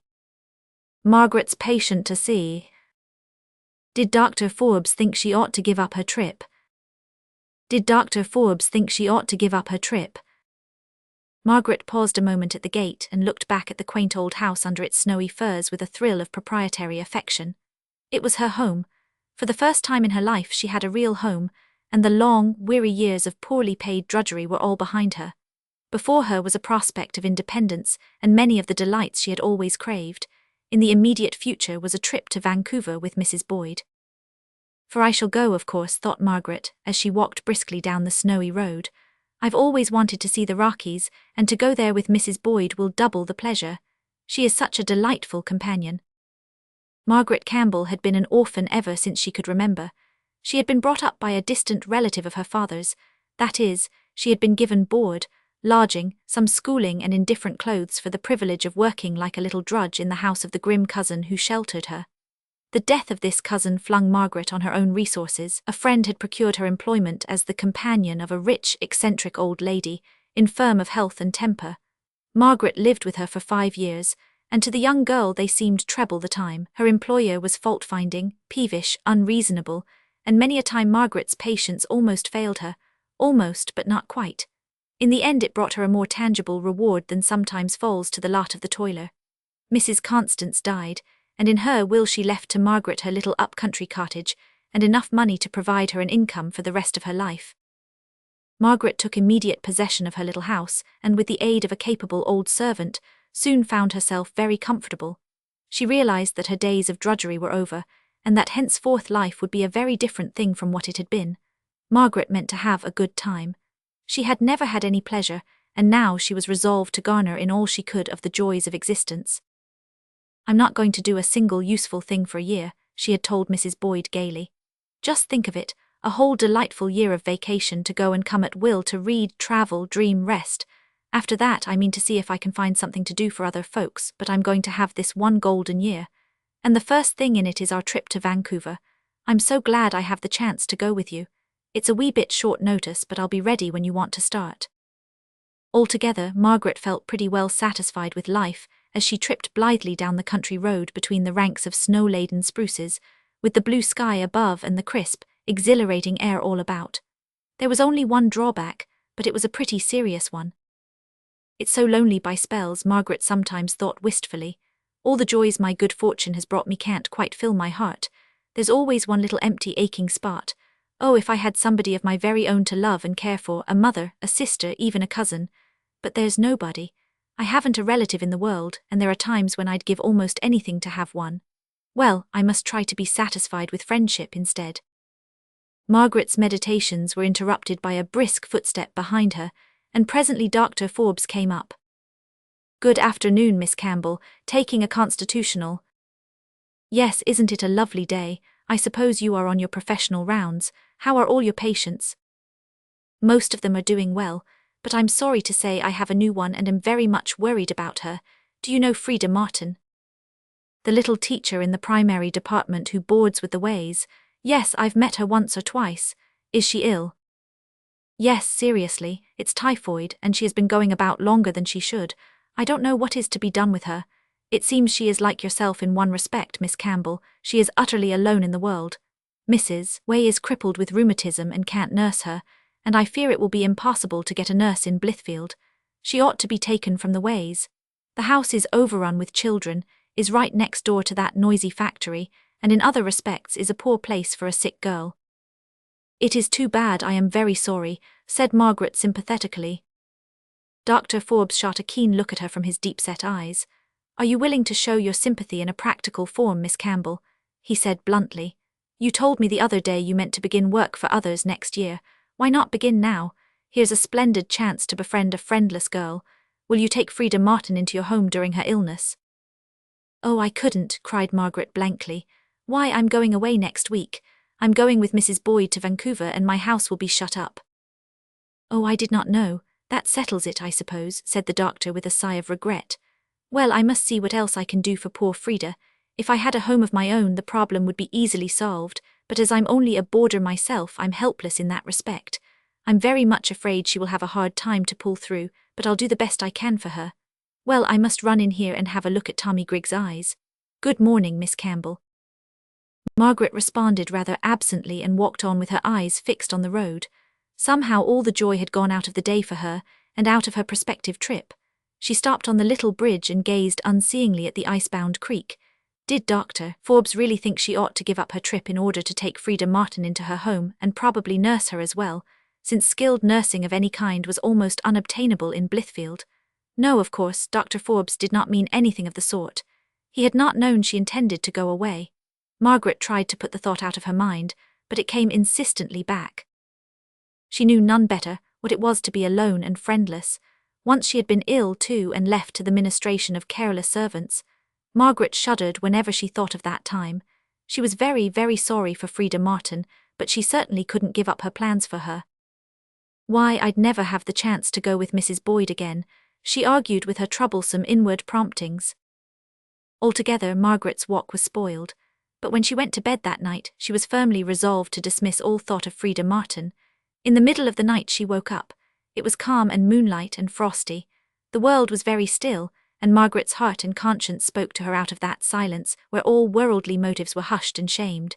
She listened, and knew that in the morning she must send for Dr. Forbes and tell him to bring his patient to Fir Cottage. The evening of the next day found Frida in Margaret's spare room and Margaret herself installed as nurse, for as Dr. Forbes had feared, he had found it impossible to obtain anyone else. Margaret had a natural gift for nursing, and she had had a good deal of experience in sick rooms.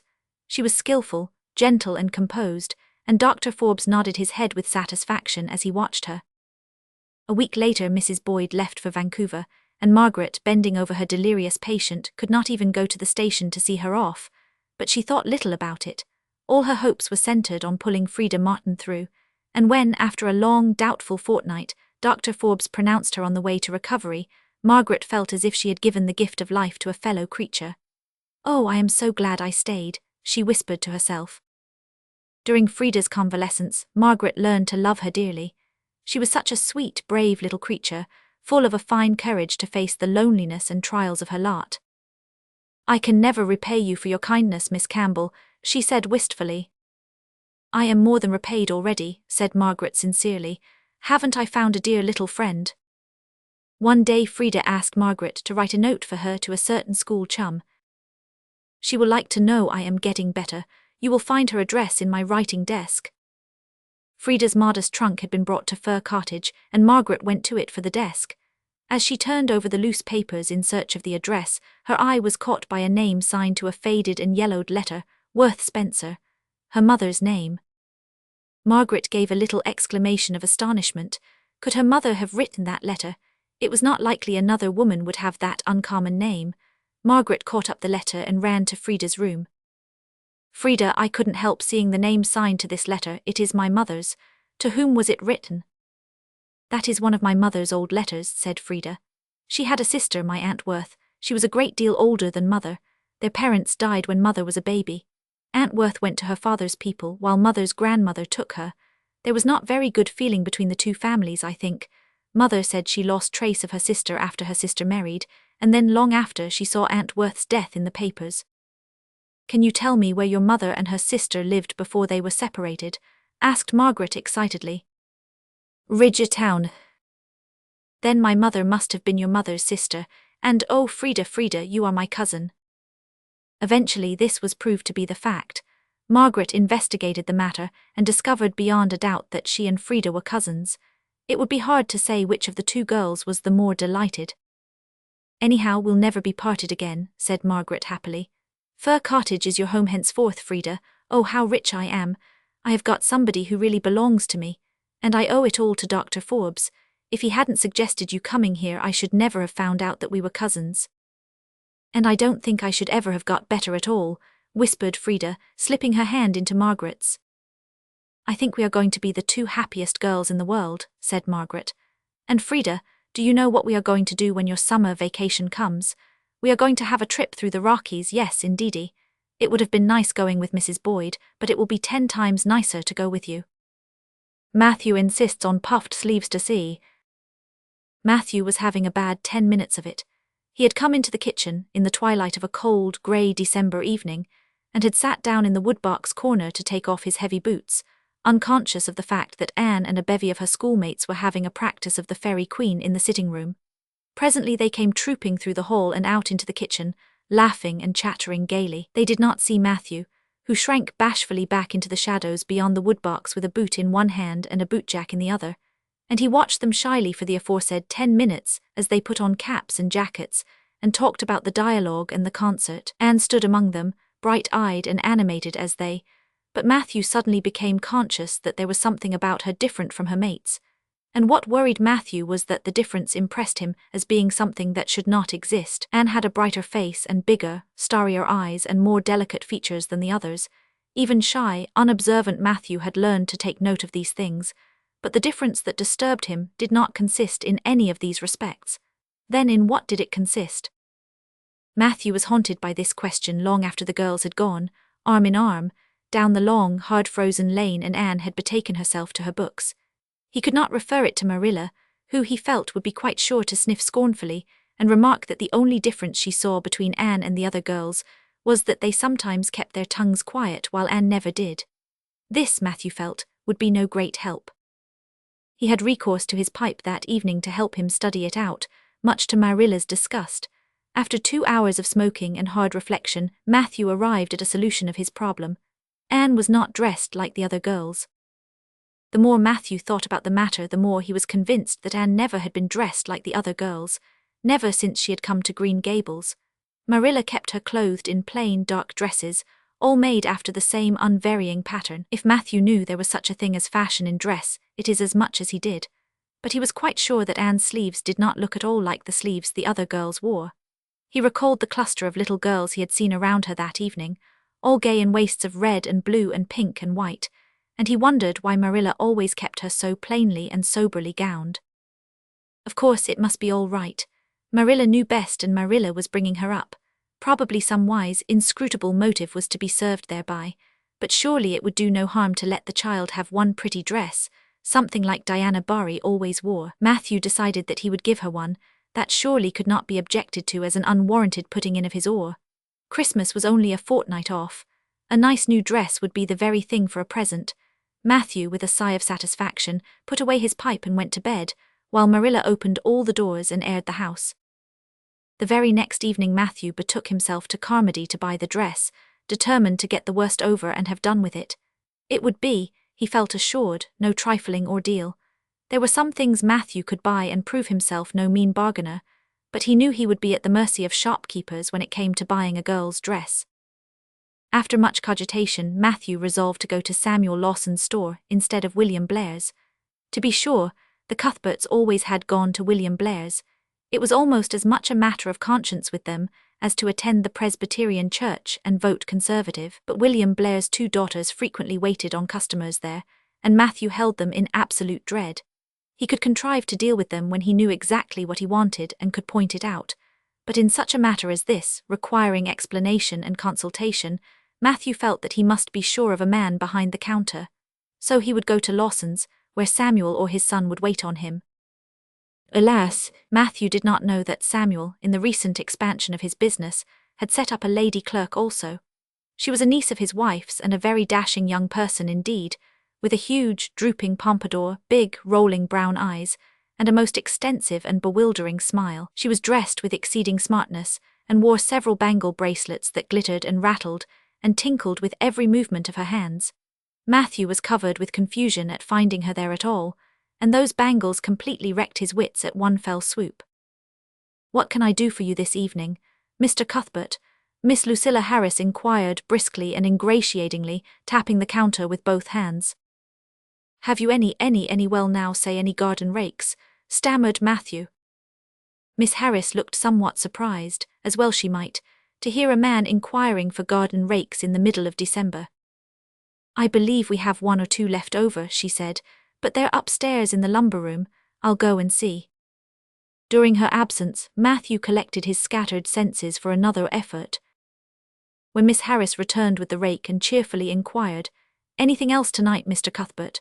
Matthew took his courage in both hands and replied, "Well now, since you suggest it, I might as well buy some hayseed." Miss Harris had heard Matthew Cuthbert called odd. She now concluded that he was entirely crazy. "We only keep hayseed in the spring," she explained loftily. "We've none on hand just now." "Oh, certainly, just as you say," stammered unhappy Matthew, seizing the rake and making for the door. At the threshold he recollected that he had not paid for it, and he turned miserably back. While Miss Harris was counting out his change, he rallied his powers for a final desperate attempt. "Well now, if it isn't too much trouble, I might as well, I'd like to look at some sugar." "White or brown?" queried Miss Harris patiently. "Oh well now, brown," said Matthew feebly. "There's a barrel of it over there," said Miss Harris, shaking her bangles at it. "It's the only kind we have." "I'll take 20 pounds of it," said Matthew, with beads of perspiration standing on his forehead. Matthew had driven halfway home before he was his own man again. It had been a gruesome experience, but it served him right, he thought, for committing the heresy of going to a strange store. When he reached home, he hid the rake in the tool house, but the sugar he carried in to Marilla. "Brown sugar," exclaimed Marilla. "Whatever possessed you to get so much? You know I never use it except for the hired man's porridge or black fruit cake. Jerry's gone and I've made my cake long ago. It's not good sugar either, it's coarse and dark. William Blair doesn't usually keep sugar like that." I thought it might come in handy sometime," said Matthew, making good his escape. When Matthew came to think the matter over, he decided that a woman was required to cope with the situation. Marilla was out of the question. Matthew felt sure she would throw cold water on his project at once. Remained only Mrs. Lynde, for of no other woman in Avonlea would Matthew have dared to ask advice. To Mrs. Lynde he went accordingly, and that good lady promptly took the matter out of the harassed man's hands. "Pick out a dress for you to give Anne."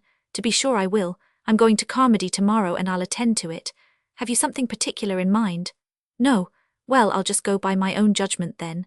I believe a nice rich brown would just suit Anne, and William Blair has some new Gloria in that's real pretty. Perhaps you'd like me to make it up for her too, seeing that if Marilla was to make it, Anne would probably get wind of it before the time and spoil the surprise."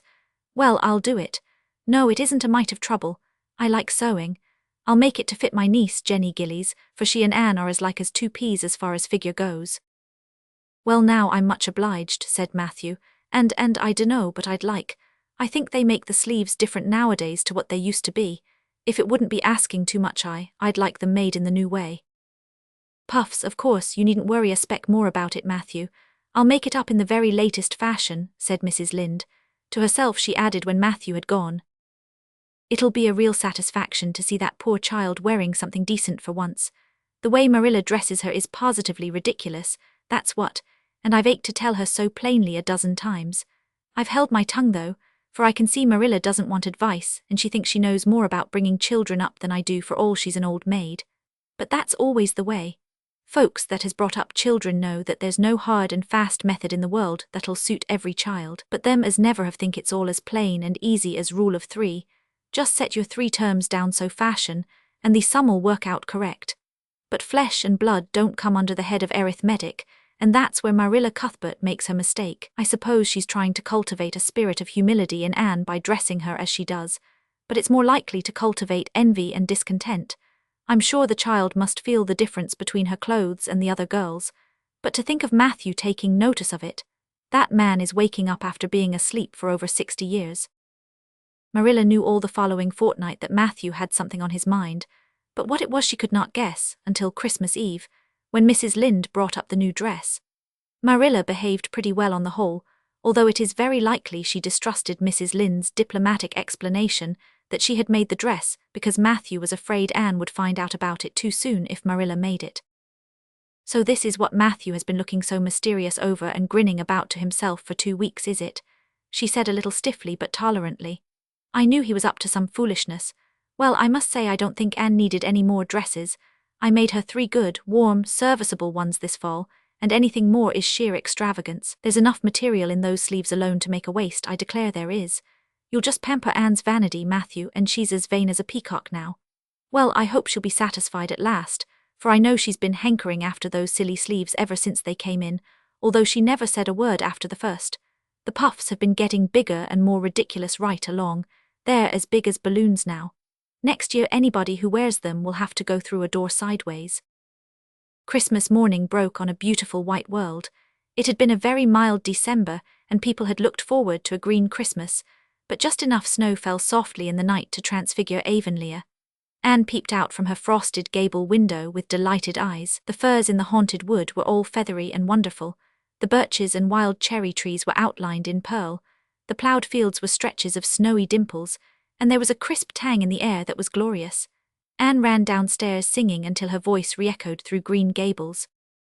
Merry Christmas, Marilla, Merry Christmas, Matthew. Isn't it a lovely Christmas? I'm so glad it's white. Any other kind of Christmas doesn't seem real, does it? I don't like green Christmases. They're not green, they're just nasty faded browns and greys. What makes people call them green? Why, Matthew, is that for me? Oh, Matthew. Matthew had sheepishly unfolded the dress from its paper swathings, and held it out with a deprecatory glance at Marilla, who feigned to be contemptuously filling the teapot, but nevertheless watched the scene out of the corner of her eye with a rather interested air. Anne took the dress and looked at it in reverent silence. Oh, how pretty it was, a lovely soft brown gloria with all the gloss of silk, a skirt with dainty frills and shirrings, a waist elaborately pin-tucked in the most fashionable way, with a little ruffle of filmy lace at the neck. But the sleeves, they were the crowning glory, long elbow cuffs, and above them 2 beautiful puffs divided by rows of shirring and bows of brown silk ribbon. That's a Christmas present for you, Anne, said Matthew shyly. Why, Anne, don't you like it? Well now. For Anne's eyes had suddenly filled with tears. Like it, oh, Matthew. Anne laid the dress over a chair and clasped her hands. Matthew, it's perfectly exquisite. Oh, I can never thank you enough. Look at those sleeves. Oh, it seems to me this must be a happy dream. Well, let us have breakfast, interrupted Marilla. I must say, Anne, I don't think you needed the dress, but since Matthew has got it for you, see that you take good care of it. There's a hair ribbon Mrs. Lynde left for you. It's brown to match the dress. Come now, sit in. I don't see how I'm going to eat breakfast, said Anne rapturously. Breakfast seems so commonplace at such an exciting moment. I'd rather feast my eyes on that dress. I'm so glad that puffed sleeves are still fashionable. It did seem to me that I'd never get over it if they went out before I had a dress with them. I'd never have felt quite satisfied, you see. It was lovely of Mrs. Lynde to give me the ribbon, too. I feel that I ought to be a very good girl indeed.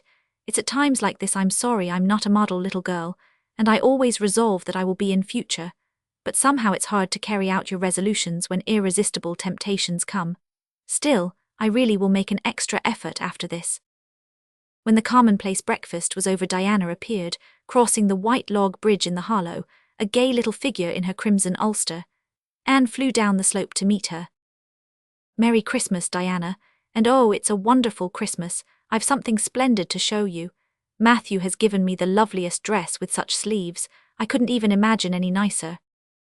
"I've got something more for you," said Diana breathlessly. "Here, this box. Aunt Josephine sent us out a big box with ever so many things in it, and this is for you. I'd have brought it over last night, but it didn't come until after dark, and I never feel very comfortable coming through the haunted wood in the dark now." Anne opened the box and peeped in. First a card with "For the Anne girl and Merry Christmas" written on it, and then a pair of the daintiest little kid slippers with beaded toes and satin bows and glistening buckles. "Oh," said Anne, "Diana, this is too much. I must be dreaming." "I call it providential," said Diana.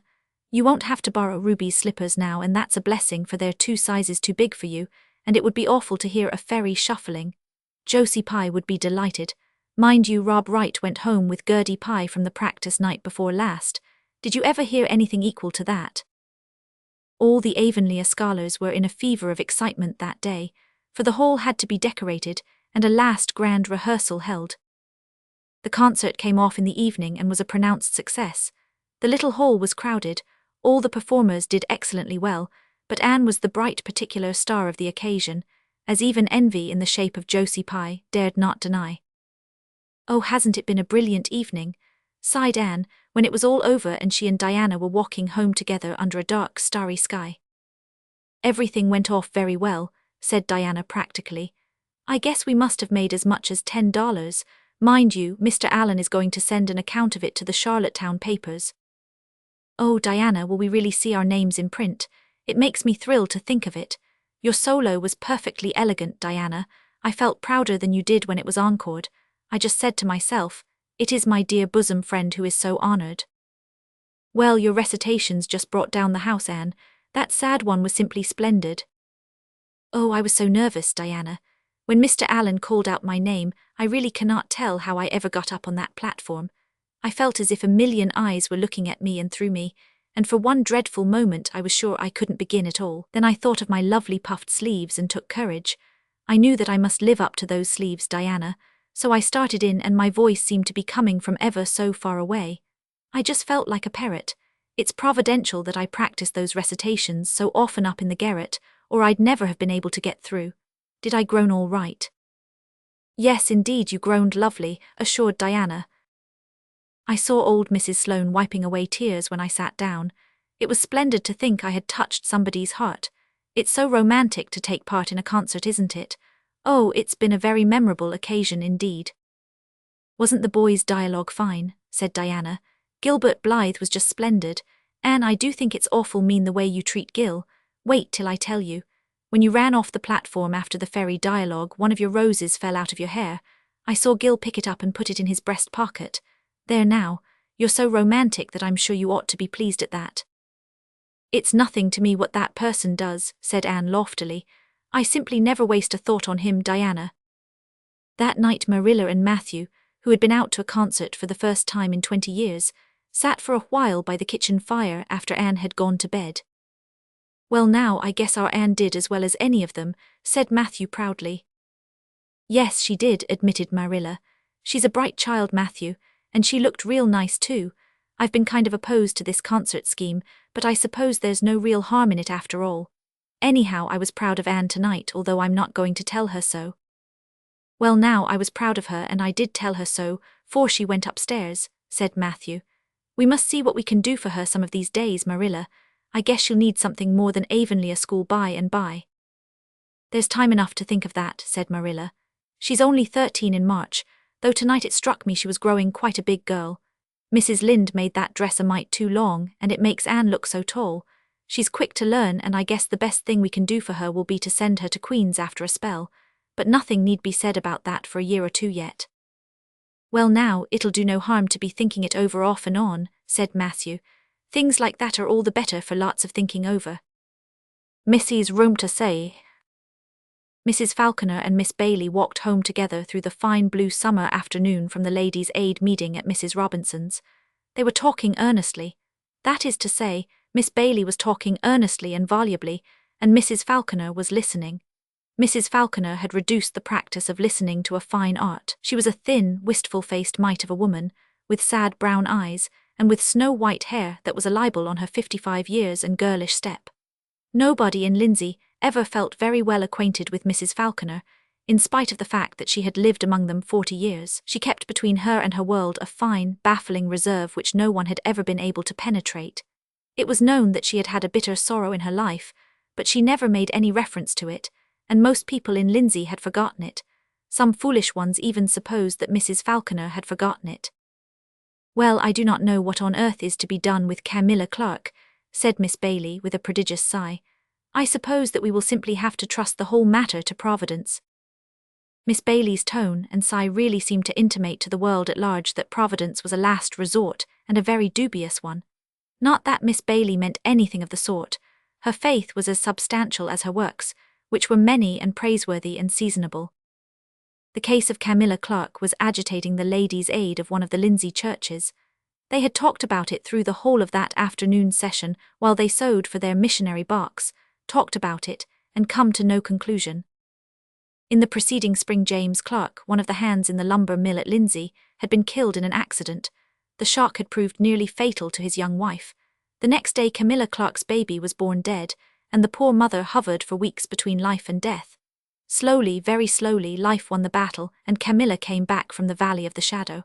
But she was still an invalid, and would be so for a long time. The Clarks had come to Lindsay only a short time before the accident.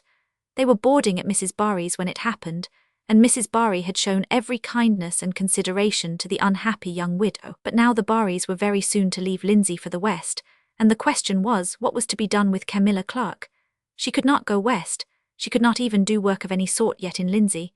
She had no relatives or friends in the world, and she was absolutely penniless. As she and her husband had joined the church to which the aforesaid Ladies' Aid belonged, the members thereof felt themselves bound to take up her case and see what could be done for her. The obvious solution was for some of them to offer her a home until such time as she would be able to go to work. But there did not seem to be anyone who could offer to do this, unless it was Mrs. Falconer. The church was small, and the Ladies' Aid smaller. There were only 12 members in it. 4 of these were unmarried ladies who boarded, and so were helpless in the matter. Of the remaining 8, 7 had large families, or sick husbands, or something else that prevented them from offering Camilla Clark an asylum. Their excuses were all valid. They were good, sincere women who would have taken her in if they could, but they could not see their way clear to do so. However, it was probable they would eventually manage it in some way if Mrs. Falconer did not rise to the occasion. Nobody liked to ask Mrs. Falconer outright to take Camilla Clark in, yet everyone thought she might offer. She was comfortably off, and though her house was small, there was nobody to live in it except herself and her husband. But Mrs. Falconer sat silent through all the discussion of the Ladies' Aid, and never opened her lips on the subject of Camilla Clark, despite the numerous hints which she received. Miss Bailey made one more effort as aforesaid. When her despairing reference to Providence brought forth no results, she wished she dared ask Mrs. Falconer openly to take Camilla Clark, but somehow she did not dare. There were not many things that could daunt Miss Bailey, but Mrs. Falconer's reserve and gentle aloofness always could. When Miss Bailey had gone on down the village street, Mrs. Falconer paused for a few moments at her gate, apparently lost in deep thought. She was perfectly well aware of all the hints that had been thrown out for her benefit that afternoon. She knew that the aides, one and all, thought that she ought to take Camilla Clark, but she had no room to give her, for it was out of the question to think of putting her in Missy's room. "I couldn't do such a thing," she said to herself piteously. "They don't understand, they can't understand, but I couldn't give her Missy's room. I'm sorry for poor Camilla and I wish I could help her, but I can't give her Missy's room and I have no other." The little Falconer cottage, set back from the road in the green seclusion of an apple orchard and thick leafy maples, was a very tiny one. There were just 2 rooms downstairs and 2 upstairs. When Mrs. Falconer entered the kitchen, an old-looking man with long white hair and mild blue eyes looked up with a smile from the bright-coloured blocks before him. "Have you been lonely, father?" said Mrs. Falconer tenderly. He shook his head, still smiling. No, not lonely, these, pointing to the blocks, are so pretty, see my house, mother. This man was Mrs. Falconer's husband. Once he had been one of the smartest, most intelligent men in Lindsay, and one of the most trusted employees of the railroad company. Then there had been a train collision. Malcolm Falconer was taken out of the wreck, fearfully injured. He eventually recovered physical health, but he was from that time forth merely a child in intellect, a harmless, kindly creature, docile and easily amused. Mrs. Falconer tried to dismiss the thought of Camilla Clark from her mind, but it would not be dismissed. Her conscience reproached her continually. She tried to compromise with it by saying that she would go down and see Camilla that evening and take her some nice fresh Irish moss jelly. It was so good for delicate people. She found Camilla alone in the Barry sitting room, and noticed with a feeling that was almost like self-reproach how thin and frail and white the poor young creature looked. Why, she seemed little more than a child. Her great dark eyes were far too big for her wasted face, and her hands were almost transparent. "I'm not much better yet," said Camilla tremulously in response to Mrs. Falconer's inquiries. "Oh, I'm so slow getting well, and I feel that I'm a burden to everybody." "But you mustn't think that, dear," said Mrs. Falconer, feeling more uncomfortable than ever. "We are all glad to do all we can for you." Mrs. Falconer paused suddenly. She was a very truthful woman, and she instantly realized that that last sentence was not true. She was not doing all she could for Camilla. She would not be glad, she feared, to do all she could. "If I were only well enough to go to work," sighed Camilla. "Mr. Mark says I can have a place in the shoe factory whenever I'm able to, but it will be so long yet. Oh, I'm so tired and discouraged." She put her hands over her face and sobbed. Mrs. Falconer caught her breath. What if Missy were somewhere alone in the world, ill, friendless, with never a soul to offer her a refuge or a shelter? It was so very, very probable. Before she could check herself, Mrs. Falconer spoke. "My dear, don't cry. I want you to come and stay with me until you get perfectly well. You won't be a speck of trouble, and I'll be glad to have you for company." Mrs. Falconer's Rubicon was crossed.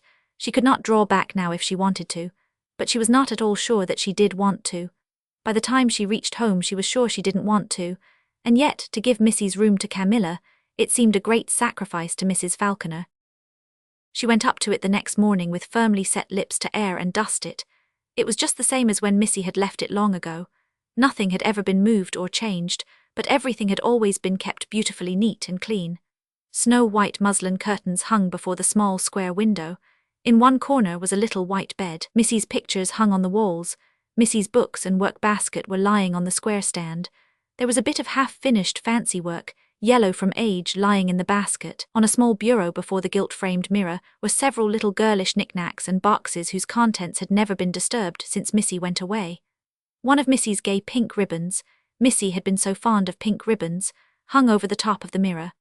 On a chair lay Missy's hat, bright with ribbons and roses, just as Missy had laid it there on the night before she left her home. Mrs. Falconer's lips quivered as she looked about the room, and tears came to her eyes. Oh, how could she put these things away and bring a stranger here? Here, where no one save herself had entered for 15 years, here in this room, sacred to Missy's memory, waiting for her return when she should be weary of wandering. It almost seemed to the mother's vague fancy, distorted by long, silent brooding, that her daughter's innocent girlhood had been kept here for her, and would be lost forever if the room were given to another. "I suppose it's dreadful foolishness," said Mrs. Falconer, wiping her eyes. "I know it is, but I can't help it. It just goes to my heart to think of putting these things away, but I must do it. Camilla is coming here today, and this room must be got ready for her. Oh, Missy, my poor lost child, it's for your sake I'm doing this, because you may be suffering somewhere as Camilla is now, and I'd wish the same kindness to be shown to you." She opened the window and put fresh linen on the bed. One by one Missy's little belongings were removed and packed carefully away. On the gay, foolish little hat with its faded wreath of roses, the mother's tears fell as she put it in a box. She remembered so plainly the first time Missy had worn it. She could see the pretty, delicately tinted face, the big shining brown eyes, and the riotous golden curls under the drooping, lace-edged brim. Oh, where was Missy now? What roof sheltered her? Did she ever think of her mother and the little white cottage under the maples, and the low-ceilinged, dim room where she had knelt to say her childhood's prayer? Camilla Clark came that afternoon. "Oh, it is lovely here," she said gratefully, looking out into the rustling shade of the maples. "I'm sure I shall soon get well here. Mrs. Barry was so kind to me, I shall never forget her kindness, but the house is so close to the factory, and there was such a whirring of wheels all the time, it seemed to get into my head and make me wild with nervousness. I'm so weak that sounds like that worry me, but it is so still and green and peaceful here, it just rests me. When bedtime came, Mrs. Falconer took Camilla up to Missy's room. It was not as hard as she had expected it to be after all. The wrench was over with the putting away of Missy's things, and it did not hurt the mother to see the frail, girlish Camilla in her daughter's place. "What a dear little room," said Camilla, glancing around. "It is so white and sweet. Oh, I know I am going to sleep well here and dream sweet dreams." "It was my daughter's room," said Mrs. Falconer, sitting down on the chintz-covered seat by the open window. Camilla looked surprised. "I did not know you had a daughter," she said. "Yes, I had just the one child," said Mrs. Falconer dreamily. For 15 years she had never spoken of Missy to a living soul except her husband, but now she felt a sudden impulse to tell Camilla about her, and about the room. Her name was Isabella, after her father's mother, but we never called her anything but Missy. That was the little name she gave herself when she began to talk. Oh, I've missed her so. "When did she die?" asked Camilla softly, sympathy shining star-like in her dark eyes. She didn't die," said Mrs. Falconer. "She went away. She was a pretty girl and gay and fond of fun, but such a good girl. Oh, Missy was always a good girl. Her father and I were so proud of her, too proud, I suppose. She had her little faults, she was too fond of dress and gaiety, but then she was so young and we indulged her. Then Bert Williams came to Lindsay to work in the factory. He was a handsome fellow with taking ways about him, but he was drunken and profane, and nobody knew anything about his past life. He fascinated Missy. He kept coming to see her until her father forbade him the house. Then our poor, foolish child used to meet him elsewhere.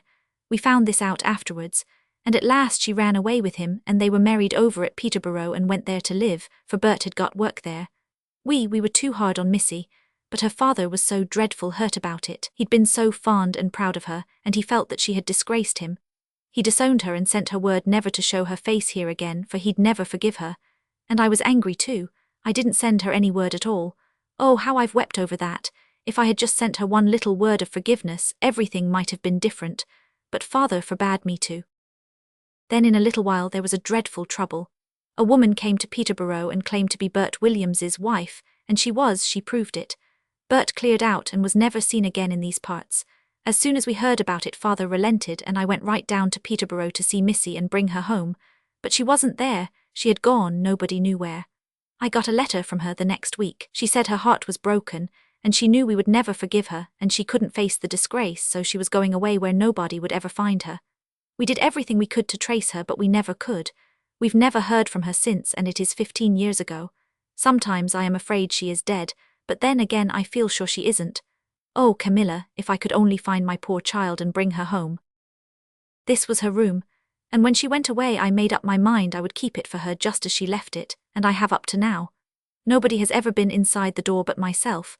I've always hoped that Missy would come home, and I would lead her up here and say, Missy, here is your room just as you left it, and here is your place in your mother's heart just as you left it. But she never came. I'm afraid she never will.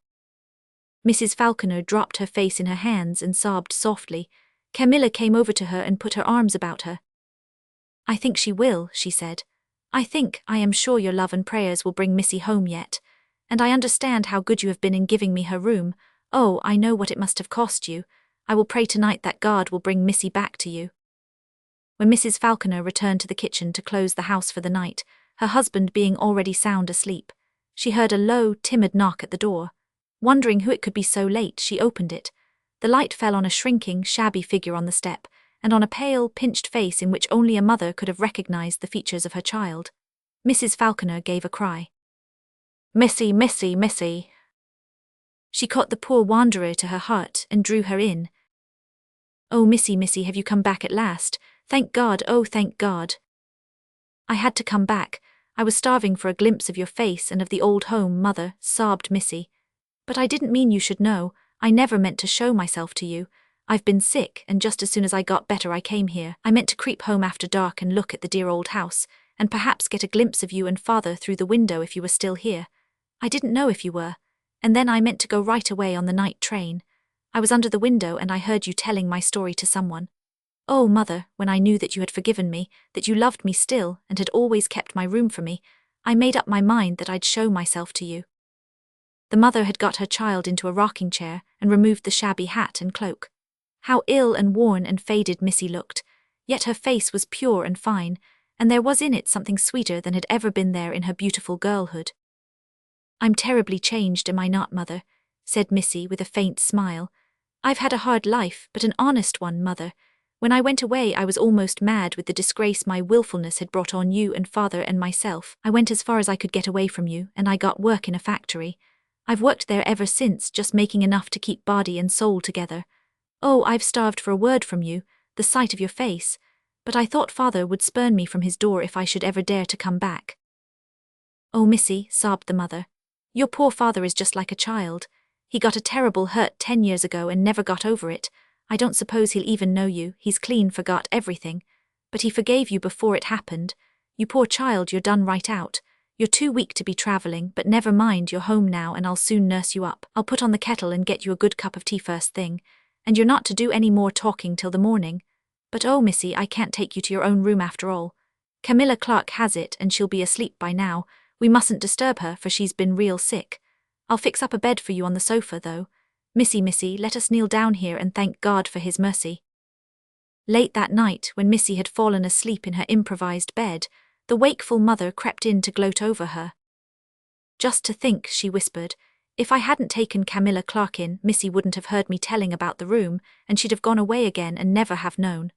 Oh, I don't deserve such a blessing when I was so unwilling to take Camilla, but I know one thing, this is going to be Camilla's home. There'll be no leaving it even when she does get well. She shall be my daughter and I'll love her next to Missy. Ted's afternoon off to sea. Ted was up at 5 that morning as usual. He always had to rise early to kindle the fire and go for the cows, but on this particular morning there was no had to about it. He had awakened at 4 o'clock and had sprung eagerly to the little garret window facing the east to see what sort of a day was being born. Thrilling with excitement, he saw that it was going to be a glorious day. The sky was all rosy and golden and clear beyond the sharp-pointed dark firs on Lee's Hill. Out to the north the sea was shimmering and sparkling gaily, with little foam crests here and there ruffled up by the cool morning breeze. Oh, it would be a splendid day. And he, Ted Melvin, was to have a half-holiday for the first time since he had come to live in Brookdale 4 years ago, a whole afternoon off to go to the Sunday school picnic at the beach beyond the big hotel. It almost seemed too good to be true. The Jacksons, with whom he had lived ever since his mother had died, did not think holidays were necessities for boys. Hard work and cast-off clothes, and 3 grudgingly allowed months of school in the winter, made up Ted's life year in and year out, his outer life at least. He had an inner life of dreams, but nobody knew or suspected anything about that. To everybody in Brookdale he was simply Ted Melvin, a shy, odd-looking little fellow with big, dreamy black eyes, and a head of thick, tangled curls which could never be made to look tidy, and always annoyed Mrs. Jackson exceedingly. It was as yet too early to light the fire or go for the cows. Ted crept softly to a corner in the garret and took from the wall an old brown fiddle. It had been his father's. He loved to play on it, and his few rare spare moments were always spent in the garret corner or the hayloft, with his precious fiddle. It was his one link with the old life he had lived in a little cottage far away, with a mother who had loved him and a merry young father who had made wonderful music on the old brown violin. Ted pushed open his garret window and, seating himself on the sill, began to play, with his eyes fixed on the glowing eastern sky. He played very softly, since Mrs. Jackson had a pronounced dislike to being wakened by fiddling at all unearthly hours. The music he made was beautiful and would have astonished anybody who knew enough to know how wonderful it really was. But there was nobody to hear this little neglected urchin of all work, and he fiddled away happily, the music floating out of the garret window, over the treetops and the dew-wet clover fields, until it mingled with the winds and was lost in the silver skies of the morning. Ted worked doubly hard all that forenoon, since there was a double share of work to do if, as Mrs. Jackson said, he was to be gadding to picnics in the afternoon. But he did it all cheerily and whistled for joy as he worked. After dinner Mrs. Ross came in. Mrs. Ross lived down on the shore road and made a living for herself and her 2 children by washing and doing days' work out. She was not a very cheerful person and generally spoke as if on the point of bursting into tears. She looked more doleful than ever today and lost no time in explaining why. I've just got word that my sister over at White Sands is sick with appendicitis. This was the nearest Mrs. Ross could get to appendicitis, and has to go to the hospital. I've got to go right over and see her, Mrs. Jackson, and I've run in to ask if Ted can go and stay with Jimmy till I get back. There's no one else I can get and Amelia is away. I'll be back this evening. I don't like leaving Jimmy alone. Ted's been promised that he could go to the picnic this afternoon, said Mrs. Jackson shortly. Mr. Jackson said he could go, so he'll have to please himself. If he's willing to stay with Jimmy instead, he can. I don't care. Oh, I've got to go to the picnic, cried Ted impulsively. I'm awful sorry for Jimmy, but I must go to the picnic. I suppose you feel so, said Mrs. Ross, sighing heavily. I dunno's I blame you. Picnics is more cheerful than staying with a poor little lame boy, I don't doubt. Well, I suppose I can put Jimmy's supper on the table close to him and shut the cat in with him, and meb he'll worry through. He was counting on having you to fiddle for him, though. Jimmy's crazy about music and he don't never hear much of it. Speaking of fiddling, there's a great fiddler stopping at the hotel now. His name is Blair Milford and he makes his living fiddling at concerts. I knew him well when he was a child. I was nurse in his father's family. He was a taking little chap and I was real fond of him. Well, I must be getting. Jimmy'll feel bad at staying alone, but I'll tell him he'll just have to put up with it. Mrs. Ross sighed herself away and Ted flew up to his garret corner with a choking in his throat. He couldn't go to stay with Jimmy, he couldn't give up the picnic. Why, he had never been at a picnic, and they were going to drive to the hotel beach in wagons and have swings and games and ice cream and a boat sail to Curtin Island. He had been looking forward to it, waking and dreaming for a fortnight. He must go, but poor little Jimmy, it was too bad for him to be left all alone. I wouldn't like it myself, said Ted miserably, trying to swallow a lump that persisted in coming up in his throat. It must be dreadful to have to lie on the sofa all the time and never be able to run, climb trees or play or do a single thing. And Jimmy doesn't like reading much. He'll be dreadful lonesome. I'll be thinking of him all the time at the picnic. I know I will. I suppose I could go and stay with him if I just made up my mind to it. Making up his mind to it was a slow and difficult process. But when Ted was finally dressed in his shabby, skimpy Sunday best, he tucked his precious fiddle under his arm and slipped downstairs. Please, I think I'll go and stay with Jimmy, he said to Mrs. Jackson timidly, as he always spoke to her. Well, if you're to waste the afternoon, I suppose it's better to waste it that way than in going to a picnic and eating yourself sick, was Mrs. Jackson's ungracious response. Ted reached Mrs. Ross's little house just as that good lady was locking the door on Jimmy and the cat. Well, I'm real glad, she said, when Ted told her he had come to stay. I'd have worried most awful if I'd had to leave Jimmy all alone.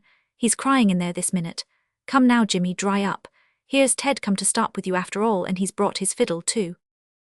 Jimmy's tears were soon dried, and he welcomed Ted joyfully. I've been thinking awful long to hear you fiddling, said Jimmy with a sigh of content. Seems like the ache ain't never half so bad when I'm listening to music, and when it's your music I forget there's any ache at all. Ted took his violin and began to play. After all, it was almost as good as a picnic to have a whole afternoon for his music. The stuffy little room with its dingy plaster and shabby furniture was filled with wonderful harmonies. Once he began, Ted could play for hours at a stretch and never be conscious of fatigue. Jimmy lay and listened in rapturous content, while Ted's violin sang and laughed and dreamed and rippled. There was another listener besides Jimmy.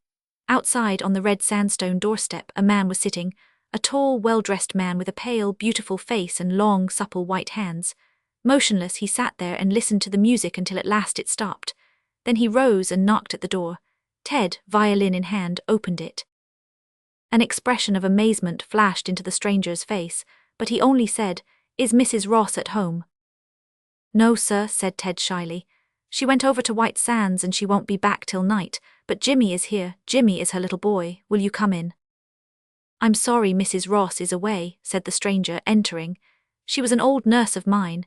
I must confess I've been sitting on the step out there for some time, listening to your music. Who taught you to play, my boy?" "Nobody," said Ted simply. "I've always been able to play." "He makes it up himself out of his own head, sir," said Jimmy eagerly. "No, I don't make it, it makes itself. It just comes," said Ted, a dreamy gaze coming into his big black eyes. The caller looked at him closely. "I know a little about music myself," he said. "My name is Blair Milford and I am a professional violinist. Your playing is wonderful. What is your name?" "Ted Melvin." Well, Ted, I think that you have a great talent, and it ought to be cultivated. You should have competent instruction. Come, you must tell me all about yourself. Ted told what little he thought there was to tell. Blair Milford listened and nodded, guessing much that Ted didn't tell and indeed didn't know himself. Then he made Ted play for him again. Amazing, he said softly under his breath. Finally he took the violin and played himself. Ted and Jimmy listened breathlessly. Oh, if I could only play like that, said Ted wistfully. Blair Milford smiled. You will play much better some day if you get the proper training, he said. You have a wonderful talent, my boy, and you should have it cultivated.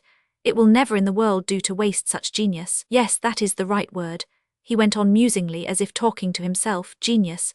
Nature is always taking us by surprise. This child has what I have never had and would make any sacrifice for, and yet in him it may come to naught for lack of opportunity. But it must not, Ted. You must have a musical training. I can't take lessons if that is what you mean, sir, said Ted wonderingly. Mr. Jackson wouldn't pay for them. I think we needn't worry about the question of payment if you can find time to practice, said Blair Milford. I am to be at the beach for 2 months yet. For once I'll take a music pupil, but will you have time to practice? Yes, sir, I'll make time, said Ted, as soon as he could speak at all for the wonder of it. I'll get up at 4 in the morning and have an hour's practicing before the time for the cows. But I'm afraid it'll be too much trouble for you, sir, I'm afraid. Blair Milford laughed and put his slim white hand on Ted's curly head. It isn't much trouble to train an artist. It is a privilege. Ah, Ted, you have what I once hoped I had, what I know now I never can have. You don't understand me. You will some day. Ain't he an awful nice man, said Jimmy when Blair Milford had gone. But what did he mean by all that talk? I don't know exactly, said Ted dreamily. That is, I seem to feel what he meant, but I can't quite put it into words. But oh, Jimmy, I'm so happy. I'm to have lessons. I have always longed to have them. I guess you're glad you didn't go to the picnic, said Jimmy. Yes, but I was glad before, Jimmy, honest I was. Blair Milford kept his promise. He interviewed Mr. and Mrs. Jackson, and by means best known to himself, induced them to consent that Ted should take music lessons every Saturday afternoon. He was a pupil to delight a teacher's heart, and after every lesson, Blair Milford looked at him with kindly eyes and murmured, "Amazing," under his breath. Finally he went again to the Jacksons, and the next day he said to Ted, "Ted, would you like to come away with me? Live with me, be my boy, and have your gift for music thoroughly cultivated?" "What do you mean, sir?" said Ted tremblingly. "I mean that I want you, that I must have you, Ted. I've talked to Mr. Jackson, and he has consented to let you come. You shall be educated, you shall have the best masters in your art that the world affords, you shall have the career I once dreamed of. Will you come, Ted?" Ted drew a long breath. "Yes, sir," he said, "but it isn't so much because of the music, it's because I love you, Mr. Milford, and I'm so glad I'm to be always with you. The doctor's sweetheart to see. Just because I am an old woman outwardly it doesn't follow that I am one inwardly. Hearts don't grow old, or shouldn't. Mine hasn't, I am thankful to say. It bounded like a girl's with delight when I saw Dr. John and Marcella Barry drive past this afternoon. If the doctor had been my own son I couldn't have felt more real pleasure in his happiness. I'm only an old lady who can do little but sit by her window and knit, but eyes were made for seeing, and I use mine for that purpose. When I see the good and beautiful things, and a body need never look for the other kind, you know, the things God planned from the beginning and brought about in spite of the counter-plans and schemes of men, I feel such a deep joy that I'm glad, even at 75, to be alive in a world where such things come to pass. And if ever God meant and made 2 people for each other, those people were Dr. John and Marcella Barry, and that is what I always tell folk who come here commenting on the difference in their ages. Old enough to be her father, sniffed Mrs. Riddell to me the other day. I didn't say anything to Mrs. Riddell, I just looked at her. I presume my face expressed what I felt pretty clearly. How any woman can live for 60 years in the world, as Mrs. Riddell has, a wife and mother at that, and not get some realization of the beauty and general satisfactoriness of a real and abiding love, is something I cannot understand, and never shall be able to. Nobody in Bridgeport believed that Marcella would ever come back, except Dr. John and me, not even her Aunt Sarah. I've heard people laugh at me when I said I knew she would, but nobody minds being laughed at when she is sure of a thing, and I was sure that Marcella Barry would come back as that the sun rose and set. I hadn't lived beside her for 8 years to know so little about her as to doubt her. Neither had Dr. John. Marcella was only 8 years old when she came to live in Bridgeport. Her father, Chester Barry, had just died. Her mother, who was a sister of Miss Sarah Bryant, my next-door neighbour, had been dead for 4 years. Marcella's father left her to the guardianship of his brother, Richard Barry. But Miss Sarah pleaded so hard to have the little girl that the Barrys consented to let Marcella live with her aunt until she was 16. Then they said she would have to go back to them to be properly educated and take the place of her father's daughter in his world. For, of course, it is a fact that Miss Sarah Bryant's world was and is a very different one from Chester Barry's world. As to which side the difference favours, that isn't for me to say. It all depends on your standard of what is really worthwhile, you know. So Marcella came to live with us in Bridgeport. I say us advisedly. She slept and ate in her aunt's house, but every house in the village was a home to her, for with all our little disagreements and diverse opinions, we are really all one big family, and everybody feels an interest in and a good working affection for everybody else. Besides, Marcella was one of those children whom everybody loves at sight, and keeps on loving. One long, steady gaze from those big greyish-blue black-lashed eyes of hers went right into your heart and stayed there. She was a pretty child and as good as she was pretty. It was the right sort of goodness, too, with just enough spice of original sin in it to keep it from spoiling by reason of oversweetness. She was a frank, loyal, brave little thing, even at 8, and wouldn't have said or done a mean or false thing to save her life. She and I were right good friends from the beginning. She loved me, and she loved her Aunt Sarah, but from the very first her best and deepest affection went out to Dr. John Haven, who lived in the big brick house on the other side of Miss Sarah's. Dr. John was a Bridgeport boy, and when he got through college he came right home and settled down here with his widowed mother. The Bridgeport girls were fluttered, for eligible young men were scarce in our village. There was considerable setting of caps. I must say that, although I despise ill-natured gossip, but neither the caps nor the wearers thereof seemed to make any impression on Dr. John. Mrs. Riddell said that he was a born old bachelor. I suppose she based her opinion on the fact that Dr. John was always a quiet, bookish fellow, who didn't care a button for society, and had never been guilty of a flirtation in his life. I knew Dr. John's heart far better than Martha Riddell could know anybody's, and I knew there was nothing of the old bachelor in his nature. He just had to wait for the right woman, that was all, not being able to content himself with less as some men can and do. If she never came, Dr. John would never marry, but he wouldn't be an old bachelor for all that. He was 30 when Marcella came to Bridgeport, a tall, broad-shouldered man with a mane of thick brown curls and level, dark hazel eyes. He walked with a little stoop, his hands clasped behind him, and he had the sweetest, deepest voice.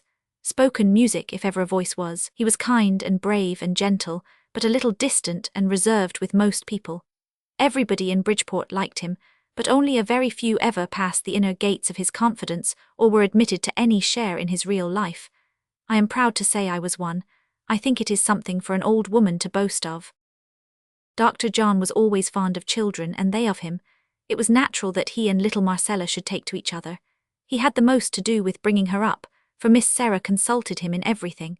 Marcella was not hard to manage for the most part, but she had a will of her own, and when she did set it up in opposition to the powers that were, nobody but the doctor could influence her at all. She never resisted him or disobeyed his wishes. Marcella was one of those girls who develop early. I suppose her constant association with us elderly folks had something to do with it, too, but at 15, she was a woman, loving, beautiful and spirited. And Dr. John loved her, loved the woman, not the child. I knew it before he did, but not, as I think, before Marcella did, for those young, straight-gazing eyes of hers were wonderfully quick to read into other people's hearts. I watched them together and saw the love growing between them, like a strong, fair, perfect flower, whose fragrance was to endure for eternity. Miss Sarah saw it too and was half pleased and half worried. Even Miss Sarah thought the doctor too old for Marcella, and besides there were the Barrys to be reckoned with. Those Barrys were the nightmare dread of poor Miss Sarah's life. The time came when Dr. John's eyes were opened. He looked into his own heart and read there what life had written for him. As he told me long afterwards, it came to him with a shock that left him white-lipped.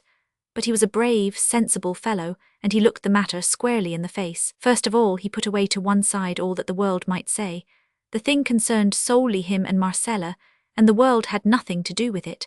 That disposed of, he asked himself soberly if he had a right to try to win Marcella's love. He decided that he had not. It would be taking an unfair advantage of her youth and inexperience. He knew that she must soon go to her father's people. She must not go bound by any ties of his making. Dr. John, for Marcella's sake, gave the decision against his own heart. So much did Dr. John tell me, his old friend and confidant. I said nothing and gave no advice, not having lived 75 years for nothing. I knew that Dr. John's decision was manly and right and fair, but I also knew it was all nullified by the fact that Marcella already loved him. So much I knew, the rest I was left to suppose. The doctor and Marcella told me much, but there were some things too sacred to be told, even to me, so that to this day I don't know how the doctor found out that Marcella loved him.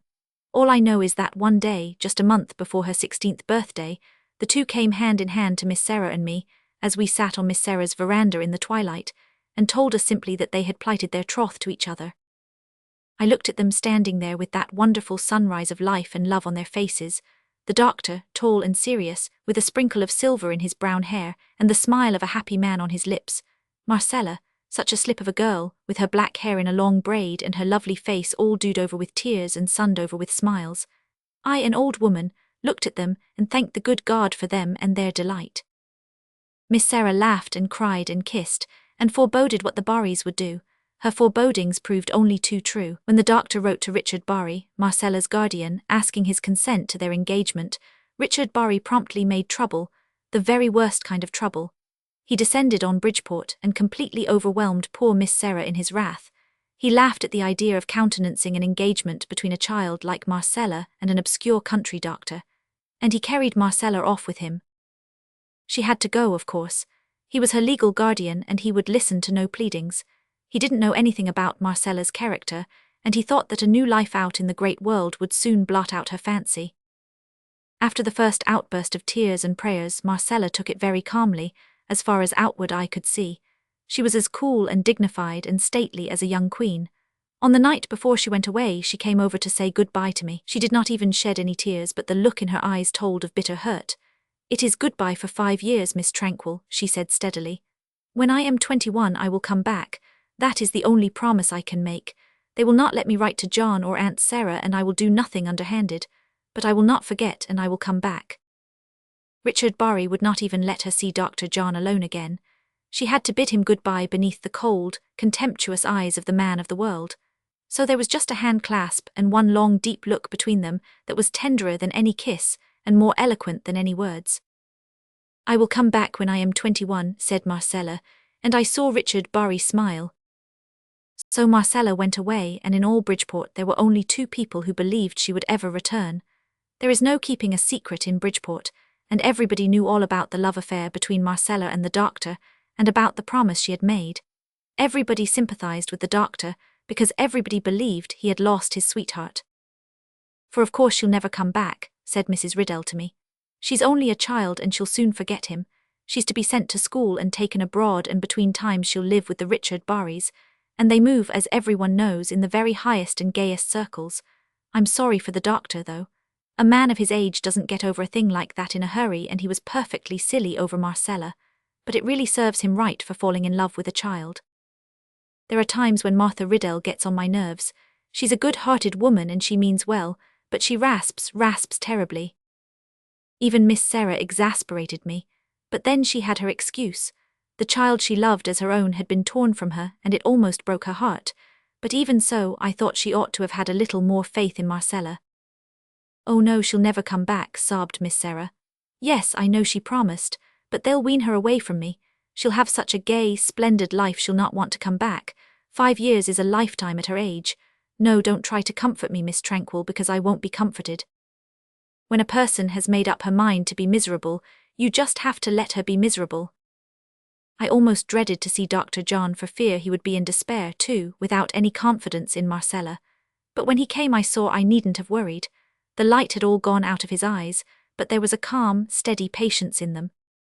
"She will come back to me, Miss Tranquil," he said. "I know what people are saying, but that does not trouble me. They do not know Marcella as I do.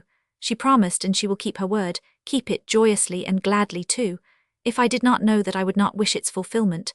When she is free she will turn her back on that brilliant world and all it offers her and come back to me. My part is to wait and believe." So Dr. John waited and believed. After a little while the excitement died away and people forgot Marcella. We never heard from or about her, except a paragraph now and then in the society columns of the city paper the doctor took. We knew she was sent to school for 3 years, then the Barrys took her abroad. She was presented at court. When the doctor read this, he was with me at the time, he put his hand over his eyes and sat very silent for a long time. I wondered if at last some momentary doubt had crept into his mind, if he did not fear that Marcella must have forgotten him. The paper told of her triumph and her beauty and hinted at a titled match. Was it probable or even possible that she would be faithful to him after all this?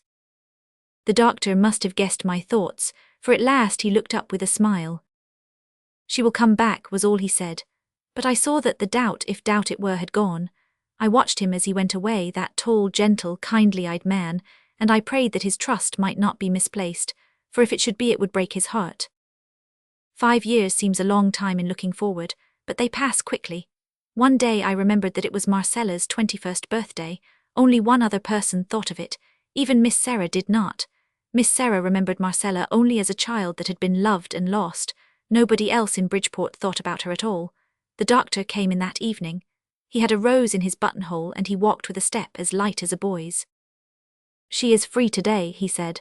"We shall soon have her again, Miss Tranquil." "Do you think she will be the same?" I said. I don't know what made me say it. I hate to be one of those people who throw cold water on other people's hopes. But it slipped out before I thought. I suppose the doubt had been vaguely troubling me always, under all my faith in Marcella, and now made itself felt in spite of me. But the doctor only laughed. "How could she be changed?" he said. "Some women might be, most women would be, but not Marcella. Dear Miss Tranquil, don't spoil your beautiful record of confidence by doubting her now. We shall have her again soon. How soon I don't know, for I don't even know where she is, whether in the old world or the new, but just as soon as she can come to us." We said nothing more, neither of us. But every day the light in the doctor's eyes grew brighter and deeper and tenderer. He never spoke of Marcella, but I knew she was in his thoughts every moment. He was much calmer than I was. I trembled when the postman knocked, jumped when the gate latch clicked, and fairly had a cold chill if I saw a telegraph boy running down the street. One evening, a fortnight later, I went over to see Miss Sarah. She was out somewhere, so I sat down in her little sitting room to wait for her. Presently the doctor came in and we sat in the soft twilight, talking a little now and then, but silent when we wanted to be, as becomes real friendship. It was such a beautiful evening. Outside in Miss Sarah's garden the roses were white and red, and sweet with dew. The honeysuckle at the window sent in delicious breaths now and again. A few sleepy birds were twittering. Between the trees the sky was all pink and silvery blue, and there was an evening star over the elm in my front yard. We heard somebody come through the door and down the hall. I turned, expecting to see Miss Sarah, and I saw Marcella. She was standing in the doorway, tall and beautiful, with a ray of sunset light falling athwart her black hair under her travelling hat. She was looking past me at Dr. John, and in her splendid eyes was the look of the exile who had come home to her own. "Marcella," said the doctor. I went out by the dining room door and shut it behind me, leaving them alone together. The wedding is to be next month. Miss Sarah is beside herself with delight. The excitement has been really terrible, and the way people have talked and wondered and exclaimed has almost worn my patience clean out. I've snubbed more persons in the last 10 days than I ever did in all my life before. Nothing of this worries Dr. John or Marcella. They are too happy to care for gossip or outside curiosity. The Barrys are not coming to the wedding, I understand. They refuse to forgive Marcella or countenance her folly, as they call it, in any way. Folly. When I see those two together and realize what they mean to each other, I have some humble, reverent idea of what true wisdom is. The end of the young family feud to see. A week before Christmas, Aunt Jean wrote to Elizabeth, inviting her and Alberta and me to eat our Christmas dinner at Monkshead. We accepted with delight. Aunt Jean and Uncle Norman were delightful people, and we knew we should have a jolly time at their house. Besides, we wanted to see Monkshead, where Father had lived in his boyhood, and the old young homestead where he had been born and brought up, and where Uncle William still lived. Father never said much about it, but we knew he loved it very dearly, and we had always greatly desired to get at least a glimpse of what Alberta liked to call our ancestral halls. Since Monkshead was only 60 miles away, and Uncle William lived there as aforesaid, it may be pertinently asked what there was to prevent us from visiting it and the homestead as often as we wished. We answer promptly: the family feud. Father and Uncle William were on bad terms, or rather on no terms at all, and had been ever since we could remember. After Grandfather Young's death, there had been a wretched quarrel over the property. Father always said that he had been as much to blame as Uncle William, but Great-Aunt Emily told us that Uncle William had been by far the most to blame, and that he had behaved scandalously to Father. Moreover, she said that Father had gone to him when cooling down time came, apologized for what he had said, and asked Uncle William to be friends again, and that William simply turned his back on Father and walked into the house without saying a word, but, as Great-Aunt Emily said, with the young temper sticking out of every kink and curve of his figure. Great-Aunt Emily is our aunt on Mother's side, and she does not like any of the Youngs except Father and Uncle Norman. This was why we had never visited Monkshead. We had never seen Uncle William, and we always thought of him as a sort of ogre when we thought of him at all. When we were children, our old nurse, Margaret Hannah, used to frighten us into good behaviour by saying ominously, "If you'ns ain't good, your Uncle William'll catch you." What he would do to us when he catched us she never specified, probably reasoning that the unknown was always more terrible than the known. My private opinion in those days was that he would boil us in oil and pick our bones. Uncle Norman and Aunt Jean had been living out west for years. 3 months before this Christmas they had come east, bought a house in Monkshead and settled there. They had been down to see us, and Father and Mother and the boys had been up to see them, but we 3 girls had not, so we were pleasantly excited at the thought of spending Christmas there. Christmas morning was fine, white as a pearl and clear as a diamond. We had to go by the 7 o'clock train, since there was no other before 11, and we reached Monkshead at 8:30. When we stepped from the train, the station master asked us if we were the 3 Miss Youngs. Alberta pleaded guilty, and he said, "Well, here's a letter for you then." We took the letter and went into the waiting room with sundry misgivings. What had happened? Were Uncle Norman and Aunt Jean quarantined for scarlet fever, or had burglars raided the pantry and carried off the Christmas supplies? Elizabeth opened and read the letter aloud. It was from Aunt Jean to the following effect. "Dear girls, I am so sorry to disappoint you, but I cannot help it. Word has come from Streatham that my sister has met with a serious accident and is in a very critical condition.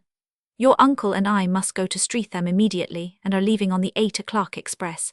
I know you have started before this, so there is no use in telegraphing. We want you to go right to the house and make yourself at home. You will find the key under the kitchen doorstep, and the dinner in the pantry all ready to cook. There are 2 mince pies on the 3rd shelf, and the plum pudding only needs to be warmed up.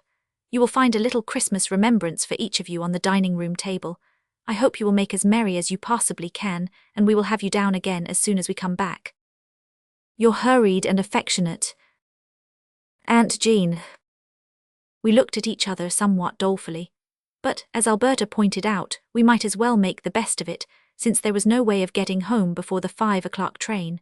So we trailed out to the station master and asked him limply if he could direct us to Mr. Norman Young's house. He was a rather grumpy individual, very busy with pencil and notebook over some freight, but he favoured us with his attention long enough to point with his pencil and say jerkily, "Youngs, see that red house on the hill? That's it." The red house was about 1/4 of a mile from the station, and we saw it plainly. Accordingly, to the red house we betook ourselves. On nearer view it proved to be a trim, handsome place, with nice grounds and very fine old trees. We found the key under the kitchen doorstep and went in. The fire was black out, and somehow things wore a more cheerless look than I had expected to find. I may as well admit that we marched into the dining room first of all, to find our presents. There were 3 parcels, 2 very small and 1 pretty big, lying on the table, but when we came to look for names there were none. "Evidently Aunt Jean in her hurry and excitement forgot to label them," said Elizabeth. "Let us open them. We may be able to guess from the contents which belongs to whom." I must say we were surprised when we opened those parcels. We had known that Aunt Jean's gifts would be nice, but we had not expected anything like this. There was a magnificent stone marten collar, a dear little gold watch and pearl chatelaine, and a gold chain bracelet set with turquoises. "The collar must be for you, Elizabeth, because Mary and I have one already, and Aunt Jean knows it," said Alberta. "The watch must be for you, Mary, because I have one, and by the process of exhaustion the bracelet must be for me. Well, they are all perfectly sweet." Elizabeth put on her collar and paraded in front of the sideboard mirror. It was so dusty she had to take her handkerchief and wipe it before she could see herself properly. Everything in the room was equally dusty. As for the lace curtains, they looked as if they hadn't been washed for years, and one of them had a long ragged hole in it. I couldn't help feeling secretly surprised, for Aunt Jean had the reputation of being a perfect housekeeper. However, I didn't say anything, and neither did the other girls. Mother had always impressed upon us that it was the height of bad manners to criticize anything we might not like in a house where we were guests. "Well, let's see about dinner," said Alberta practically, snapping her bracelet on her wrist and admiring the effect. We went to the kitchen, where Elizabeth proceeded to light the fire, that being one of her specialties, while Alberta and I explored the pantry. We found the dinner supplies laid out as Aunt Jean had explained.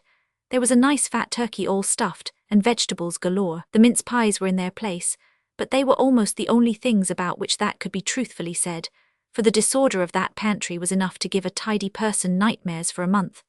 "I never in all my life saw," began Alberta, and then stopped short, evidently remembering Mother's teaching. "Where is the plum pudding?" said I, to turn the conversation into safer channels. It was nowhere to be seen, so we concluded it must be in the cellar, but we found the cellar door padlocked good and fast. "Never mind," said Elizabeth. "You know none of us really likes plum pudding. We only eat it because it is the proper traditional dessert. The mince pies will suit us better." We hurried the turkey into the oven, and soon everything was going merrily. We had lots of fun getting up that dinner, and we made ourselves perfectly at home, as Aunt Jean had commanded. We kindled a fire in the dining room and dusted everything in sight. We couldn't find anything remotely resembling a duster, so we used our handkerchiefs. When we got through, the room looked like something, for the furnishings were really very handsome, but our handkerchiefs, well. Then we set the table with all the nice dishes we could find. There was only one long tablecloth in the sideboard drawer, and there were 3 holes in it, but we covered them with dishes and put a little potted palm in the middle for a centerpiece. At 1 o'clock dinner was ready for us and we for it. Very nice that table looked too as we sat down to it. Just as Alberta was about to spear the turkey with a fork and begin carving, that being one of her specialties, the kitchen door opened and somebody walked in. Before we could move, a big, handsome, bewhiskered man in a fur coat appeared in the dining room doorway. I wasn't frightened. He seemed quite respectable, I thought, and I supposed he was some intimate friend of Uncle Norman's. I rose politely and said, "Good day." You never saw such an expression of amazement as was on that poor man's face. He looked from me to Alberta and from Alberta to Elizabeth, and from Elizabeth to me again, as if he doubted the evidence of his eyes. "Mr. and Mrs. Norman Young are not at home," I explained, pitying him. "They went to Streatham this morning because Mrs. Young's sister is very ill." "What does all this mean?" said the big man gruffly. "This isn't Norman Young's house. It is mine. I'm William Young. Who are you, and what are you doing here?" I fell back into my chair, speechless. My very first impulse was to put up my hand and cover the gold watch. Alberta had dropped the carving knife and was trying desperately to get the gold bracelet off under the table. In a flash we had realized our mistake and its awfulness. As for me, I felt positively frightened. Margaret Hannah's warnings of old had left an ineffaceable impression. Elizabeth rose to the occasion. Rising to the occasion is another of Elizabeth's specialties. Besides, she was not hampered by the tingling consciousness that she was wearing a gift that had not been intended for her. "We have made a mistake, I fear," she said, with a dignity which I appreciated even in my panic, "and we are very sorry for it. We were invited to spend Christmas with Mr. and Mrs. Norman Young. When we got off the train, we were given a letter from them stating that they were summoned away but telling us to go to their house and make ourselves at home. The station master told us that this was the house, so we came here. We have never been in Monkshead, so we did not know the difference. Please pardon us." I had got off the watch by this time and laid it on the table unobserved, as I thought. Alberta, not having the key of the bracelet, had not been able to get it off, and she sat there crimson with shame. As for Uncle William, there was positively a twinkle in his eye. He did not look in the least ogreish. "Well, it has been quite a fortunate mistake for me," he said. "I came home expecting to find a cold house and a raw dinner, and I find this instead. I'm very much obliged to you." Alberta rose, went to the mantelpiece, took the key of the bracelet therefrom and unlocked it. Then she faced Uncle William. "Mrs. Young told us in her letter that we would find our Christmas gifts on the table, so we took it for granted that these things belonged to us," she said desperately. "And now, if you will kindly tell us where Mr. Norman Young does live, we won't intrude on you any longer. Come, girls." Elizabeth and I rose with a sigh. There was nothing else to be done, of course, but we were fearfully hungry, and we did not feel enthusiastic over the prospect of going to another empty house and cooking another dinner. "Wait a bit," said Uncle William. "I think since you have gone to all the trouble of cooking the dinner, it's only fair you should stay and help to eat it. Accidents seem to be rather fashionable just now. My housekeeper's son broke his leg down at Weston, and I had to take her there early this morning. Come, introduce yourselves. To whom am I indebted for this pleasant surprise?" "We are Elizabeth, Alberta, and Mary Young of Green Village," I said, and then I looked to see the ogre creep out if it were ever going to. But Uncle William merely looked amazed for the first moment, foolish for the second, and the third he was himself again.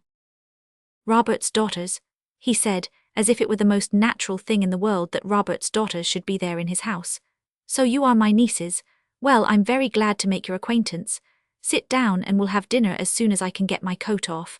I want to see if you are as good cooks as your mother used to be long ago." We sat down, and so did Uncle William. Alberta had her chance to show what she could do at carving, for Uncle William said it was something he never did. He kept a housekeeper just for that. At first we felt a bit stiff and awkward, but that soon wore off, for Uncle William was genial, witty, and entertaining. Soon, to our surprise, we found that we were enjoying ourselves. Uncle William seemed to be too. When we had finished, he leaned back and looked at us. "I suppose you've been brought up to abhor me and all my works," he said abruptly. "Not by father and mother," I said frankly. "They never said anything against you.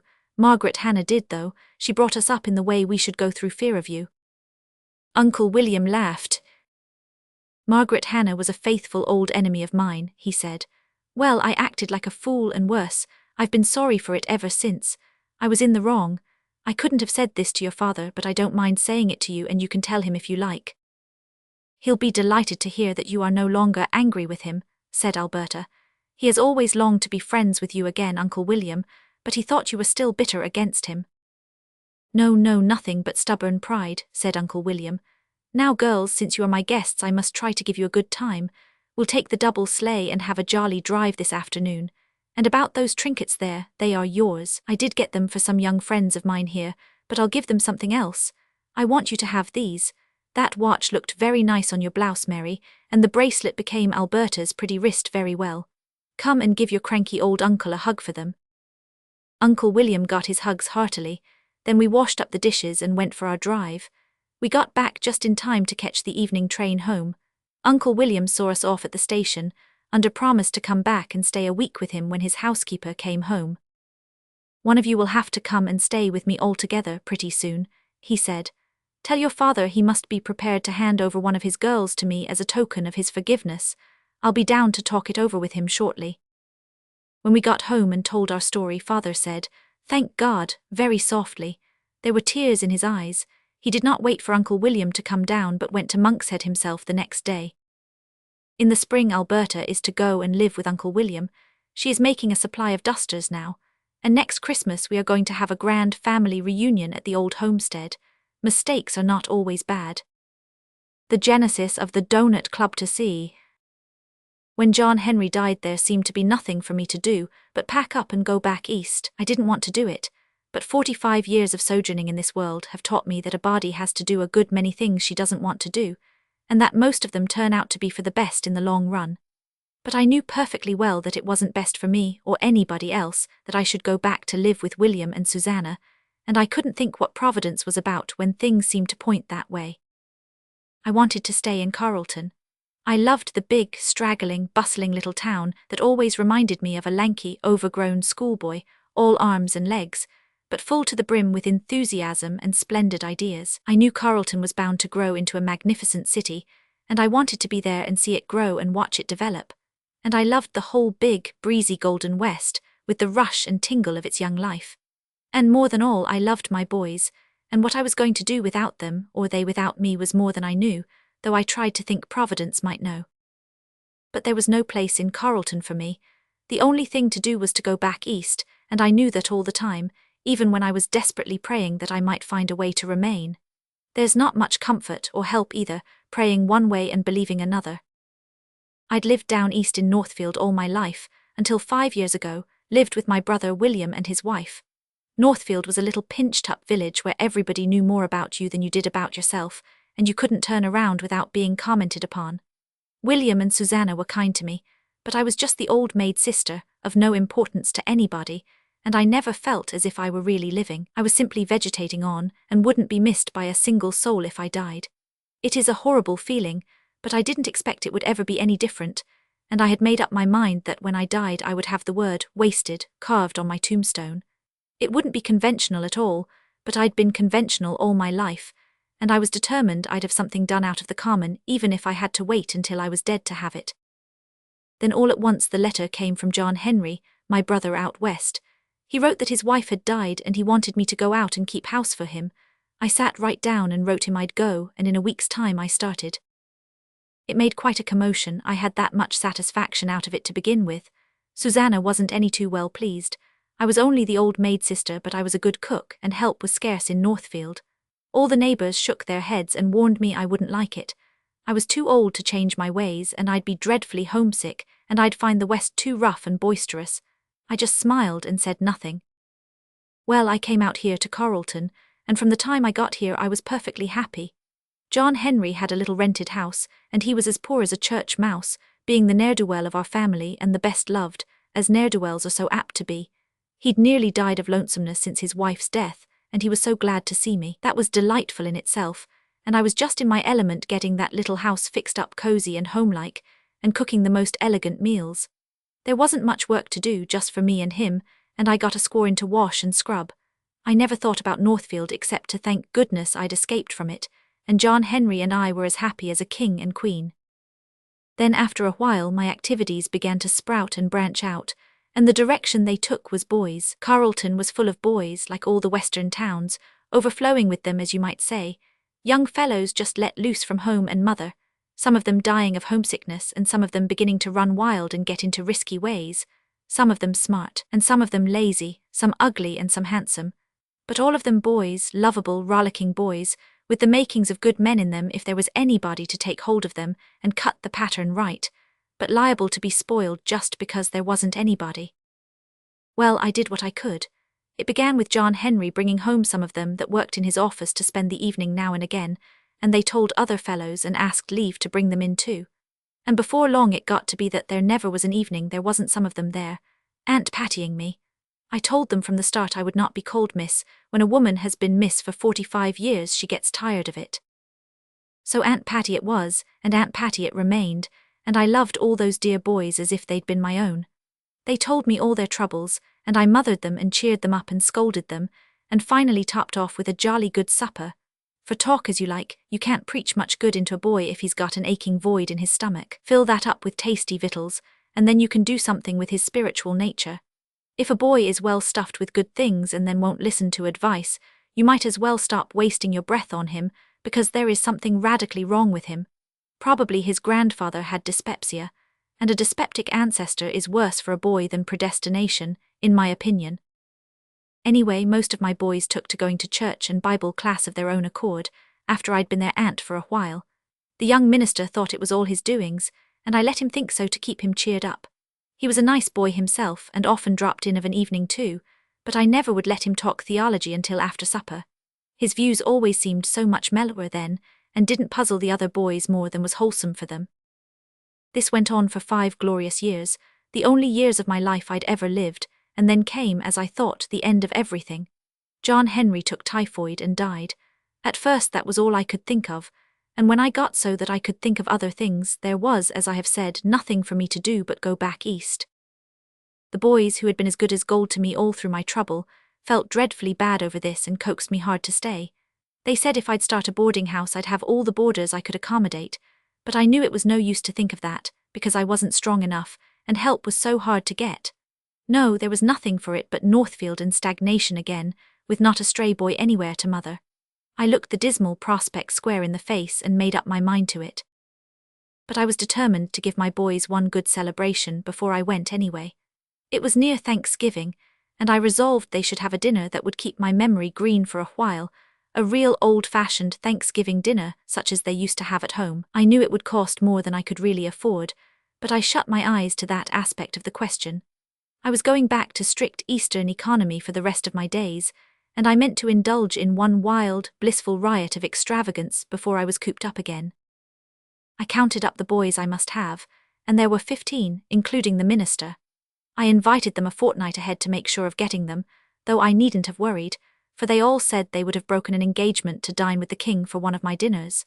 The minister said he had been feeling so homesick he was afraid he wouldn't be able to preach a real thankful sermon, but now he was comfortably sure that his sermon would be overflowing with gratitude. I just threw myself heart and soul into the preparations for that dinner. I had 3 turkeys and 2 sucking pigs, and mince pies and pumpkin pies and apple pies, and donuts and fruit cake and cranberry sauce and brown bread, and ever so many other things to fill up the chinks. The night before Thanksgiving everything was ready, and I was so tired I could hardly talk to Jimmy Nelson when he dropped in. Jimmy had something on his mind, I saw that, so I said, "Fess up, Jimmy, and then you'll be able to enjoy your call." "I want to ask a favor of you, Aunt Patty," said Jimmy. I knew I should have to grant it. Nobody could refuse Jimmy anything. He looked so much like a nice, clean, pink and white little schoolboy whose mother had just scrubbed his face and told him to be good. At the same time, he was one of the wildest young scamps in Carrollton, or had been until a year ago. I'd got him well set on the road to reformation, and I felt worse about leaving him than any of the rest of them.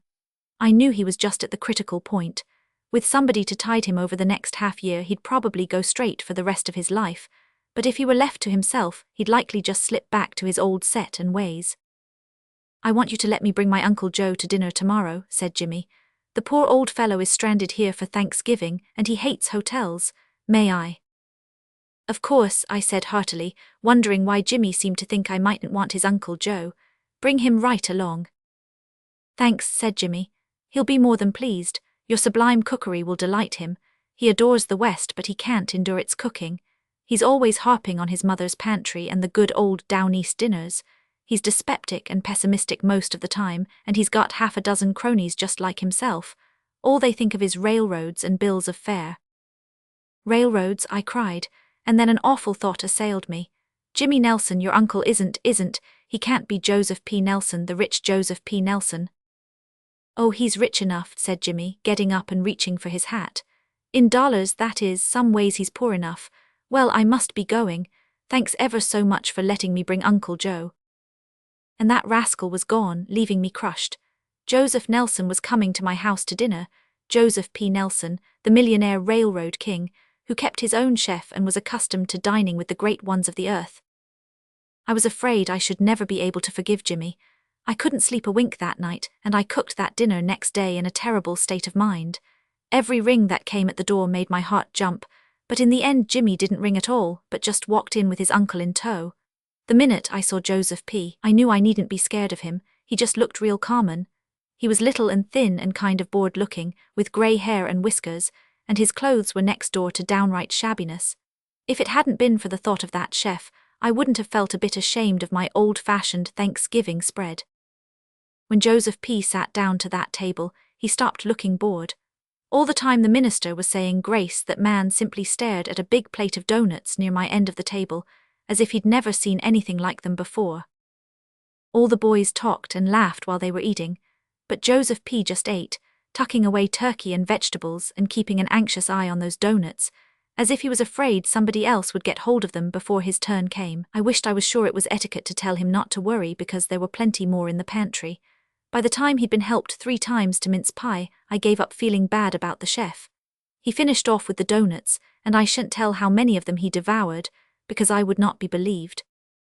Most of the boys had to go away soon after dinner. Joseph P. shook hands with me absently and merely said, "Good afternoon, Miss Porter." I didn't think he seemed at all grateful for his dinner, but that didn't worry me because it was for my boys I'd got it up, and not for dyspeptic millionaires whose digestion had been spoiled by private chefs. And my boys had appreciated it, there wasn't any doubt about that. Peter Crockett and Tommy Gray stayed to help me wash the dishes, and we had the jolliest time ever. Afterward we picked the turkey bones. But that night I realized that I was once more a useless, lonely old woman. I cried myself to sleep, and next morning I hadn't spunk enough to cook myself a dinner. I dined off some crackers and the remnants of the apple pies, and I was sitting staring at the crumbs when the bell rang. I wiped away my tears and went to the door. Joseph P. Nelson was standing there, and he said, without wasting any words, it was easy to see how that man managed to get railroads built where nobody else could manage it, that he had called to see me on a little matter of business. He took just 10 minutes to make it clear to me, and when I saw the whole project, I was the happiest woman in Carrollton or out of it. He said he had never eaten such a Thanksgiving dinner as mine, and that I was the woman he'd been looking for years. He said that he had a few business friends who had been brought up on a down east farm like himself, and never got over their hankering for old-fashioned cookery. That is something we can't get here with all our money, he said. Now, Miss Porter, my nephew tells me that you wish to remain in Carrollton if you can find some way of supporting yourself. I have a proposition to make to you. These aforesaid friends of mine and I expect to spend most of our time in Carrollton for the next few years. In fact, we shall probably make it our home eventually. It's going to be the city of the West after a while, and the center of a dozen railroads. Well, we mean to equip a small private restaurant for ourselves, and we want you to take charge of it. You won't have to do much except oversee the business and arrange the bills of fare. We want plain, substantial old-time meals and cookery. When we have a hankering for donuts and apple pies and cranberry tarts, we want to know just where to get them and have them the right kind. We're all horribly tired of hotel fare and fancy falderols with French names. A place where we could get a dinner such as you served yesterday would be a boon to us. We'd have started the restaurant long ago if we could have got a suitable person to take charge of it. He named the salary the club would pay, and the very sound of it made me feel rich. You may be sure I didn't take long to decide. That was a year ago, and today the Donut Club, as they call themselves, is a huge success, and the fame of it has gone abroad in the land, although they are pretty exclusive and keep all their good things close enough to themselves. Joseph P. took a Scotch peer there to dinner one day last week. Jimmy Nelson told me afterward that the man said it was the only satisfying meal he'd had since he left the old country. As for me, I have my little house, my very own and no rented one, and all my dear boys, and I'm a happy old busybody. You see, Providence did answer my prayers in spite of my lack of faith, but of course he used means, and that Thanksgiving dinner of mine was the earthly instrument of it all. The girl who drove the cows to sea. I wonder who that pleasant-looking girl who drives cows down the beach lane every morning and evening is, said Pauline Palmer, at the tea table of the country farmhouse where she and her aunt were spending the summer. Mrs. Wallace had wanted to go to some fashionable watering place, but her husband had bluntly told her he couldn't afford it. Stay in the city when all her set were out she would not, and the aforesaid farmhouse had been the compromise. I shouldn't suppose it could make any difference to you who she is, said Mrs. Wallace impatiently. I do wish, Pauline, that you were more careful in your choice of associates. You hobnob with everyone, even that old man who comes around buying eggs. It is very bad form. Pauline hid a rather undutiful smile behind her napkin. Aunt Olivia's snobbish opinions always amused her. You've no idea what an interesting old man he is, she said. He can talk more entertainingly than any other man I know. What is the use of being so exclusive, Aunt Olivia? You miss so much fun. You wouldn't be so horribly bored as you are if you fraternized a little with the natives, as you call them. No, thank you, said Mrs. Wallace disdainfully. Well, I am going to try to get acquainted with that girl, said Pauline resolutely. She looks nice and jolly. I don't know where you get your low tastes from, groaned Mrs. Wallace. I'm sure it wasn't from your poor mother. What do you suppose the Morgan Knowles would think if they saw you taking up with some tomboy girl on a farm? I don't see why it should make a great deal of difference what they would think, since they don't seem to be aware of my existence, or even of yours, Auntie, said Pauline, with twinkling eyes. She knew it was her aunt's dearest desire to get in with the Morgan Knowles set, a desire that seemed as far from being realized as ever. Mrs. Wallace could never understand why the Morgan Knowles shut her from their charmed circle. They certainly associated with people much poorer and of more doubtful worldly station than hers, the Markhams, for instance, who lived on an unfashionable street and wore quite shabby clothes. Just before she had left Colchester, Mrs. Wallace had seen Mrs. Knowles and Mrs. Markham together in the former's automobile. James Wallace and Morgan Knowles were associated in business dealings, but in spite of Mrs. Wallace's schemings and aspirations and heart-burnings, the association remained a purely business one and never advanced an inch in the direction of friendship. As for Pauline, she was hopelessly devoid of social ambitions, and she did not in the least mind the Morgan Knowles' remote attitude. Besides, continued Pauline, she isn't a tomboy at all. She looks like a very womanly, well-bred sort of girl. Why should you think her a tomboy because she drives cows? Cows are placid, useful animals, witness this delicious cream which I am pouring over my blueberries, and they have to be driven. It's an honest occupation. I dare say she is someone's servant, said Mrs. Wallace contemptuously, but I suppose even that wouldn't matter to you, Pauline. Not a mite, said Pauline cheerfully. One of the very nicest girls I ever knew was a maid mother had the last year of her dear life. I loved that girl, Aunt Olivia, and I correspond with her. She writes letters that are 10 times more clever and entertaining than those stupid epistles Clarice Gray sends me, and Clarice Gray is a rich man's daughter and is being educated in Paris. You are incorrigible, Pauline, said Mrs. Wallace hopelessly. Mrs. Boyd, said Pauline to their landlady, who now made her appearance, who is that girl who drives the cows along the beach lane mornings and evenings? Ada Cameron, I guess, was Mrs. Boyd's response. She lives with the Embrees down on the old Embree place just below here. They're pasturing their cows on the upper farm this summer. Mrs. Embree is her father's half-sister. Is she as nice as she looks? Yes, Ada's a real nice sensible girl, said Mrs. Boyd. There is no nonsense about her. That doesn't sound very encouraging, murmured Pauline, as Mrs. Boyd went out. I like people with a little nonsense about them, but I hope better things of Ada, Mrs. Boyd to the contrary notwithstanding. She has a pair of grey eyes that can't possibly always look sensible. I think they must mellow occasionally into fun and jollity and wholesome nonsense. Well, I'm off to the shore. I want to get that photograph of the cove this evening if possible. I've set my heart on taking first prize at the amateur photographers exhibition this fall, and if I can only get that cove with all its beautiful lights and shadows, it will be the gem of my collection. Pauline, on her return from the shore, reached the beach lane just as the Embree cows were swinging down it. Behind them came a tall, brown-haired, brown-faced girl in a neat print dress. Her hat was hung over her arm, and the low evening sunlight shone redly over her smooth, glossy head. She carried herself with a pretty dignity, but when her eyes met Pauline's, she looked as if she would smile on the slightest provocation. Pauline promptly gave her the provocation. "Good evening, Miss Cameron," she called blithely. "Won't you please stop a few moments and look me over? I want to see if you think me a likely person for a summer chum." Ada Cameron did more than smile. She laughed outright and went over to the fence where Pauline was sitting on a stump.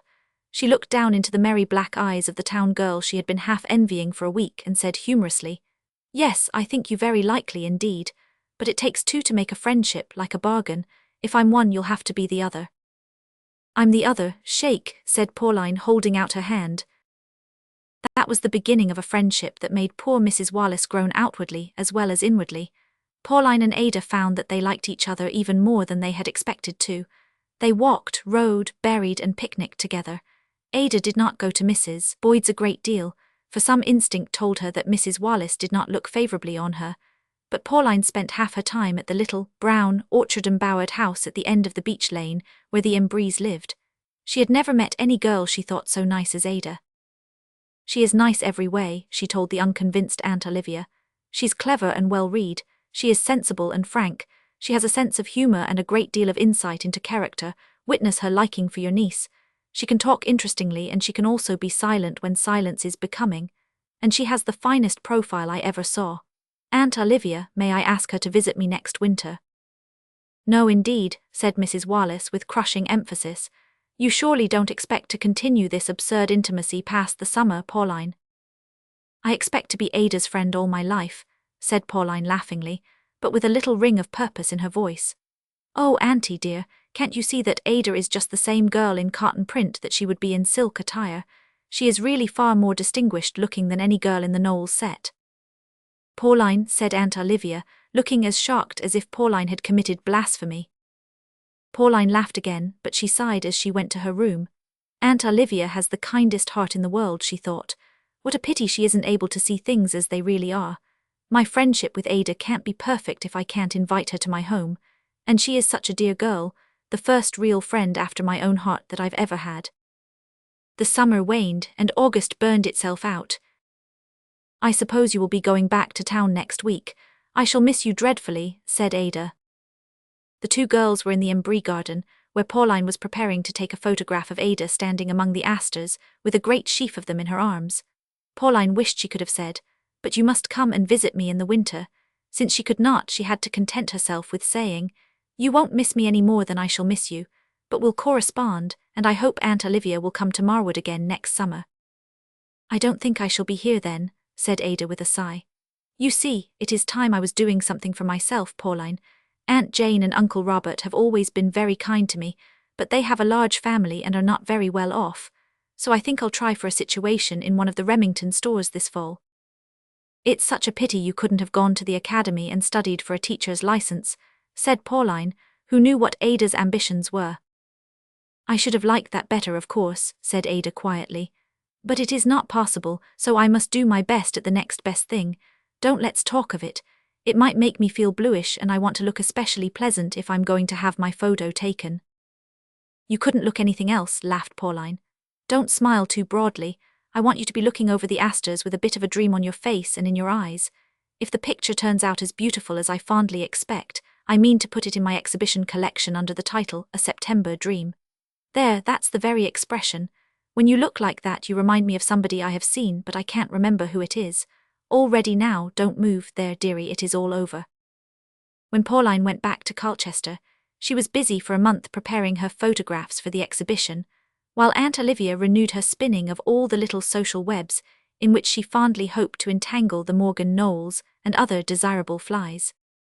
When the exhibition was opened, Pauline Palmer's collection won first prize, and the prettiest picture in it was one called A September Dream. A tall girl with a wistful face, standing in an old-fashioned garden with her arms full of asters. The very day after the exhibition was opened, the Morgan Knowles automobile stopped at the Wallace door. Mrs. Wallace was out, but it was Pauline whom stately Mrs. Morgan Knowles asked for. Pauline was at that moment buried in her darkroom developing photographs, and she ran down just as she was, a fact which would have mortified Mrs. Wallace exceedingly if she had ever known it.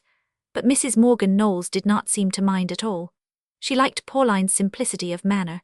It was more than she had expected from the aunt's rather vulgar affectations.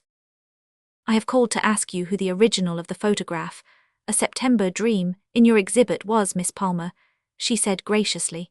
The resemblance to a very dear childhood friend of mine is so startling that I am sure it cannot be accidental. That is a photograph of Ada Cameron, a friend whom I met this summer up in Marwood, said Pauline. Ada Cameron, she must be Ada Frame's daughter then, exclaimed Mrs. Knowles in excitement. Then, seeing Pauline's puzzled face, she explained, Years ago, when I was a child, I always spent my summers on the farm of my uncle, John Frame. My cousin, Ada Frame, was the dearest friend I ever had.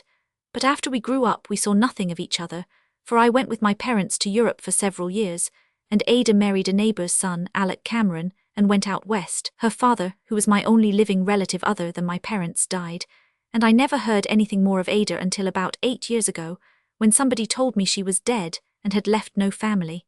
That part of the report cannot have been true if this girl is her daughter. I believe she is, said Pauline quickly. Ada was born out west and lived there until she was 8 years old when her parents died and she was sent east to her father's half-sister. And Ada looks like you. She always reminded me of somebody I had seen, but I never could decide who it was before. Oh, I hope it is true, for Ada is such a sweet girl, Mrs. Knowles. She couldn't be anything else if she is Ada Frame's daughter, said Mrs. Knowles. My husband will investigate the matter at once, and if this girl is Ada's child, we shall hope to find a daughter in her, as we have none of our own. What will Aunt Olivia say? Said Pauline with wickedly dancing eyes when Mrs. Knowles had gone. Aunt Olivia was too much overcome to say anything. That good lady felt rather foolish when it was proved that the girl she had so despised was Mrs. Morgan Knowles' cousin, and was going to be adopted by her. But to hear Aunt Olivia talk now, you would suppose that she and not Pauline had discovered Ada. The latter sought Pauline out as soon as she came to Colchester, and the summer friendship proved a lifelong one, and was, for the Wallaces, the open sesame to the enchanted ground of the Knowles set. So everybody concerned is happy, said Pauline. Ada is going to college and so am I, and Aunt Olivia is on the same committee as Mrs. Knowles for the big church bazaar. What about my low tastes now, Aunt Olivia? Well, who would ever have supposed that a girl who drove cows to pasture was connected with the Morgan Knowles, said poor Aunt Olivia piteously. The growing up of Cornelia to see. January 1st. Aunt Jemima gave me this diary for a Christmas present. It's just the sort of gift a person named Jemima would be likely to make. I can't imagine why Aunt Jemima thought I should like a diary. Probably she didn't think about it at all. I suppose it happened to be the first thing she saw when she started out to do her Christmas duty by me, and so she bought it. I'm sure I'm the last girl in the world to keep a diary. I'm not a bit sentimental and I never have time for soul outpourings. It's jollier to be out skating or snowshoeing or just tramping around. And besides, nothing ever happens to me worth writing in a diary. Still, since Aunt Jemima gave it to me, I'm going to get the good out of it. I don't believe in wasting even a diary. Father, it would be easier to write Dad, but Dad sounds disrespectful in a diary. Says I have a streak of old grandmother Marshall's economical nature in me. So I'm going to write in this book whenever I have anything that might, by any stretch of imagination, be supposed worthwhile. Jen and Alice and Sue would have plenty to write about, I dare say. They certainly seem to have jolly times. And as for the men, but there, people say men are interesting, they may be, but I shall never get well enough acquainted with any of them to find out. Mother says it is high time I gave up my tomboy ways and came out, too, because I am 18. I coaxed off this winter. It wasn't very hard, because no mother with 3 older unmarried girls on her hands would be very anxious to bring out a 4th. The girls took my part and advised Mother to let me be a child as long as possible. Mother yielded for this time, but said I must be brought out next winter or people would talk. Oh, I hate the thought of it. People might talk about my not being brought out, but they will talk far more about the blunders I shall make. The doleful fact is, I'm too wretchedly shy and awkward to live. It fills my soul with terror to think of donning long dresses and putting my hair up and going into society. I can't talk and men frighten me to death. I fall over things as it is, and what will it be with long dresses? As far back as I can remember, it has been my one aim and object in life to escape company. Oh, if only one need never grow up, if I could only go back 4 years and stay there. Mother laments over it muchly. She says she doesn't know what she has done to have such a shy, unpresentable daughter. I know. She married Grandmother Marshall's son, and Grandmother Marshall was as shy as she was economical. Mother triumphed over heredity with Jen and Sue and Alice, but it came off best with me. The other girls are noted for their grace and tact. But I'm the black sheep and always will be. It wouldn't worry me so much if they'd leave me alone and stop nagging me. Oh, for a lodge in some vast wilderness, where there were no men, no parties, no dinners, just quantities of dogs and horses and skating ponds and woods. I need never put on long dresses then, but just be a jolly little girl forever. However, I've got one beautiful year before me yet, and I mean to make the most of it. January 10th. It is rather good to have a diary to pour out your woes in when you feel awfully bad, and have no one to sympathize with you. I've been used to shutting them all up in my soul, and then they sometimes fermented and made trouble. We had a lot of people here to dinner tonight, and that made me miserable to begin with. I had to dress up in a stiff white dress with a sash, and Jen tied 2 big white flyaway bows on my hair that kept rasping my neck and tickling my ears in a most exasperating way. Then an old lady whom I detest tried to make me talk before everybody, and all I could do was to turn as red as a beet and stammer. Yes, ma'am, no, ma'am. It made Mother furious because it is so old-fashioned to say ma'am. Our old nurse taught me to say it when I was small, and though it has been pretty well governessed out of me since then, it's sure to pop up when I get confused and nervous. Sue, may it be accounted unto her for righteousness, contrived that I should go out to dinner with old Mr. Grant, because she knew he goes to dinners for the sake of eating and never talks or wants anybody else to. But when we were crossing the hall, I stepped on Mrs. Burnet's train and something tore. Mrs. Burnet gave me a furious look and glowered all through dinner. The meal was completely spoiled for me and I could find no comfort, even in the Nestle Road pudding, which is my favourite dessert. It was just when the pudding came on that I got the most unkindest cut of all. Mrs. Allardyce remarked that Sidney Elliot was coming home to Stillwater. Everybody exclaimed and questioned and seemed delighted. I saw Mother give one quick, involuntary look at Jen, and then gaze steadfastly at Mr. Grant to atone for it. Jen is 26, and Stillwater is next door to our place. As for me, I was so vexed that I might as well have been eating chips for all the good that Nestle Road pudding was to me. If Sidney Elliot were coming home, everything would be spoiled. There would be no more ramblings in the Stillwater woods, no more delightful skating on the Stillwater lake. Stillwater has been the only place in the world where I could find the full joy of solitude, and now this, too, was to be taken from me. We had no woods, no lake. I hated Sidney Elliot. It is 10 years since Sidney Elliot closed Stillwater and went abroad. He has stayed abroad ever since, and nobody has missed him, I'm sure. I remember him dimly as a tall, dark man who used to lounge about alone in his garden and was always reading books. Sometimes he came into our garden and teased us children. He is said to be a cynic and to detest society. If this latter item be a fact, I almost feel a grim pity for him. He may detest it, but he will be dragged into it. Rich bachelors are few and far between in Riverton, and the Mamas will hunt him down. I feel like crying. If Sidney Elliot comes home, I shall be debarred from Stillwater. I have roamed its domains for 10 beautiful years, and I'm sure I love them 100-fold better than he does or can. It is flagrantly unfair. Oh, I hate him. January 20th. No, I don't. I believe I like him, yet it's almost unbelievable. I've always thought men so detestable. I'm tingling all over with the surprise and pleasure of a little unexpected adventure. For the first time I have something really worth writing in a diary, and I'm glad I have a diary to write it in. Blessings on Aunt Jemima, may her shadow never grow less. This evening I started out for a last long lingering ramble in my beloved Stillwater woods. The last, I thought, because I knew Sidney Elliot was expected home next week, and after that I'd have to be cooped up on our lawn. I dressed myself comfortably for climbing fences and skimming over snowy wastes. That is, I put on the shortest old tweed skirt I have and a red jacket with sleeves 3 years behind the fashion, but jolly pockets to put your hands in, and a still redder tam. Thus accoutred I sallied forth. It was such a lovely evening that I couldn't help enjoying myself in spite of my sorrows. The sun was low and creamy, and the snow was so white and the shadows so slender and blue. All through the lovely Stillwater woods was a fine frosty stillness. It was splendid to skim down those long wonderful avenues of crusted snow, with the mossy grey boles on either hand, and overhead the lacing, leafless boughs. I just drank in the air and the beauty until my very soul was thrilling, and I went on and on until I was most delightfully lost. That is, I didn't know just where I was, but the woods weren't so big, but that I'd be sure to come out safely somewhere.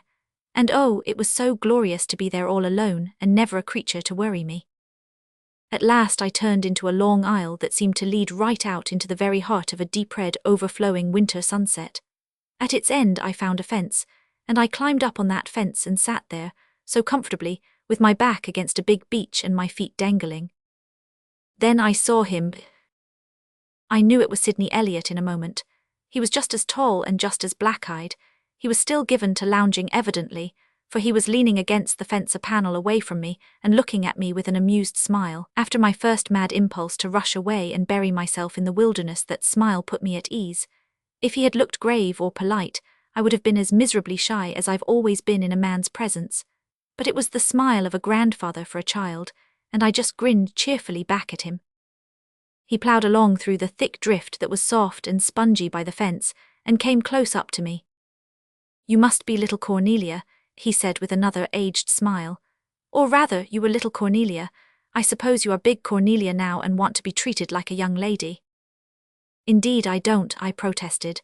"I'm not grown up and I don't want to be. You are Mr. Elliot, I suppose. Nobody expected you till next week. What made you come so soon?" "A whim of mine," he said. "I'm full of whims and crotchets. Old bachelors always are. But why did you ask that question in a tone which seemed to imply that you resented my coming so soon, Miss Cornelia?" "Oh, don't tack the miss on," I implored. "Call me Cornelia, or better still Nick, as Dad does.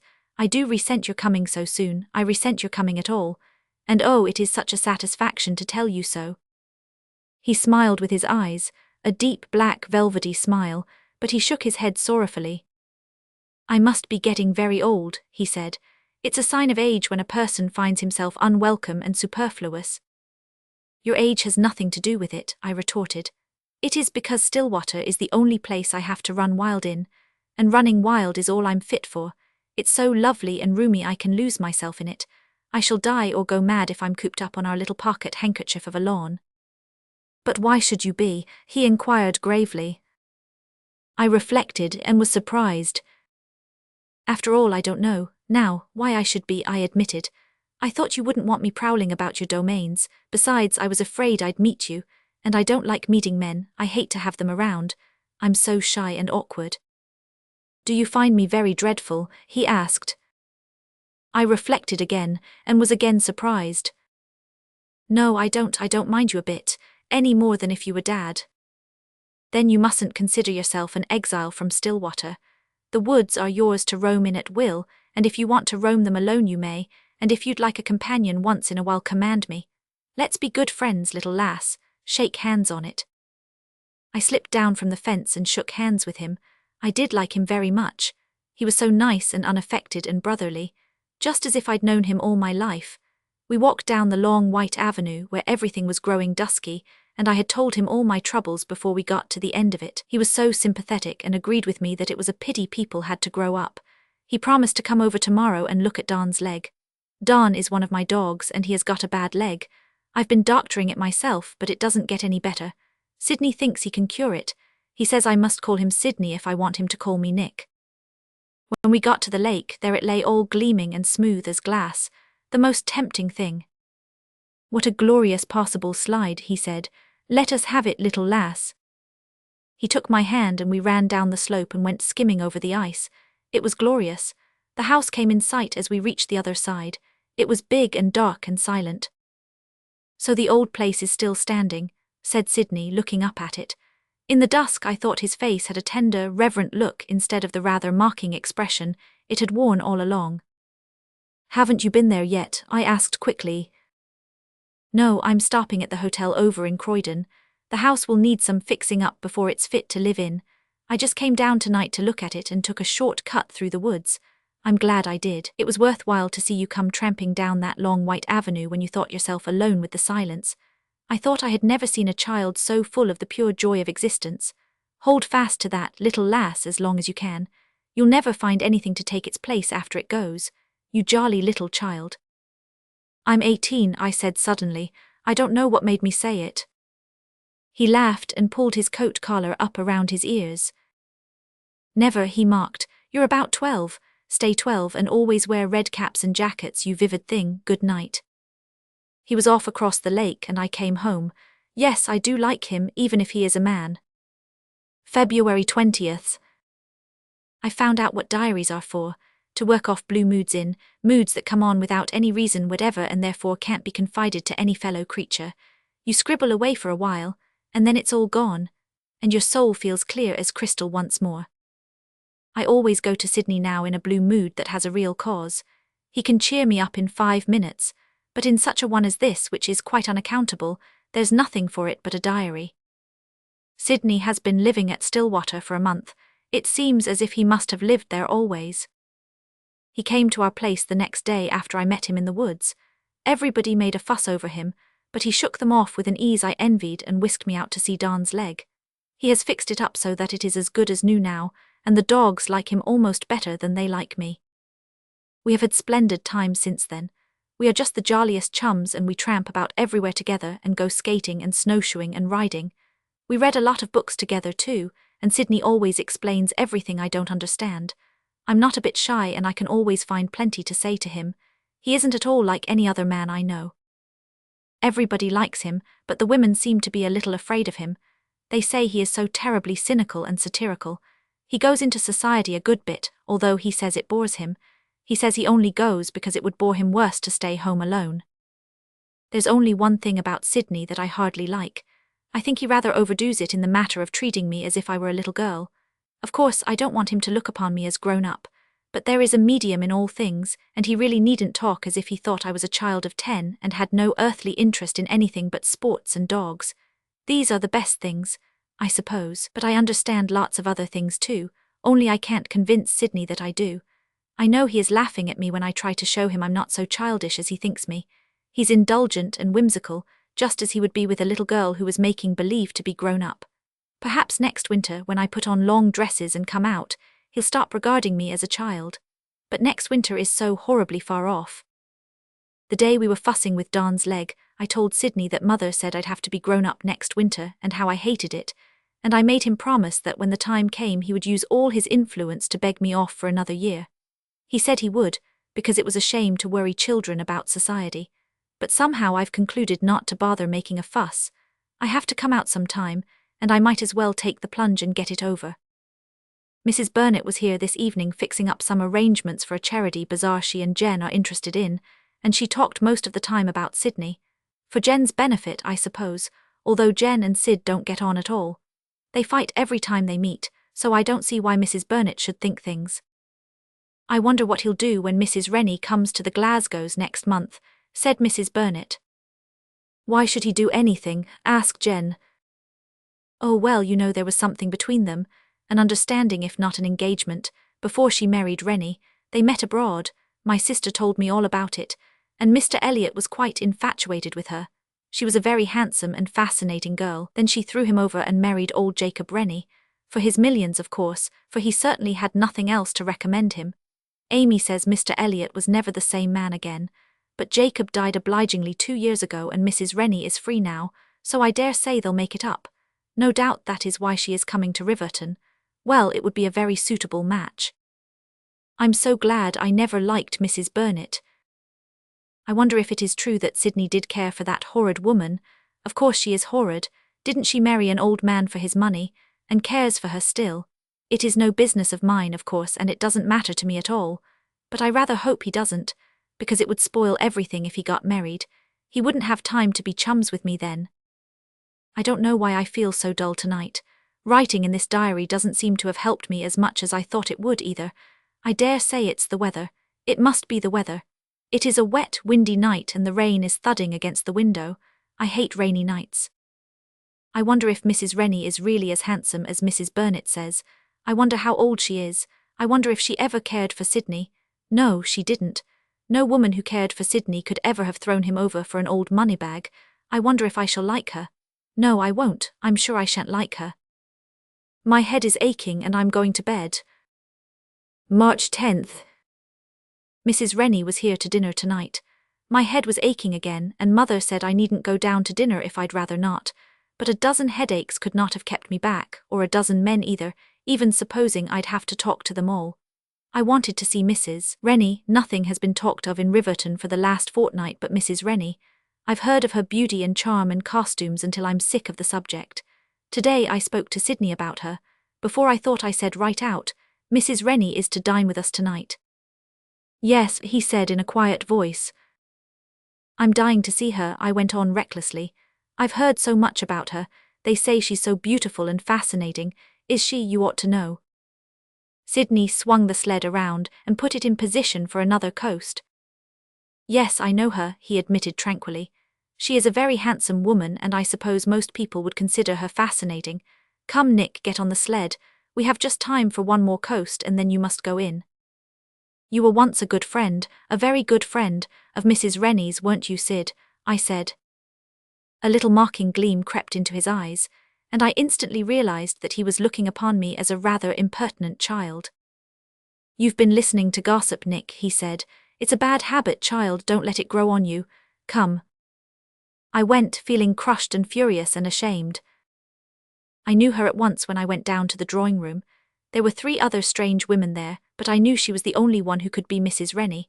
I felt such a horrible, queer sinking feeling at my heart when I saw her. Oh, she was beautiful. I had never seen anyone so beautiful. And Sydney was standing beside her, talking to her with a smile on his face but none in his eyes. I noticed that at a glance. She was so tall and slender and willowy. Her dress was wonderful and her bare throat and shoulders were like pearls. Her hair was pale, pale gold, and her eyes long-lashed and sweet, and her mouth like a scarlet blossom against her creamy face. I thought of how I must look beside her, an awkward little girl in a short skirt with my hair in a braid and too many hands and feet, and I would have given anything then to be tall and grown-up and graceful. I watched her all the evening and the queer feeling in me somewhere grew worse and worse. I couldn't eat anything. Sydney took Mrs. Rennie in. They sat opposite to me and talked all the time. I was so glad when the dinner was over and everybody gone. The first thing I did when I escaped to my room was to go to the glass and look myself over just as critically and carefully as if I were somebody else. I saw a great rope of dark brown hair, a brown skin with red cheeks, a big red mouth, a pair of grey eyes. That was all. And when I thought of that shimmering witch woman with her white skin and shining hair, I wanted to put out the light and cry in the dark. Only I've never cried since I was a child and broke my last doll, and I've got so out of the habit that I don't know how to go about it. April 5th. Aunt Jemima would not think I was getting the good out of my diary. A whole month and not a word, but there was nothing to write, and I felt too miserable to write if there had been. I don't know what is the matter with me. I'm just cross and horrid to everyone, even to poor Sydney. Mrs. Rennie has been queening it in Riverton society for the past month. People rave over her, and I admire her horribly, although I don't like her. Mrs. Burnett says that a match between her and Sidney Elliot is a foregone conclusion. It's plain to be seen that Mrs. Rennie loves Sidney. Even I can see that, and I don't know much about such things, but it puzzles me to know how Sidney regards her. I have never thought he showed any sign of really caring for her. But then, he isn't the kind that would. Nick, I wonder if you will ever grow up, he said to me today, laughing, when he caught me racing over the lawn with the dogs. I'm grown up now, I said crossly. Why, I'm 18.5 and I'm 2 inches taller than any of the other girls. Sidney laughed as if he were heartily amused at something. You're a blessed baby, he said, and the dearest, truest, jolliest little chum ever a fellow had. I don't know what I'd do without you, Nick. You keep me sane and wholesome. I'm a tenfold better man for knowing you, little girl. I was rather pleased. It was nice to think I was some good to Sidney. Are you going to the Trents' dinner tonight? I asked. Yes, he said briefly. Mrs. Rennie will be there, I said. Sidney nodded. Do you think her so very handsome, Sidney? I said. I had never mentioned Mrs. Rennie to him since the day we were coasting, and I didn't mean to now. The question just asked itself. Yes, very, but not as handsome as you will be 10 years from now, Nick, said Sidney lightly. Do you think I'm handsome, Sidney? I cried. You will be when you're grown up, he answered, looking at me critically. Will you be going to Mrs. Greaves' reception after the dinner? I asked. Yes, I suppose so, said Sidney absently. I could see he wasn't thinking of me at all. I wondered if he were thinking of Mrs. Rennie. April 6th. Oh, something so wonderful has happened. I can hardly believe it. There are moments when I quake with the fear that it is all a dream. I wonder if I can really be the same Cornelia Marshall I was yesterday. No, I'm not the same, and the difference is so blessed. Oh, I'm so happy. My heart bubbles over with happiness and song.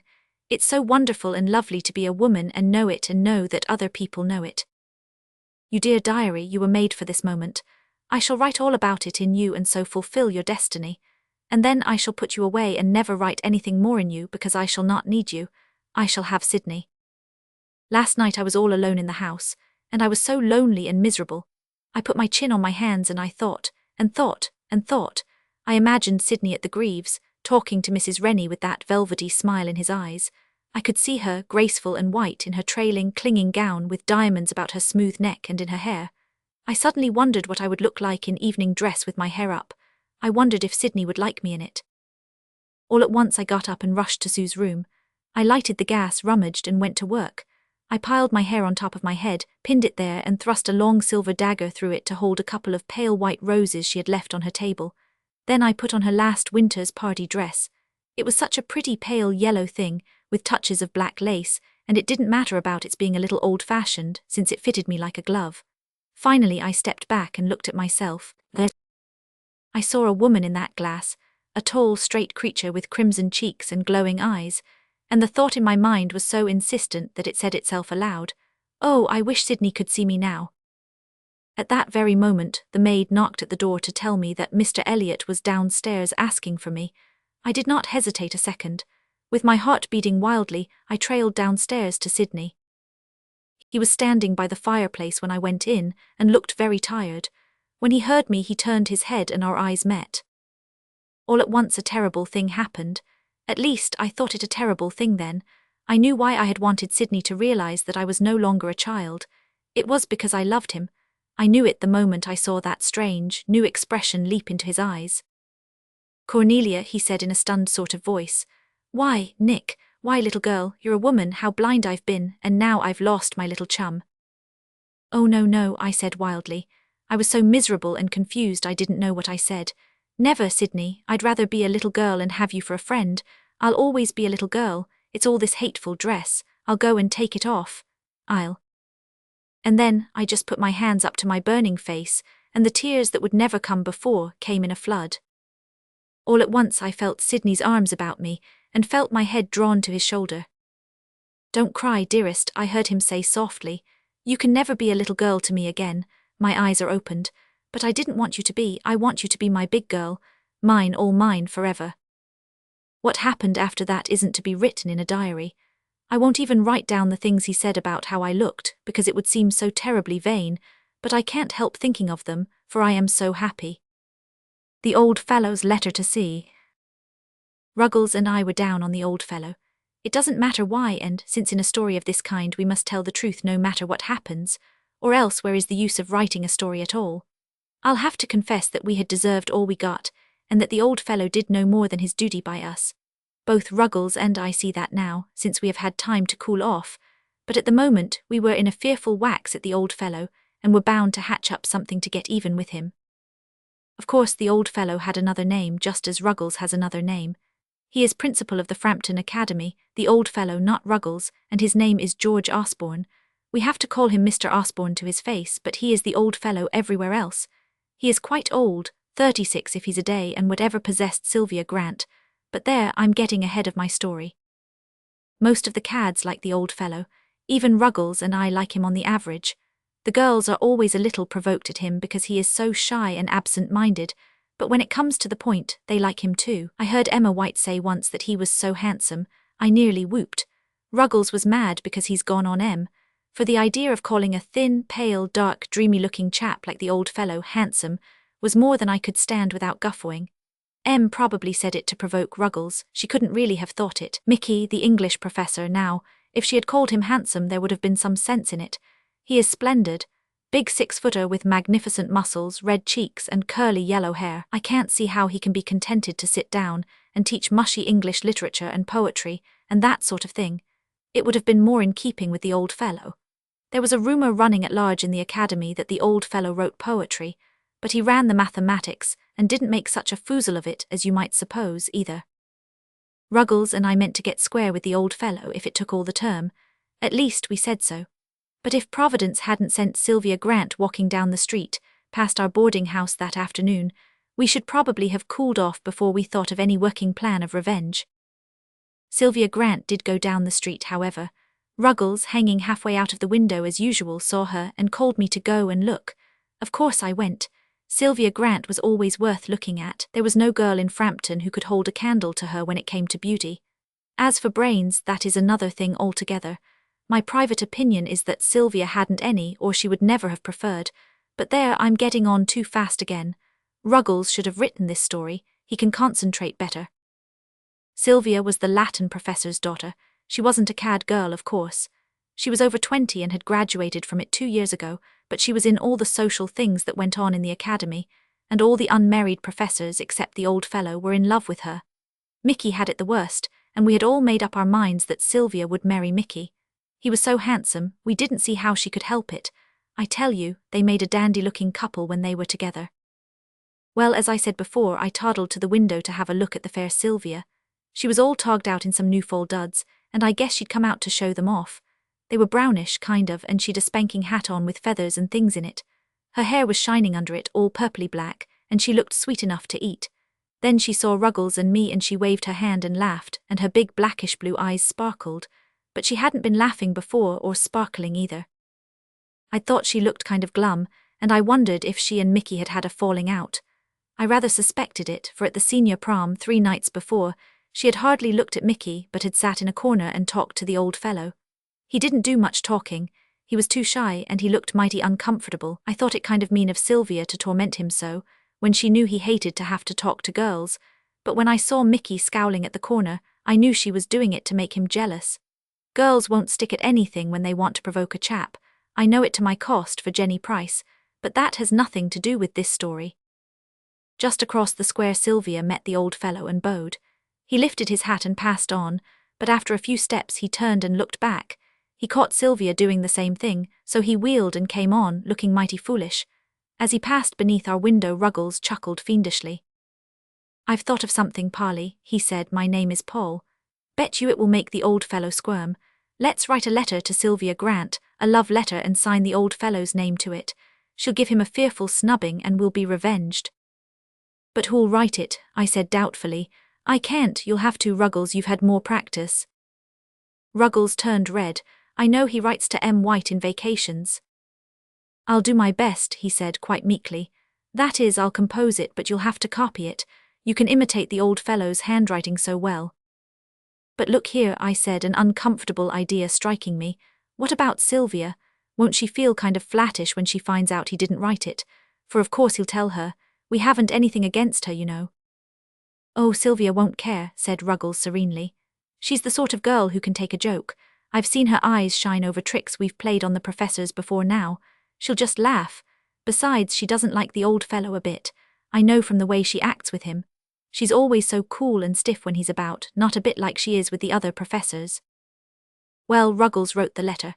At first he tried to pass it off on me as his own composition, but I know a few little things, and one of them is that Ruggles couldn't have made up that letter any more than he could have written a sonnet.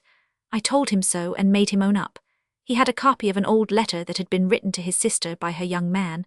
I suppose Ruggles had stolen it, but there is no use inquiring too closely into these things. Anyhow, that letter just filled the bill. It was beautifully expressed. Ruggles's sister's young man must have possessed lots of ability. He was an English professor, something like Mickey, so I suppose he was extra good at it. He started in by telling her how much he loved her, and what an angel of beauty and goodness he had always thought her. How unworthy he felt himself of her, and how little hope he had that she could ever care for him. And he wound up by imploring her to tell him if she could possibly love him a little bit, and all that sort of thing. I copied the letter out on heliotrope paper in my best imitation of the old fellow's handwriting and signed it, "Yours devotedly and imploringly, George Osborne." Then we mailed it that very evening. The next evening the CAD girls gave a big reception in the assembly hall to an academy alumna who was visiting the Greek professor's wife. It was the smartest event of the term, and everybody was there, students and faculty, and of course Sylvia Grant. Sylvia looked stunning. She was all in white, with a string of pearls about her pretty round throat and a couple of little pink roses in her black hair. I never saw her so smiling and bright, but she seemed quieter than usual, and avoided poor Mickey so skillfully that it was really a pleasure to watch her. The old fellow came in late, with his tie all crooked as it always was. I saw Sylvia blush and nudged Ruggles to look. "She's thinking of the letter," he said. Ruggles and I never meant to listen, upon my word we didn't. It was pure accident. We were in behind the flags and palms in the modern languages room, fixing up a plan how to get Em and Jenny off for a moonlit stroll in the grounds. These things require diplomacy, I can tell you, for there are always so many other fellows hanging about. When in came Sylvia Grant and the old fellow arm in arm. The room was quite empty, or they thought it was, and they sat down just on the other side of the flags. They couldn't see us, but we could see them quite plainly. Sylvia still looked smiling and happy, not a bit mad as we had expected, but just kind of shy and radiant. As for the old fellow, he looked, as M. White would say, as sphinx-like as ever. I defy any man alive to tell from the old fellow's expression what he was thinking about, or what he felt like at any time. Then all at once Sylvia said softly, with her eyes cast down, "I received your letter, Mr. Osborne." Any other man in the world would have jumped or said, "My letter," or shown surprise in some way, but the old fellow has a nerve. He looked sideways at Sylvia for a moment and then he said kind of dryly, "Ah, did you?" "Yes," said Sylvia, not much above a whisper. It surprised me very much. I never supposed that you cared for me in that way." "Can you tell me how I could help caring?" said the old fellow in the strangest way. His voice actually trembled. I don't think I would tell you if I knew," said Sylvia, turning her head away. "You see, I don't want you to help caring." "Sylvia." You never saw such a transformation as came over the old fellow. His eyes just blazed, but his face went white. He bent forward and took her hand. "Sylvia, do you mean that you actually care a little for me, dearest? Oh, Sylvia, do you mean that?" "Of course I do," said Sylvia right out. "I've always cared, ever since I was a little girl coming here to school and breaking my heart over mathematics, although I hated them, just to be in your class. Why, I've treasured up old geometry exercises you wrote out for me just because you wrote them. But I thought I could never make you care for me. I was the happiest girl in the world when your letter came today." "Sylvia," said the old fellow, "I've loved you for years, but I never dreamed that you could care for me. I thought it quite useless to tell you of my love before. Can you be my wife, darling?" At this point Ruggles and I differ as to what came next. He asserts that Sylvia turned square around and kissed the old fellow, but I'm sure she just turned her face and gave him a look, and then he kissed her. Anyhow, there they both were, going on at the silliest rate about how much they loved each other, and how the old fellow thought she loved Mickey and all that sort of thing. It was awful. I never thought the old fellow or Sylvia either could be so spoony. Ruggles and I would have given anything on earth to be out of that. We knew we'd no business to be there, and we felt as foolish as flatfish. It was a tremendous relief when the old fellow and Sylvia got up at last and trailed away, both of them looking idiotically happy. "Well, did you ever?" said Ruggles. It was a girl's exclamation, but nothing else would have expressed his feelings. "No, I never," I said. "To think that Sylvia Grant should be sweet on the old fellow when she could have Mickey, it passes comprehension. Did she really promise to marry him, Ruggles?" "She did," said Ruggles gloomily. "But I say, isn't that old fellow game? Tumbled to the trick in a jiff, never let on but what he wrote the letter, never will let on, I bet. Where does the joke come in, Polly, my boy?" "It's on us," I said, "but nobody will know of it if we hold our tongues. We'll have to hold them anyhow for Sylvia's sake, since she's been goose enough to go and fall in love with the old fellow. She'd go wild if she ever found out the letter was a hoax. We have made that match, Ruggles. He'd never have got up enough spunk to tell her he wanted her, and she'd probably have married Mickey out of spite." "Well, you know the old fellow isn't a bad sort after all," said Ruggles, "and he's really awfully gone on her, so it's all right. Let's go and find the girls." The parting of the ways to see. Mrs. Longworth crossed the hotel piazza, descended the steps, and walked out of sight down the shore road with all the grace of motion that lent distinction to her slightest movement. Her eyes were very bright, and an unusual flush stained the pallor of her cheek. Two men who were lounging in one corner of the hotel piazza looked admiringly after her. "She is a beautiful woman," said one. "Wasn't there some talk about Mrs. Longworth and Cunningham last winter?" asked the other. "Yes, they were much together. Still, there may have been nothing wrong.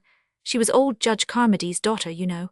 Longworth got Carmody under his thumb in money matters and put the screws on. They say he made Carmody's daughter the price of the old man's redemption. The girl herself was a mere child. I shall never forget her face on her wedding day. But she's been plucky since then, I must say. If she has suffered, she hasn't shown it. I don't suppose Longworth ever ill-treats her. He isn't that sort. He's simply a grovelling cad, that's all. Nobody would sympathise much with the poor devil if his wife did run off with Cunningham." Meanwhile, Beatrice Longworth walked quickly down the shore road, her white skirt brushing over the crisp golden grasses by the way. In a sunny hollow among the sandhills she came upon Stephen Gordon, sprawled out luxuriously in the warm, sea-smelling grasses. The youth sprang to his feet at sight of her, and his big brown eyes kindled to a glow. Mrs. Longworth smiled to him. They had been great friends all summer. He was a lanky, overgrown lad of 15 or 16, odd and shy and dreamy, scarcely possessing a speaking acquaintance with others at the hotel. But he and Mrs. Longworth had been congenial from their first meeting. In many ways he was far older than his years, but there was a certain ineradicable boyishness about him to which her heart warmed. "You are the very person I was just going in search of. I've news to tell. Sit down." He spoke eagerly, patting the big grey boulder beside him with his slim, brown hand. For a moment Beatrice hesitated. She wanted to be alone just then, but his clever, homely face was so appealing that she yielded and sat down. Stephen flung himself down again, contentedly in the grasses at her feet, pillowing his chin in his palms and looking up at her, adoringly. "You are so beautiful, dear lady. I love to look at you. Will you tilt that hat a little more over the left eyebrow? Yes, so some day I shall paint you." His tone and manner were all simplicity. "When you are a great artist," said Beatrice indulgently. He nodded. "Yes, I mean to be that. I've told you all my dreams, you know. Now for my news. I'm going away tomorrow. I had a telegram from father today." He drew the message from his pocket and flourished it up at her. "I'm to join him in Europe at once. He is in Rome. Think of it, in Rome. I'm to go on with my art studies there, and I leave tomorrow." "I'm glad and I'm sorry, and you know which is which," said Beatrice, patting the shaggy brown head. "I shall miss you dreadfully, Stephen." "We have been splendid chums, haven't we?" he said eagerly. Suddenly his face changed. He crept nearer to her and bowed his head until his lips almost touched the hem of her dress. "I'm glad you came down today," he went on in a low, diffident voice. "I want to tell you something and I can tell it better here. I couldn't go away without thanking you. I'll make a mess of it. I can never explain things. But you've been so much to me. You mean so much to me. You've made me believe in things I never believed in before. I know now that there is such a thing as a good woman, a woman who could make a man better just because he breathed the same air with her." He paused for a moment, then went on in a still lower tone. "It's hard when a fellow can't speak of his mother because he can't say anything good of her, isn't it? My mother wasn't a good woman. When I was 8 years old, she went away with a scoundrel. It broke father's heart. Nobody thought I understood, I was such a little fellow. But I did. I heard them talking. I knew she had brought shame and disgrace on herself and us, and I had loved her so. Then, somehow, as I grew up, it was my misfortune that all the women I had to do with were mean and base. They were hirelings, and I hated and feared them. There was an aunt of mine. She tried to be good to me in her way, but she told me a lie, and I never cared for her after I found it out. And then, father, we loved each other and were good chums. But he didn't believe in much either. He was bitter, you know. He said all women were alike. I grew up with that notion. I didn't care much for anything. Nothing seemed worthwhile. Then I came here and met you. He paused again. Beatrice had listened with a grey look on her face. It would have startled him had he glanced up, but he did not, and after a moment's silence the halting boyish voice went on. You have changed everything for me. I was nothing but a clod before. You are not the mother of my body, but you are of my soul. It was born of you.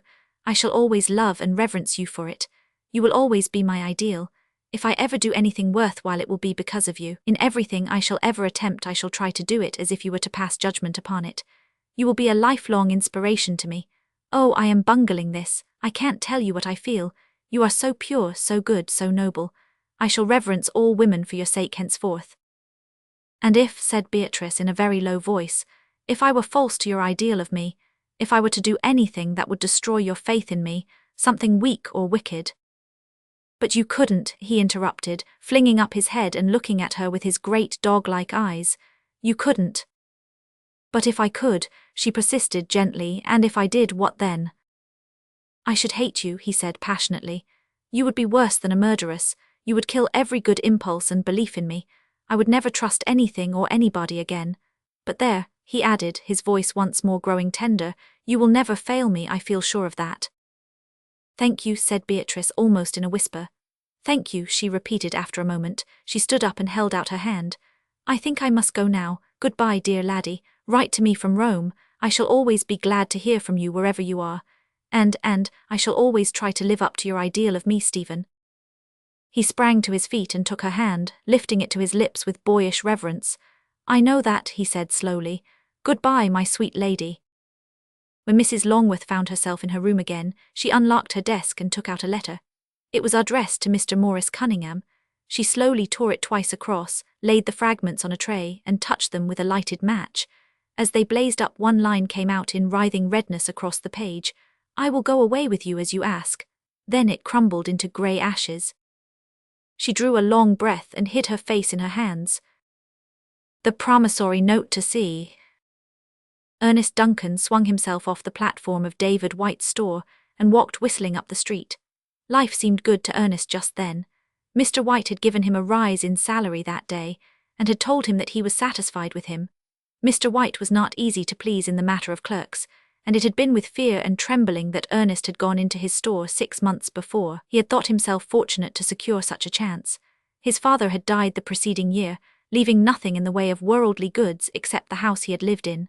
For several years before his death, he had been unable to do much work, and the finances of the little family had dwindled steadily. After his father's death, Ernest, who had been going to school and expecting to go to college, found that he must go to work at once instead to support himself and his mother. If George Duncan had not left much of worldly wealth behind him, he at least bequeathed to his son the interest of a fine, upright character and a reputation for honesty and integrity. None knew this better than David White, and it was on this account that he took Ernest as his clerk, over the heads of several other applicants who seemed to have a stronger pull. I don't know anything about you, Ernest, he said bluntly. You're only 16 and you may not have an ounce of real grit or worth in you, but it will be a queer thing if your father's son hasn't. I knew him all his life. A better man never lived, nor before his accident a smarter one. I'll give his son a chance anyhow. If you take after your dad, you'll get on all right. Ernest had not been in the store very long before Mr. White concluded, with a gratified chuckle, that he did take after his father. He was hard-working, conscientious and obliging. Customers of all sorts, from the rough fishermen who came up from the harbour to the old Irishwomen from the back country roads, liked him. Mr. White was satisfied. He was beginning to grow old. This lad had the makings of a good partner in him by and by. No hurry, he must serve's long apprenticeship first and prove his mettle. No use spoiling him by hinting at future partnerships before need was. That would all come in due time. David White was a shrewd man. Ernest was unconscious of his employer's plans regarding him, but he knew that he stood well with him, and much to his surprise, he found that he liked the work, and was beginning to take a personal interest and pleasure in the store. Hence, he went home to tea on this particular afternoon with buoyant step and smiling eyes. It was a good world, and he was glad to be alive in it, glad to have work to do and a dear little mother to work for. Most of the folks who met him smiled in friendly fashion at the bright-eyed, frank-faced lad. Only old Jacob Patterson scowled grimly as he passed him, emitting merely a surly grunt in response to Ernest's greeting. But then, old Jacob Patterson was noted as much for his surliness as for his miserliness. Nobody had ever heard him speak pleasantly to anyone, therefore his unfriendliness did not at all dash Ernest's high spirits. I'm sorry for him, the lad thought. He has no interest in life save accumulating money, he has no other pleasure or affection or ambition. When he dies I don't suppose a single regret will follow him. Father died a poor man, but what love and respect went with him to his grave, aye, and beyond it. Jacob Patterson, I'm sorry for you. You have chosen the poorer part, and you are a poor man in spite of your thousands. Ernest and his mother lived up on the hill, at the end of the straggling village street. The house was a small, old-fashioned one, painted white, set in the middle of a small but beautiful lawn. George Duncan, during the last rather helpless years of his life, had devoted himself to the cultivation of flowers, shrubs, and trees, and as a result, his lawn was the prettiest in Conway.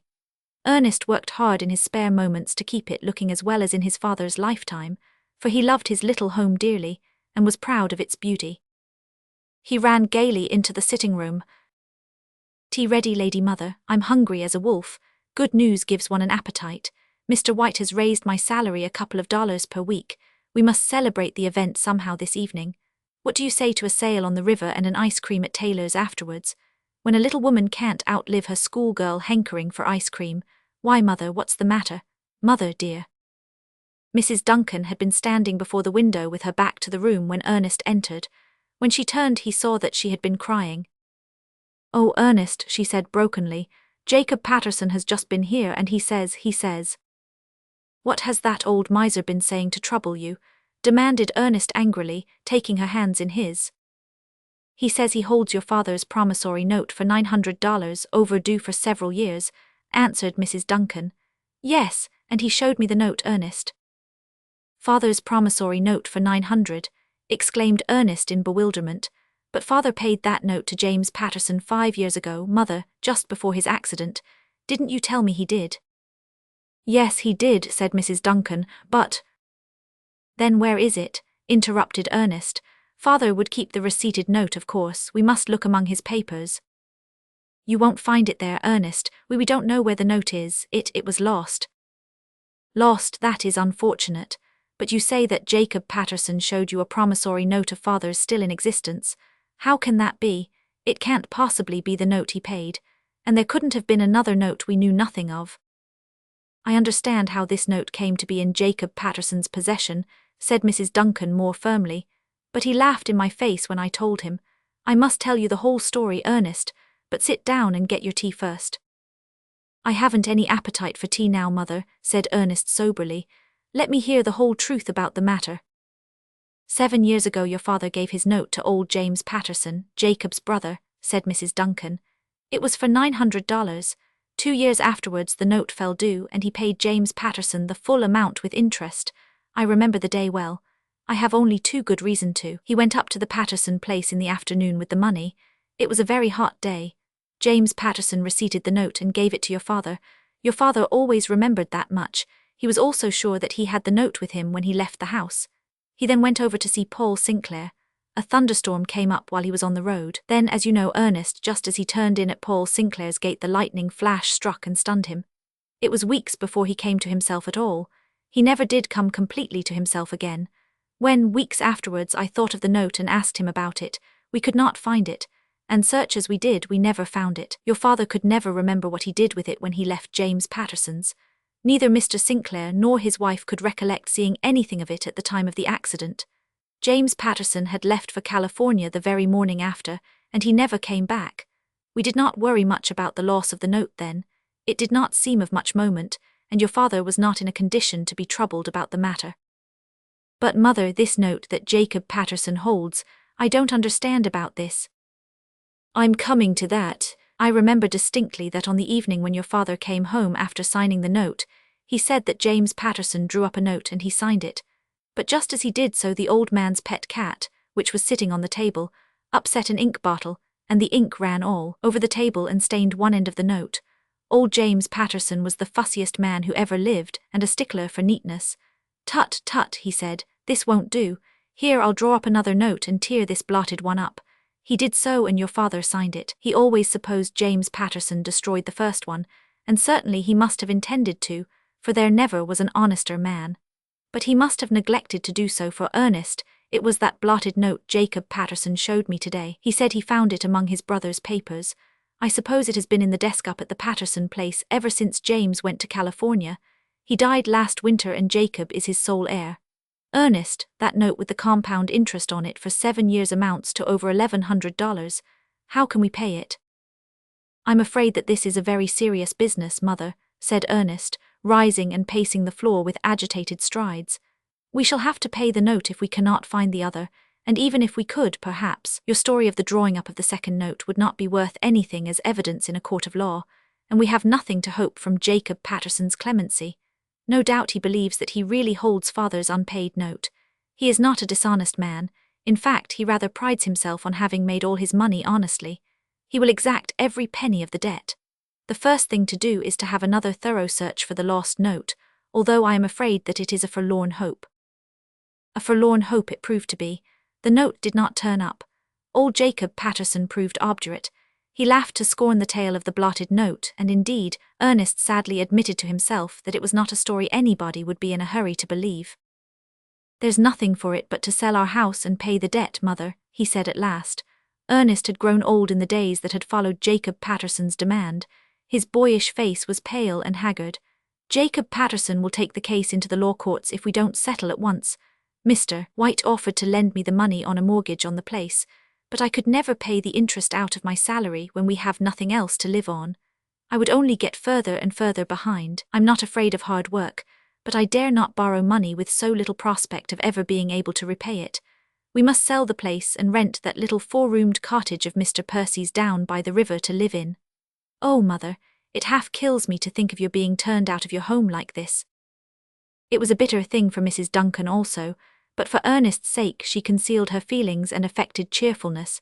The house and lot were sold, Mr. White being the purchaser thereof, and Ernest and his mother removed to the little riverside cottage with such of their household belongings as had not also to be sold to make up the required sum. Even then, Ernest had to borrow $200 from Mr. White, and he foresaw that the repayal of this sum would cost him much self-denial and privation. It would be necessary to cut their modest expenses down severely. For himself, Ernest did not mind, but it hurt him keenly that his mother should lack the little luxuries and comforts to which she had been accustomed. He saw too, in spite of her efforts to hide it, that leaving her old home was a terrible blow to her. Altogether, Ernest felt bitter and disheartened. His step lacked spring and his face its smile. He did his work with dogged faithfulness, but he no longer found pleasure in it. He knew that his mother secretly pined after her lost home where she had gone as a bride, and the knowledge rendered him very unhappy. Paul Sinclair, his father's friend and cousin, died that winter, leaving 2 small children. His wife had died the previous year. When his business affairs came to be settled, they were found to be sadly involved. There were debts on all sides, and it was soon only too evident that nothing was left for the little boys. They were homeless and penniless. "What will become of them, poor little fellows?" said Mrs. Duncan pityingly. "We are their only relatives, Ernest. We must give them a home at least." "Mother, how can we?" exclaimed Ernest. "We are so poor. It's as much as we can do to get along now, and there is that 200 to pay Mr. White. I'm sorry for Danny and Frank, but I don't see how we can possibly do anything for them." Mrs. Duncan sighed. "I know it isn't right to ask you to add to your burden," she said wistfully. "It is of you I am thinking, Mother," said Ernest tenderly. "I can't have your burden added to. You deny yourself too much and work too hard now. What would it be if you took the care of those children upon yourself?" "Don't think of me, Ernest," said Mrs. Duncan eagerly. "I wouldn't mind. I'd be glad to do anything I could for them, poor little souls. Their father was your father's best friend, and I feel as if it were our duty to do all we can for them. They're such little fellows. Who knows how they would be treated if they were taken by strangers, and they'd most likely be separated, and that would be a shame. But I leave it for you to decide, Ernest. It is your right, for the heaviest part will fall on you. Ernest did not decide at once. For a week he thought the matter over, weighing pros and cons carefully. To take the two Sinclair boys meant a double portion of toil and self-denial. Had he not enough to bear now? But on the other side, was it not his duty, nay, his privilege, to help the children if he could?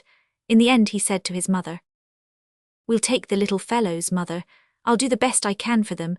We'll manage a corner and a crust for them." So Danny and Frank Sinclair came to the little cottage. Frank was 8 and Danny 6, and they were small and lively and mischievous. They worshipped Mrs. Duncan and thought Ernest the finest fellow in the world. When his birthday came around in March, the two little chaps put their heads together in a grave consultation as to what they could give him. "You know he gave us presents on our birthdays," said Frank, "so we must give him something." "I'll give him my pocket knife," said Danny, taking the somewhat battered and loose-jointed affair from his pocket and gazing at it affectionately. "I'll give him one of Papa's books," said Frank, "that pretty one with the red covers and the gold letters." A few of Mr. Sinclair's books had been saved for the boys, and were stored in a little box in their room. The book Frank referred to was an old history of the Turks, and its gay cover was probably the best of it, since its contents were of no particular merit.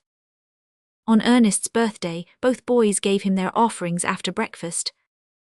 "Here's a pocket knife for you," said Danny graciously. "It's a bully pocket knife. It'll cut real well if you hold it just the right way. I'll show you." "And here's a book for you," said Frank. "It's a real pretty book, and I guess it's pretty interesting reading too. It's all about the Turks." Ernest accepted both gifts gravely, and after the children had gone out he and his mother had a hearty laugh. "The dear, kind-hearted little lads," said Mrs. Duncan. "It must have been a real sacrifice on Danny's part to give you his beloved pocket knife. I was afraid you were going to refuse it at first, and that would have hurt his little feelings terribly. I don't think the history of the Turks will keep you up burning the midnight oil. I remember that book of old. I could never forget that gorgeous cover. Mr. Sinclair lent it to your father once, and he said it was absolute trash. Why, Ernest, what's the matter?" Ernest had been turning the book's leaves over carelessly. Suddenly he sprang to his feet with an exclamation, his face turning white as marble. "Mother," he gasped, holding out a yellowed slip of paper, "look, it's the lost promissory note." Mother and son looked at each other for a moment. Then Mrs. Duncan began to laugh and cry together. "Your father took that book with him when he went to pay the note," she said. "He intended to return it to Mr. Sinclair. I remember seeing the gleam of the red binding in his hand as he went out of the gate. He must have slipped the note into it, and I suppose the book has never been opened since. Oh, Ernest, do you think, will Jacob Patterson—" "I don't know, Mother. I must see Mr. White about this. Don't be too sanguine. This doesn't prove that the note Jacob Patterson found wasn't a genuine note also, you know. That is, I don't think it would serve as proof in law. We'll have to leave it to his sense of justice. If he refuses to refund the money, I'm afraid we can't compel him to do so." But Jacob Patterson did not any longer refuse belief to Mrs. Patterson's story of the blotted note. He was a harsh, miserly man, but he prided himself on his strict honesty. He had been fairly well acquainted with his brother's business transactions, and knew that George Duncan had given only one promissory note. "I'll admit, ma'am, since the receipted note has turned up, that your story about the blotted one must be true," he said surlily. "I'll pay your money back. Nobody can ever say Jacob Patterson cheated. I took what I believe to be my due. Since I'm convinced it wasn't, I'll hand every penny over. Though, mind you couldn't make me do it by law. It's my honesty, ma'am, it's my honesty." Since Jacob Patterson was so well satisfied with the fibre of his honesty, neither Mrs. Duncan nor Ernest was disposed to quarrel with it. Mr. White readily agreed to sell the old Duncan place back to them, and by spring they were settled again in their beloved little home. Danny and Frank were with them, of course. "We can't be too good to them, Mother," said Ernest. "We really owe all our happiness to them." "Yes, but Ernest, if you had not consented to take the homeless little lads in their time of need, this wouldn't have come about." "I've been well rewarded, Mother," said Ernest quietly. "But even if nothing of the sort had happened, I would be glad that I did the best I could for Frank and Danny. I'm ashamed to think that I was unwilling to do it at first. If it hadn't been for what you said, I wouldn't have. So it is your unselfishness we have to thank for it all, Mother dear." The revolt of Mary Isabel to see. "For a woman of 40, Mary Isabel, you have the least sense of any person I have ever known," said Louisa Irving.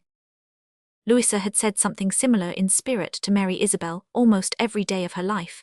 Mary Isabel had never resented it, even when it hurt her bitterly.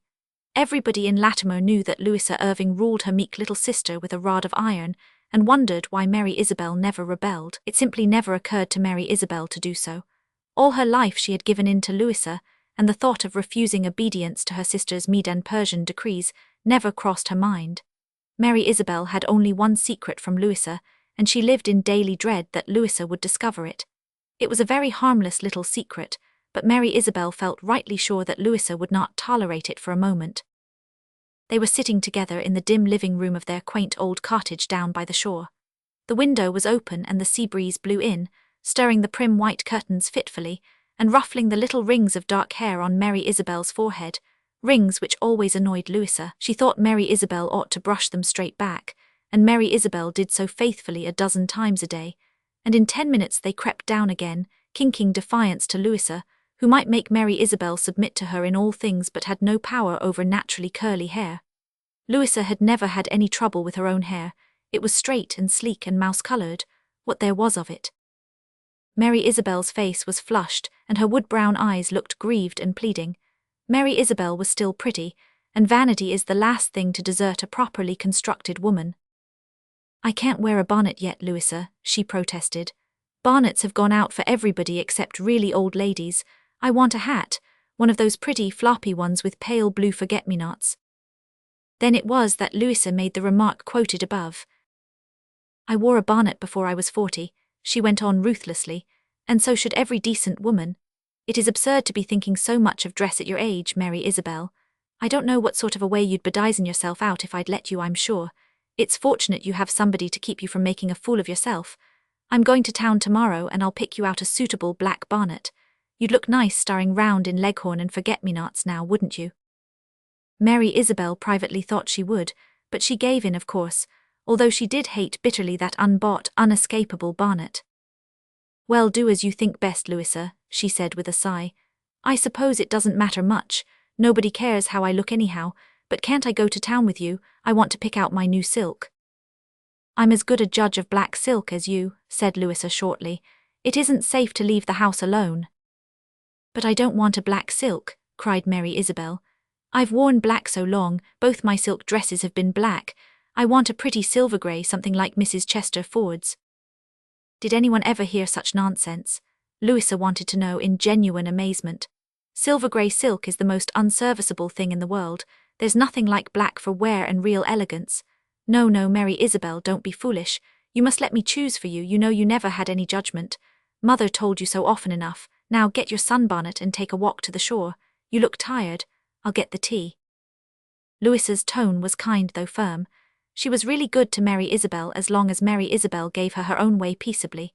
But if she had known Mary Isabel's secret, she would never have permitted those walks to the shore. Mary Isabel sighed again, yielded, and went out. Across a green field from the Irving cottage, Dr. Donald Hamilton's big house was hooding itself in the shadows of the thick fir grove that enabled the doctor to have a garden. There was no shelter at the cottage, so the Irving girls never tried to have a garden. Soon after Dr. Hamilton had come there to live, he had sent a bouquet of early daffodils over by his housekeeper. Louisa had taken them gingerly in her extreme fingertips, carried them across the field to the lawn fence, and cast them over it, under the amused grey eyes of portly Dr. Hamilton, who was looking out of his office window. Then Louisa had come back to the porch door and ostentatiously washed her hands. "I guess that will settle Donald Hamilton," she told the secretly sorry Mary Isabel triumphantly, and it did settle him, at least as far as any farther social advances were concerned. Dr. Hamilton was an excellent physician and an equally excellent man. Louisa Irving could not have picked a flaw in his history or character. Indeed, against Dr. Hamilton himself she had no grudge, but he was the brother of a man she hated, and whose relatives were consequently taboo in Louisa's eyes. Not that the brother was a bad man either. He had simply taken the opposite side to the Irvings in a notable church feud of a dozen years ago, and Louisa had never since held any intercourse with him or his fellow sinners. Mary Isabel did not look at the Hamilton house. She kept her head resolutely turned away as she went down the shore lane with its wild, sweet loneliness of salt-withered grasses and piping sea winds. Only when she turned the corner of the fir wood, which shut her out from view of the houses, did she look timidly over the line fence. Dr. Hamilton was standing there, where the fence ran out to the sandy shingle, smoking his little black pipe, which he took out and put away when Mary Isabel came around the firs. Men did things like that instinctively in Mary Isabel's company. There was something so delicately virginal about her, in spite of her 40 years, that they gave her the reverence they would have paid to a very young, pure girl. Dr. Hamilton smiled at the little troubled face under the big sunbonnet. Mary Isabel had to wear a sunbonnet. She would never have done it from choice. "What is the matter?" asked the doctor in his big, breezy, old bachelor voice. He had another voice for sick beds and rooms of bereavement, but this one suited best with the purring of the waves and winds. "How do you know that anything is the matter?" Mary Isabel parried demurely. "By your face, come now, tell me what it is." "It is really nothing. I have just been foolish, that is all. I wanted a hat with forget-me-nots and a grey silk, and Louisa says I must have black and a bonnet." The doctor looked indignant but held his peace. He and Mary Isabel had tacitly agreed never to discuss Louisa, because such discussion would not make for harmony. Mary Isabel's conscience would not let the doctor say anything uncomplimentary of Louisa, and the doctor's conscience would not let him say anything complimentary. So they left her out of the question and talked about the sea and the boats and poetry and flowers and similar non-combustible subjects. These clandestine meetings had been going on for 2 months, ever since the day they had just happened to meet below the firs. It never occurred to Mary Isabel that the doctor meant anything but friendship, and if it had occurred to the doctor, he did not think there would be much use in saying so. Mary Isabel was too hopelessly under Louisa's thumb. She might keep tryst below the firs occasionally, so long as Louisa didn't know, but to no farther lengths would she dare go. Besides, the doctor wasn't quite sure that he really wanted anything more. Mary Isabel was a sweet little woman, but Dr. Hamilton had been a bachelor so long that it would be very difficult for him to get out of the habit, so difficult that it was hardly worth while trying when such an obstacle as Louisa Irving's tyranny loomed in the way. So he never tried to make love to Mary Isabel, though he probably would have if he had thought it of any use. This does not sound very romantic, of course, but when a man is 50, romance, while it may be present in the fruit, is assuredly absent in blossom. "I suppose you won't be going to the induction of my nephew Thursday week," said the doctor in the course of the conversation. "Number Louisa will not permit it. I had hoped," said Mary Isabel with a sigh, as she braided some silvery shore grasses nervously together, "that when old Mr. Moody went away she would go back to the church here. And I think she would if Jim hadn't come in Mr. Moody's place," finished the doctor with his jolly laugh. Mary Isabel coloured prettily. "It is not because he is your nephew, doctor. It is because he is the nephew of my brother who was on the other side in that ancient church fracas. Bless you, I understand. What a good hater your sister is.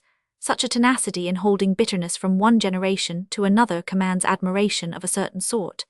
As for Jim, he's a nice little chap, and he is coming to live with me until the manse is repaired." "I am sure you will find that pleasant," said Mary Isabel primly.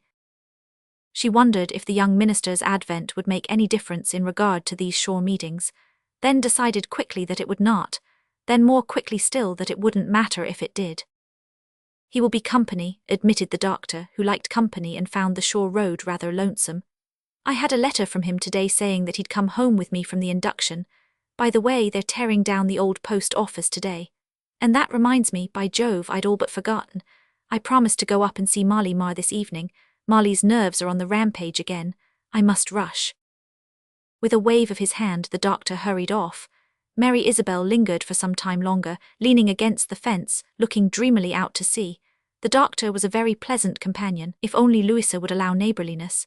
Mary Isabel felt a faint, impotent resentment. She had never had anything other girls had. Friends, dresses, beaux, and it was all Louisa's fault. Louisa who was going to make her wear a bonnet for the rest of her life. The more Mary Isabel thought of that bonnet, the more she hated it. That evening Warren Marr rode down to the shore cottage on horseback and handed Mary Isabel a letter. A strange, scrumpled, soiled, yellow letter. When Mary Isabel saw the handwriting on the envelope, she trembled and turned as deadly pale as if she had seen a ghost. "Here's a letter for you," said Warren, grinning. "It's been a long time on the way, nigh 15 years. Guess the news'll be rather stale. We found it behind the old partition when we tore it down today." "It is my brother Tom's writing," said Mary Isabel faintly. She went into the room trembling, holding the letter tightly in her clasped hands. Louisa had gone up to the village on an errand. Mary Isabel almost wished she were home. She hardly felt equal to the task of opening Tom's letter alone. Tom had been dead for 10 years, and this letter gave her an uncanny sensation, as of a message from the spirit land. 15 years ago Thomas Irving had gone to California, and 5 years later he had died there. Mary Isabel, who had idolized her brother, almost grieved herself to death at the time. Finally, she opened the letter with ice-cold fingers. It had been written soon after Tom reached California. The first 2 pages were filled with descriptions of the country and his job. On the third, Tom began abruptly. "Look here, Mary Isabel, you are not to let Louisa boss you about as she was doing when I was at home. I was going to speak to you about it before I came away, but I forgot. Lou is a fine girl, but she is too domineering, and the more you give in to her, the worse it makes her. You're far too easygoing for your own welfare, Mary Isabel, and for your own sake I wish you had more spunk. Don't let Louisa live your life for you, just you live it yourself. Never mind if there is some friction at first. Lou will give in when she finds she has to, and you'll both be the better for it. I want you to be real happy, Mary Isabel, but you won't be if you don't assert your independence. Giving in the way you do is bad for both you and Louisa. It will make her a tyrant and you a poor-spirited creature of no account in the world. Just brace up and stand firm." When she had read the letter through, Mary Isabel took it to her own room and locked it in her bureau drawer. Then she sat by her window, looking out into a sea sunset, and thought it over. Coming in the strange way it had, the letter seemed a message from the dead, and Mary Isabel had a superstitious conviction that she must obey it. She had always had a great respect for Tom's opinion. He was right. Oh, she felt that he was right. What a pity she had not received the letter long ago, before the shackles of habit had become so firmly riveted. But it was not too late yet. She would rebel at last, and how had Tom phrased it? Oh yes, assert her independence. She owed it to Tom, it had been his wish, and he was dead, and she would do her best to fulfill it. "I shan't get a bonnet," thought Mary Isabel determinedly. "Tom wouldn't have liked me in a bonnet. From this out I'm just going to do exactly as Tom would have liked me to do, no matter how afraid I am of Louisa. And oh, I am horribly afraid of her." Mary Isabel was every whit as much afraid the next morning after breakfast, but she did not look it, by reason of the flush on her cheeks and the glint in her brown eyes. She had put Tom's letter in the bosom of her dress, and she pressed her fingertips on it that the crackle might give her courage. "Louisa," she said firmly, "I am going to town with you." "Nonsense," said Louisa shortly. "You may call it nonsense if you like, but I am going," said Mary Isabel unquailingly. "I have made up my mind on that point, Louisa, and nothing you can say will alter it." Louisa looked amazed. Never before had Mary Isabel set her decrees at naught. "Are you crazy, Mary Isabel?" she demanded. "No, I am not crazy. But I am going to town, and I am going to get a silver-grey silk for myself and a new hat. I will not wear a bonnet, and you need never mention it to me again, Louisa." "If you are going to town, I shall stay home," said Louisa in a cold, ominous tone that almost made Mary Isabel quake. If it had not been for that reassuring crackle of Tom's letter, I fear Mary Isabel would have given in. "This house can't be left alone. If you go, I'll stay." Louisa honestly thought that would bring the rebel to terms. Mary Isabel had never gone to town alone in her life. Louisa did not believe she would dare to go, but Mary Isabel did not quail. Defiance was not so hard after all once you had begun. Mary Isabel went to town, and she went alone. She spent the whole delightful day in the shops, unhampered by Louisa's scorn and criticism in her examination of all the pretty things displayed. She selected a hat she felt sure Tom would like, a pretty crumpled grey straw with forget-me-nots and ribbons. Then she bought a grey silk of a lovely silvery shade. When she got back home, she unwrapped her packages and showed her purchases to Louisa. But Louisa neither looked at them nor spoke to Mary Isabel. Mary Isabel tossed her head and went to her own room. Her draught of freedom had stimulated her, and she did not mind Louisa's attitude half as much as she would have expected. She read Tom's letter over again to fortify herself, and then she dressed her hair in a fashion she had seen that day in town, and pulled out all the little curls on her forehead. The next day she took the silver-grey silk to the Latimer dressmaker and picked out a fashionable design for it. When the silk dress came home, Louisa, who had thawed out somewhat in the meantime, unbent sufficiently to remark that it fitted very well. "I am going to wear it to the induction tomorrow," Mary Isabel said, boldly to all appearances, quakingly in reality. She knew that she was throwing down the gauntlet for good and all. If she could assert and maintain her independence in this matter, Louisa's power would be broken forever. 12 years before this, the previously mentioned schism had broken out in the Latimer Church. The minister had sided with the faction which Louisa Irving opposed. She had promptly ceased going to his church and withdrew all financial support she paid to the Marwood Church 15 miles away, and occasionally she hired a team and drove over there to service. But she never entered the Latimer Church again nor allowed Mary Isabel to do so. For that matter, Mary Isabel did not wish to go. She had resented the minister's attitude almost as bitterly as Louisa, but when Mr. Moody accepted a call elsewhere, Mary Isabel hoped that she and Louisa might return to their old church home. Possibly they might have done so had not the congregation called the young, newly fledged James Anderson. Mary Isabel would not have cared for this, but Louisa sternly said that neither she nor any of hers should ever darken the doors of a church where the nephew of Martin Hamilton preached.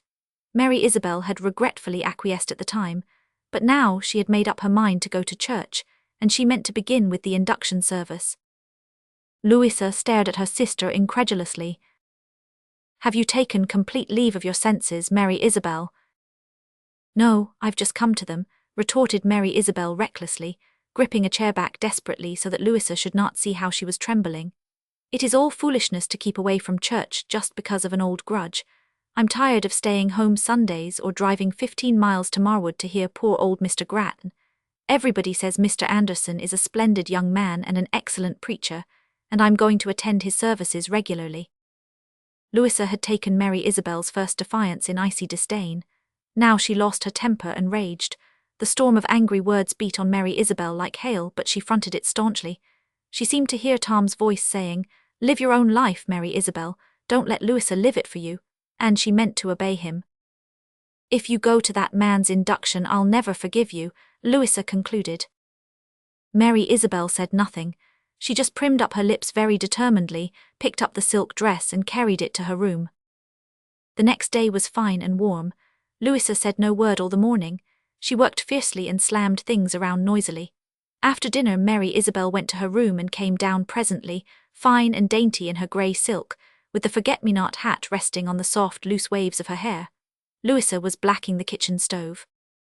She shot one angry glance at Mary Isabel, then gave a short, contemptuous laugh, the laugh of an angry woman who finds herself robbed of all weapons except ridicule. Mary Isabel flushed and walked with an unfaltering step out of the house and up the lane. She resented Louisa's laughter. She was sure there was nothing so very ridiculous about her appearance. Women far older than she, even in Latimer, wore light dresses and fashionable hats. Really, Louisa was very disagreeable. "I have put up with her ways too long," thought Mary Isabel with a quick, unwanted rush of anger. "But I never shall again, no never, let her be as vexed and scornful as she pleases." The induction services were interesting, and Mary Isabel enjoyed them. Dr. Hamilton was sitting across from her, and once or twice she caught him looking at her admiringly. The doctor noticed the hat and the grey silk, and wondered how Mary Isabel had managed to get her own way concerning them. What a pretty woman she was! Really, he had never realized before how very pretty she was. But then, he had never seen her except in a sunbonnet or with her hair combed primly back. But when the service was over, Mary Isabel was dismayed to see that the sky had clouded over and looked very much like rain. Everybody hurried home, and Mary Isabel tripped along the shore road filled with anxious thoughts about her dress. That kind of silk always spotted, and her hat would be ruined if it got wet. How foolish she had been not to bring an umbrella. She reached her own doorstep panting, just as the first drop of rain fell. "Thank goodness," she breathed. Then she tried to open the door. It would not open. She could see Louisa sitting by the kitchen window, calmly reading. "Louisa, open the door quick," she called impatiently. Louisa never moved a muscle, although Mary Isabel knew she must have heard. "Louisa, do you hear what I say?" she cried, reaching over and tapping on the pane imperiously. "Open the door at once. It is going to rain. It is raining now. Be quick." Louisa might as well have been a graven image for all the response she gave. Then did Mary Isabel realize her position. Louisa had locked her out purposely, knowing the rain was coming. Louisa had no intention of letting her in. She meant to keep her out until the dress and hat of her rebellion were spoiled. This was Louisa's revenge. Mary Isabel turned with a gasp. What should she do? The padlocked doors of Hen House and Well House and Wood House revealed the thoroughness of Louisa's vindictive design. Where should she go? She would go somewhere. She would not have her lovely new dress and hat spoiled. She caught her ruffled skirts up in her hand and ran across the yard. She climbed the fence into the field and ran across that. Another drop of rain struck her cheek. She never glanced back, or she would have seen a horrified face peering from the cottage kitchen window. Louisa had never dreamed that Mary Isabel would seek refuge over at Dr. Hamilton's. Dr. Hamilton, who had driven home from church with the young minister, saw her coming and ran to open the door for her. Mary Isabel dashed up the veranda steps, breathless, crimson-cheeked, trembling with pent-up indignation and sense of outrage. "Louisa locked me out, Dr. Hamilton," she cried almost hysterically. "She locked me out on purpose to spoil my dress. I'll never forgive her, I'll never go back to her, never, never, unless she asks me to. I had to come here. I was not going to have my dress ruined to please Louisa." Of course not," said Dr. Hamilton soothingly, drawing her into his big, cozy living room. "You did perfectly right to come here, and you are just in time. There is the rain now in good earnest." Mary Isabel sank into a chair and looked at Dr. Hamilton with tears in her eyes. "Wasn't it an unkind, unsisterly thing to do?" she asked piteously. "Oh, I shall never feel the same towards Louisa again. Tom was right. I didn't tell you about Tom's letter, but I will by and by. I shall not go back to Louisa after her locking me out. When it stops raining, I'll go straight up to my cousin Ella's and stay with her until I arrange my plans. But one thing is certain, I shall not go back to Louisa." "I wouldn't," said the doctor recklessly. "Now don't cry and don't worry. Take off your hat, you can go to the spare room across the hall if you like. Jim has gone upstairs to lie down. He has a bad headache and says he doesn't want any tea, so I was going to get up a bachelor's snack for myself. My housekeeper is away. She heard at church that her mother was ill and went over to Marwood." When Mary Isabel came back from the spare room, a little calmer but with traces of tears on her pink cheeks, the doctor had as good a tea table spread as any woman could have had. Mary Isabel thought it was fortunate that the little errand boy, Tommy Brewster, was there, or she certainly would have been dreadfully embarrassed, now that the flame of her anger had blown out. But later on, when tea was over and she and the doctor were left alone, she did not feel embarrassed after all. Instead, she felt delightfully happy and at home. Dr. Hamilton put one so at ease. She told him all about Tom's letter and her subsequent revolt. Dr. Hamilton never once made the mistake of smiling. He listened and approved and sympathized. "So I'm determined I won't go back," concluded Mary Isabel, "unless she asks me to, and Louisa will never do that. Ella will be glad enough to have me for a while. She has 5 children and can't get any help." The doctor shrugged his shoulders. He thought of Mary Isabel as unofficial drudge to Ella Kemble and her family. Then he looked at the little silvery figure by the window. "I think I can suggest a better plan," he said gently and tenderly. "Suppose you stay here as my wife. I've always wanted to ask you that, but I feared it was no use because I knew Louisa would oppose it, and I did not think you would consent if she did not. I think," the doctor leaned forward and took Mary Isabel's fluttering hand in his, "I think we can be very happy here, dear." Mary Isabel flushed crimson and her heart beat wildly. She knew now that she loved Dr. Hamilton, and Tom would have liked it. Yes, Tom would. She remembered how Tom hated the thought of his sisters being old maids. "I think so too," she faltered shyly. "Then," said the doctor briskly, "what is the matter with our being married right here and now?" "Married?" "Yes, of course. Here we are in a state where no license is required, a minister in the house, and you all dressed in the most beautiful wedding silk imaginable. You must see, if you just look at it calmly, how much better it will be than going up to Mrs. Kemble's, and thereby publishing your difference with Louisa to all the village. I'll give you 15 minutes to get used to the idea, and then I'll call Jim down." Mary Isabel put her hands to her face. You're like a whirlwind," she gasped. "You take away my breath." "Think it over," said the doctor in a business-like voice. Mary Isabel thought very hard for a few moments. What would Tom have said? Was it probable that Tom would have approved of such marrying in haste? Mary Isabel came to the decision that he would have preferred it to having family jars bruited abroad. Moreover, Mary Isabel had never liked Ella Kemble very much. Going to her was only 1 degree better than going back to Louisa. At last Mary Isabel took her hands down from her face. "Well," said the doctor persuasively as she did so. "I will consent on one condition," said Mary Isabel firmly.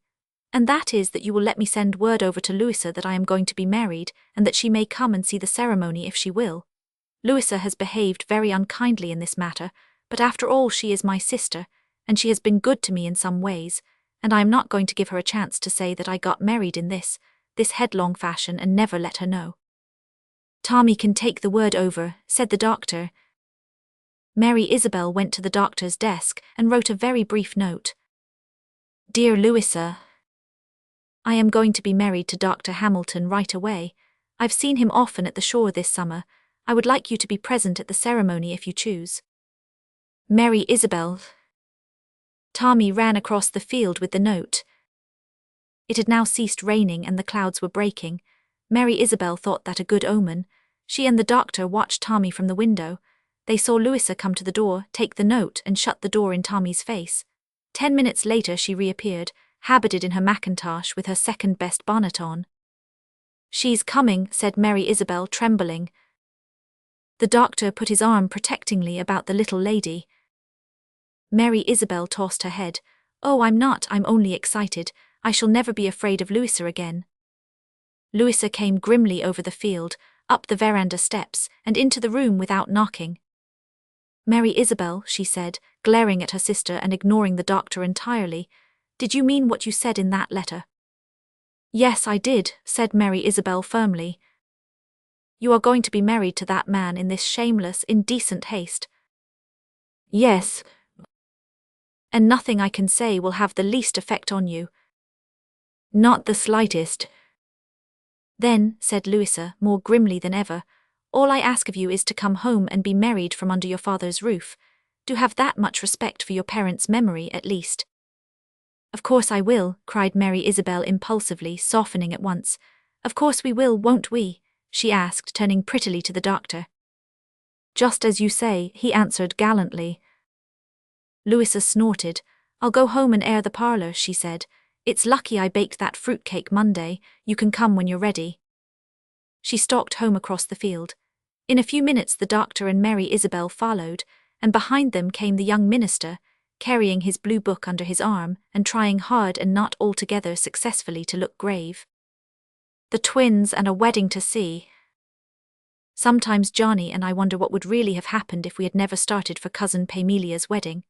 I think that Ted would have come back some time, but Johnny says he doesn't believe he ever would, and Johnny ought to know because Johnny's a boy. Anyhow, he couldn't have come back for 4 years. However, we did start for the wedding and so things came out all right, and Ted said we were a pair of twin special providences.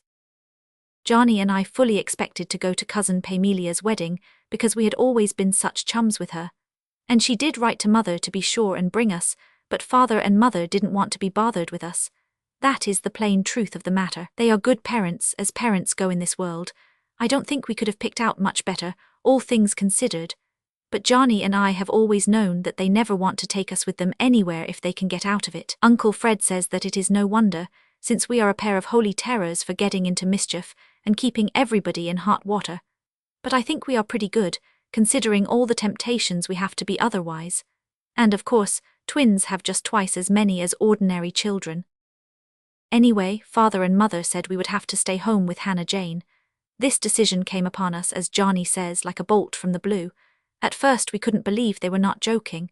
Why, we felt that we simply had to go to Pamelia's wedding. We had never been to a wedding in our lives, and we were just aching to see what it would be like. Besides, we had written a marriage ode to Pamelia and we wanted to present it to her. Johnny was to recite it, and he had been practicing it out behind the carriage house for a week. I wrote the most of it. I can write poetry as slick as anything. Johnny helped me hunt out the rhymes. That is the hardest thing about writing poetry. It is so difficult to find rhymes. Johnny would find me a rhyme and then I would write a line to suit it, and we got on swimmingly. When we realized that Father and Mother meant what they said, we were just too miserable to live. When I went to bed that night, I simply pulled the clothes over my face and howled quietly. I couldn't help it when I thought of Pamelia's white silk dress and tulle veil and flower girls and all the rest. Johnny said it was the wedding dinner he thought about. Boys are like that, you know. Father and Mother went away on the early morning train, telling us to be good twins and not bother Hannah Jane. It would have been more to the point if they had told Hannah Jane not to bother us. She worries more about our bringing up than Mother does. I was sitting on the front doorstep after they had gone when Johnny came around the corner, looking so mysterious and determined that I knew he had thought of something splendid. "Sue," said Johnny impressively, "if you have any real sporting blood in you, now is the time to show it. If you've enough grit, we'll get to Pamelia's wedding after all." "How?" I said as soon as I was able to say anything. "We'll just go, we'll take the 10 o'clock train. It will get to Marston by 11:30 and that'll be in plenty of time. The wedding isn't until 12. "But we've never been on the train alone and we've never been to Marston at all," I gasped. "Oh, of course, if you're going to hatch up all sorts of difficulties," said Johnny scornfully. "I thought you had more spunk." "Oh, I have, Johnny," I said eagerly. "I'm all spunk, and I'll do anything you'll do, but won't Father and Mother be perfectly savage?" "Of course, but we'll be there and they can't send us home again, so we'll see the wedding. We'll be punished afterwards, all right, but we'll have had the fun, don't you see?" I saw. I went right upstairs to dress, trusting everything blindly to Johnny. I put on my best pale blue shirred silk hat and my blue organdy dress and my high-heeled slippers. Johnny whistled when he saw me, but he never said a word. There are times when Johnny is a duck. We slipped away when Hannah Jane was feeding the hens. "I'll buy the tickets," explained Johnny. "I've got enough money left out of my last month's allowance because I didn't waste it all on candy as you did. You'll have to pay me back when you get your next month's jink, remember. I'll ask the conductor to tell us when we get to Marston. Uncle Fred's house isn't far from the station, and we'll be sure to know it by all the cherry trees round it." It sounded easy, and it was easy. We had a jolly ride, and finally the conductor came along and said, "Here's your jumping-off place, kiddies."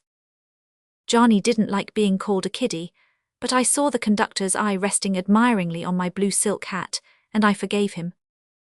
Marston was a pretty little village, and away up the road we saw Uncle Fred's place, for it was fairly smothered in cherry trees all white with lovely bloom. We started for it as fast as we could go, for we knew we had no time to lose. It is perfectly dreadful trying to hurry when you have on high-heeled shoes, but I said nothing and just tore along, for I knew Johnny would have no sympathy for me. We finally reached the house and turned in at the open gate of the lawn. I thought everything looked very peaceful and quiet for a wedding to be underway, and I had a sickening idea that it was too late and it was all over. "Nonsense," said Johnny, cross as a bear because he was really afraid of it too. "I suppose everybody is inside the house. No, there are 2 people over there by that bench. Let us go and ask them if this is the right place, because if it isn't we have no time to lose." We ran across the lawn to the 2 people. One of them was a young lady, the very prettiest young lady I had ever seen. She was tall and stately, just like the heroine in a book, and she had lovely curly brown hair and big blue eyes and the most dazzling complexion, but she looked very cross and disdainful, and I knew the minute I saw her that she had been quarrelling with the young man. He was standing in front of her and he was as handsome as a prince, but he looked angry too. Altogether, you never saw a crosser-looking couple. Just as we came up we heard the young lady say, "What you ask is ridiculous and impossible, Ted. I can't get married at 2 days' notice and I don't mean to be." And he said, "Very well, Una, I am sorry you think so. You would not think so if you really cared anything for me. It is just as well I have found out you don't. I am going away in 2 days' time and I shall not return in a hurry, Una." "I do not care if you never return," she said. That was a fib, and well I knew it. But the young man didn't. Men are so stupid at times. He swung around on one foot without replying, and he would have gone in another second if he had not nearly fallen over Johnny and me. "Please, sir," said Johnny respectfully but hurriedly, "we're looking for Mr. Frederick Murray's place. Is this it?" "No," said the young man a little gruffly. "This is Mrs. Franklin's place. Frederick Murray lives at Marston, 10 miles away." My heart gave a jump and then stopped beating. I know it did, although Johnny says it is impossible. "Isn't this Marston?" cried Johnny chokily. "No, this is Harrowstein," said the young man a little more mildly. I couldn't help it. I was tired and warm and so disappointed. I sat right down on the rustic seat behind me and burst into tears, as the storybooks say.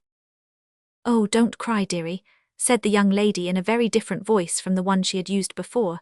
She sat down beside me and put her arms around me. "We'll take you over to Marston if you've got off at the wrong station." "But it will be too late," I sobbed wildly. "The wedding is to be at 12, and it's nearly that now, and oh, Johnny, I do think you might try to comfort me." For Johnny had stuck his hands in his pockets and turned his back squarely on me. I thought it so unkind of him. I didn't know then that it was because he was afraid he was going to cry right there before everybody, and I felt deserted by all the world. Tell me all about it, said the young lady. So I told her as well as I could all about the wedding and how wild we were to see it, and why we were running away to it. And now it's all no use, I wailed. And we'll be punished when they find out just the same. I wouldn't mind being punished if we hadn't missed the wedding. We've never seen a wedding, and Pamelia was to wear a white silk dress and have flower girls, and oh, my heart is just broken. I shall never get over this, never, if I live to be as old as Methuselah. What can we do for them? Said the young lady, looking up at the young man and smiling a little. She seemed to have forgotten that they had just quarrelled. I can't bear to see children disappointed. I remember my own childhood too well. I really don't know what we can do, said the young man, smiling back, unless we get married right here and now for their sakes. If it is a wedding they want to see and nothing else will do them, that is the only idea I can suggest. Nonsense, said the young lady, but she said it as if she would rather like to be persuaded it wasn't nonsense. I looked up at her. Oh, if you have any notion of being married I wish you would write off, I said eagerly. Any wedding would do just as well as Pamelia's, please do. The young lady laughed. One might just as well be married at 2 hours' notice as 2 days, she said. Una, said the young man, bending towards her, will you marry me here and now? Don't send me away alone to the other side of the world, Una. What on earth would Auntie say? Said Una helplessly. Mrs. Franklin wouldn't object if you told her you were going to be married in a balloon. I don't see how we could arrange. Oh, Ted, it's absurd. Tisn't, it's highly sensible. I'll go straight to town on my wheel for the license and ring and I'll be back in an hour. You can be ready by that time. For a moment Una hesitated, then she said suddenly to me, What is your name, dearie? Sue Murray, I said, and this is my brother Johnny. We're twins, we've been twins for 10 years. Well, Sue, I'm going to let you decide for me. This gentleman here, whose name is Theodore Prentice, has to start for Japan in 2 days and will have to remain there for 4 years. He received his orders only yesterday. He wants me to marry him and go with him. Now I shall leave it to you to consent or refuse for me. Shall I marry him or shall I not? Marry him, of course, said I promptly. Johnny says she knew I would say that when she left it to me. Very well, said Una calmly. Ted, you may go for the necessaries. Sue, you must be my bridesmaid and Johnny shall be best man. Come, we'll go into the house and break the news to Auntie. I never felt so interested and excited in my life. It seemed too good to be true. Una and I went into the house, and there we found the sweetest, pinkest, plumpest old lady asleep in an easy chair. Una wakened her and said, Auntie, I'm going to be married to Mr. Prentice in an hour's time. That was a most wonderful old lady. All she said was, Dear me. You'd have thought Una had simply told her she was going out for a walk. Ted has gone for license and ring and minister, Una went on. We shall be married out under the cherry trees and I'll wear my new white organdy. We shall leave for Japan in 2 days. These children are Sue and Johnny Murray who have come out to see a wedding, any wedding. Ted and I are getting married just to please them. Dear me, said the old lady again. This is rather sudden. Still, if you must, well, I'll go and see what there is in the house to eat. She toddled away, smiling, and Una turned to me. She was laughing, but there were tears in her eyes. You blessed accidents, she said with a little tremble in her voice. If you hadn't happened just then Ted would have gone away in a rage and I might never have seen him again. Come now, Sue, and help me dress. Johnny stayed in the hall and I went upstairs with Una. We had such an exciting time getting her dressed. She had the sweetest white organdy you ever saw, all frills and laces. I'm sure Pamelia's silk couldn't have been half so pretty. But she had no veil, and I felt rather disappointed about that. Then there was a knock at the door and Mrs. Franklin came in, with her arms full of something all fine and misty like a lacy cobweb. I've brought you my wedding veil, dearie, she said. I wore it 40 years ago, and God bless you, dearie, I can't stop a minute. The boy is killing the chickens and Bridget is getting ready to broil them. Mrs. Jenner's son across the road has just gone down to the bakery for a wedding cake. With that she toddled off again. She was certainly a wonderful old lady. I just thought of Mother in her place. Well, Mother would simply have gone wild entirely. When Una was dressed, she looked as beautiful as a dream. The boy had finished killing the chickens, and Mrs. Franklin had sent him up with a basket of roses for us, and we had each the loveliest bouquet. Before long Ted came back with the minister, and the next thing we knew we were all standing out on the lawn under the cherry trees, and Una and Ted were being married. I was too happy to speak. I had never thought of being a bridesmaid in my wildest dreams, and here I was one. How thankful I was that I had put on my blue organdy and my shirred hat. I wasn't a bit nervous, and I don't believe Una was either. Mrs. Franklin stood at one side with a smudge of flour on her nose, and she had forgotten to take off her apron. Bridget and the boy watched us from the kitchen garden. It was all like a beautiful, bewildering dream, but the ceremony was horribly solemn. I am sure I shall never have the courage to go through with anything of the sort, but Johnny says I will change my mind when I grow up. When it was all over, I nudged Johnny and said "Ode" in a fierce whisper. Johnny immediately stepped out before Una and recited it. Pamelia's name was mentioned 3 times, and of course he should have put Una in place of it, but he forgot. You can't remember everything. You dear funny darlings, said Una, kissing us both. Johnny didn't like that, but he said he didn't mind it in a bride.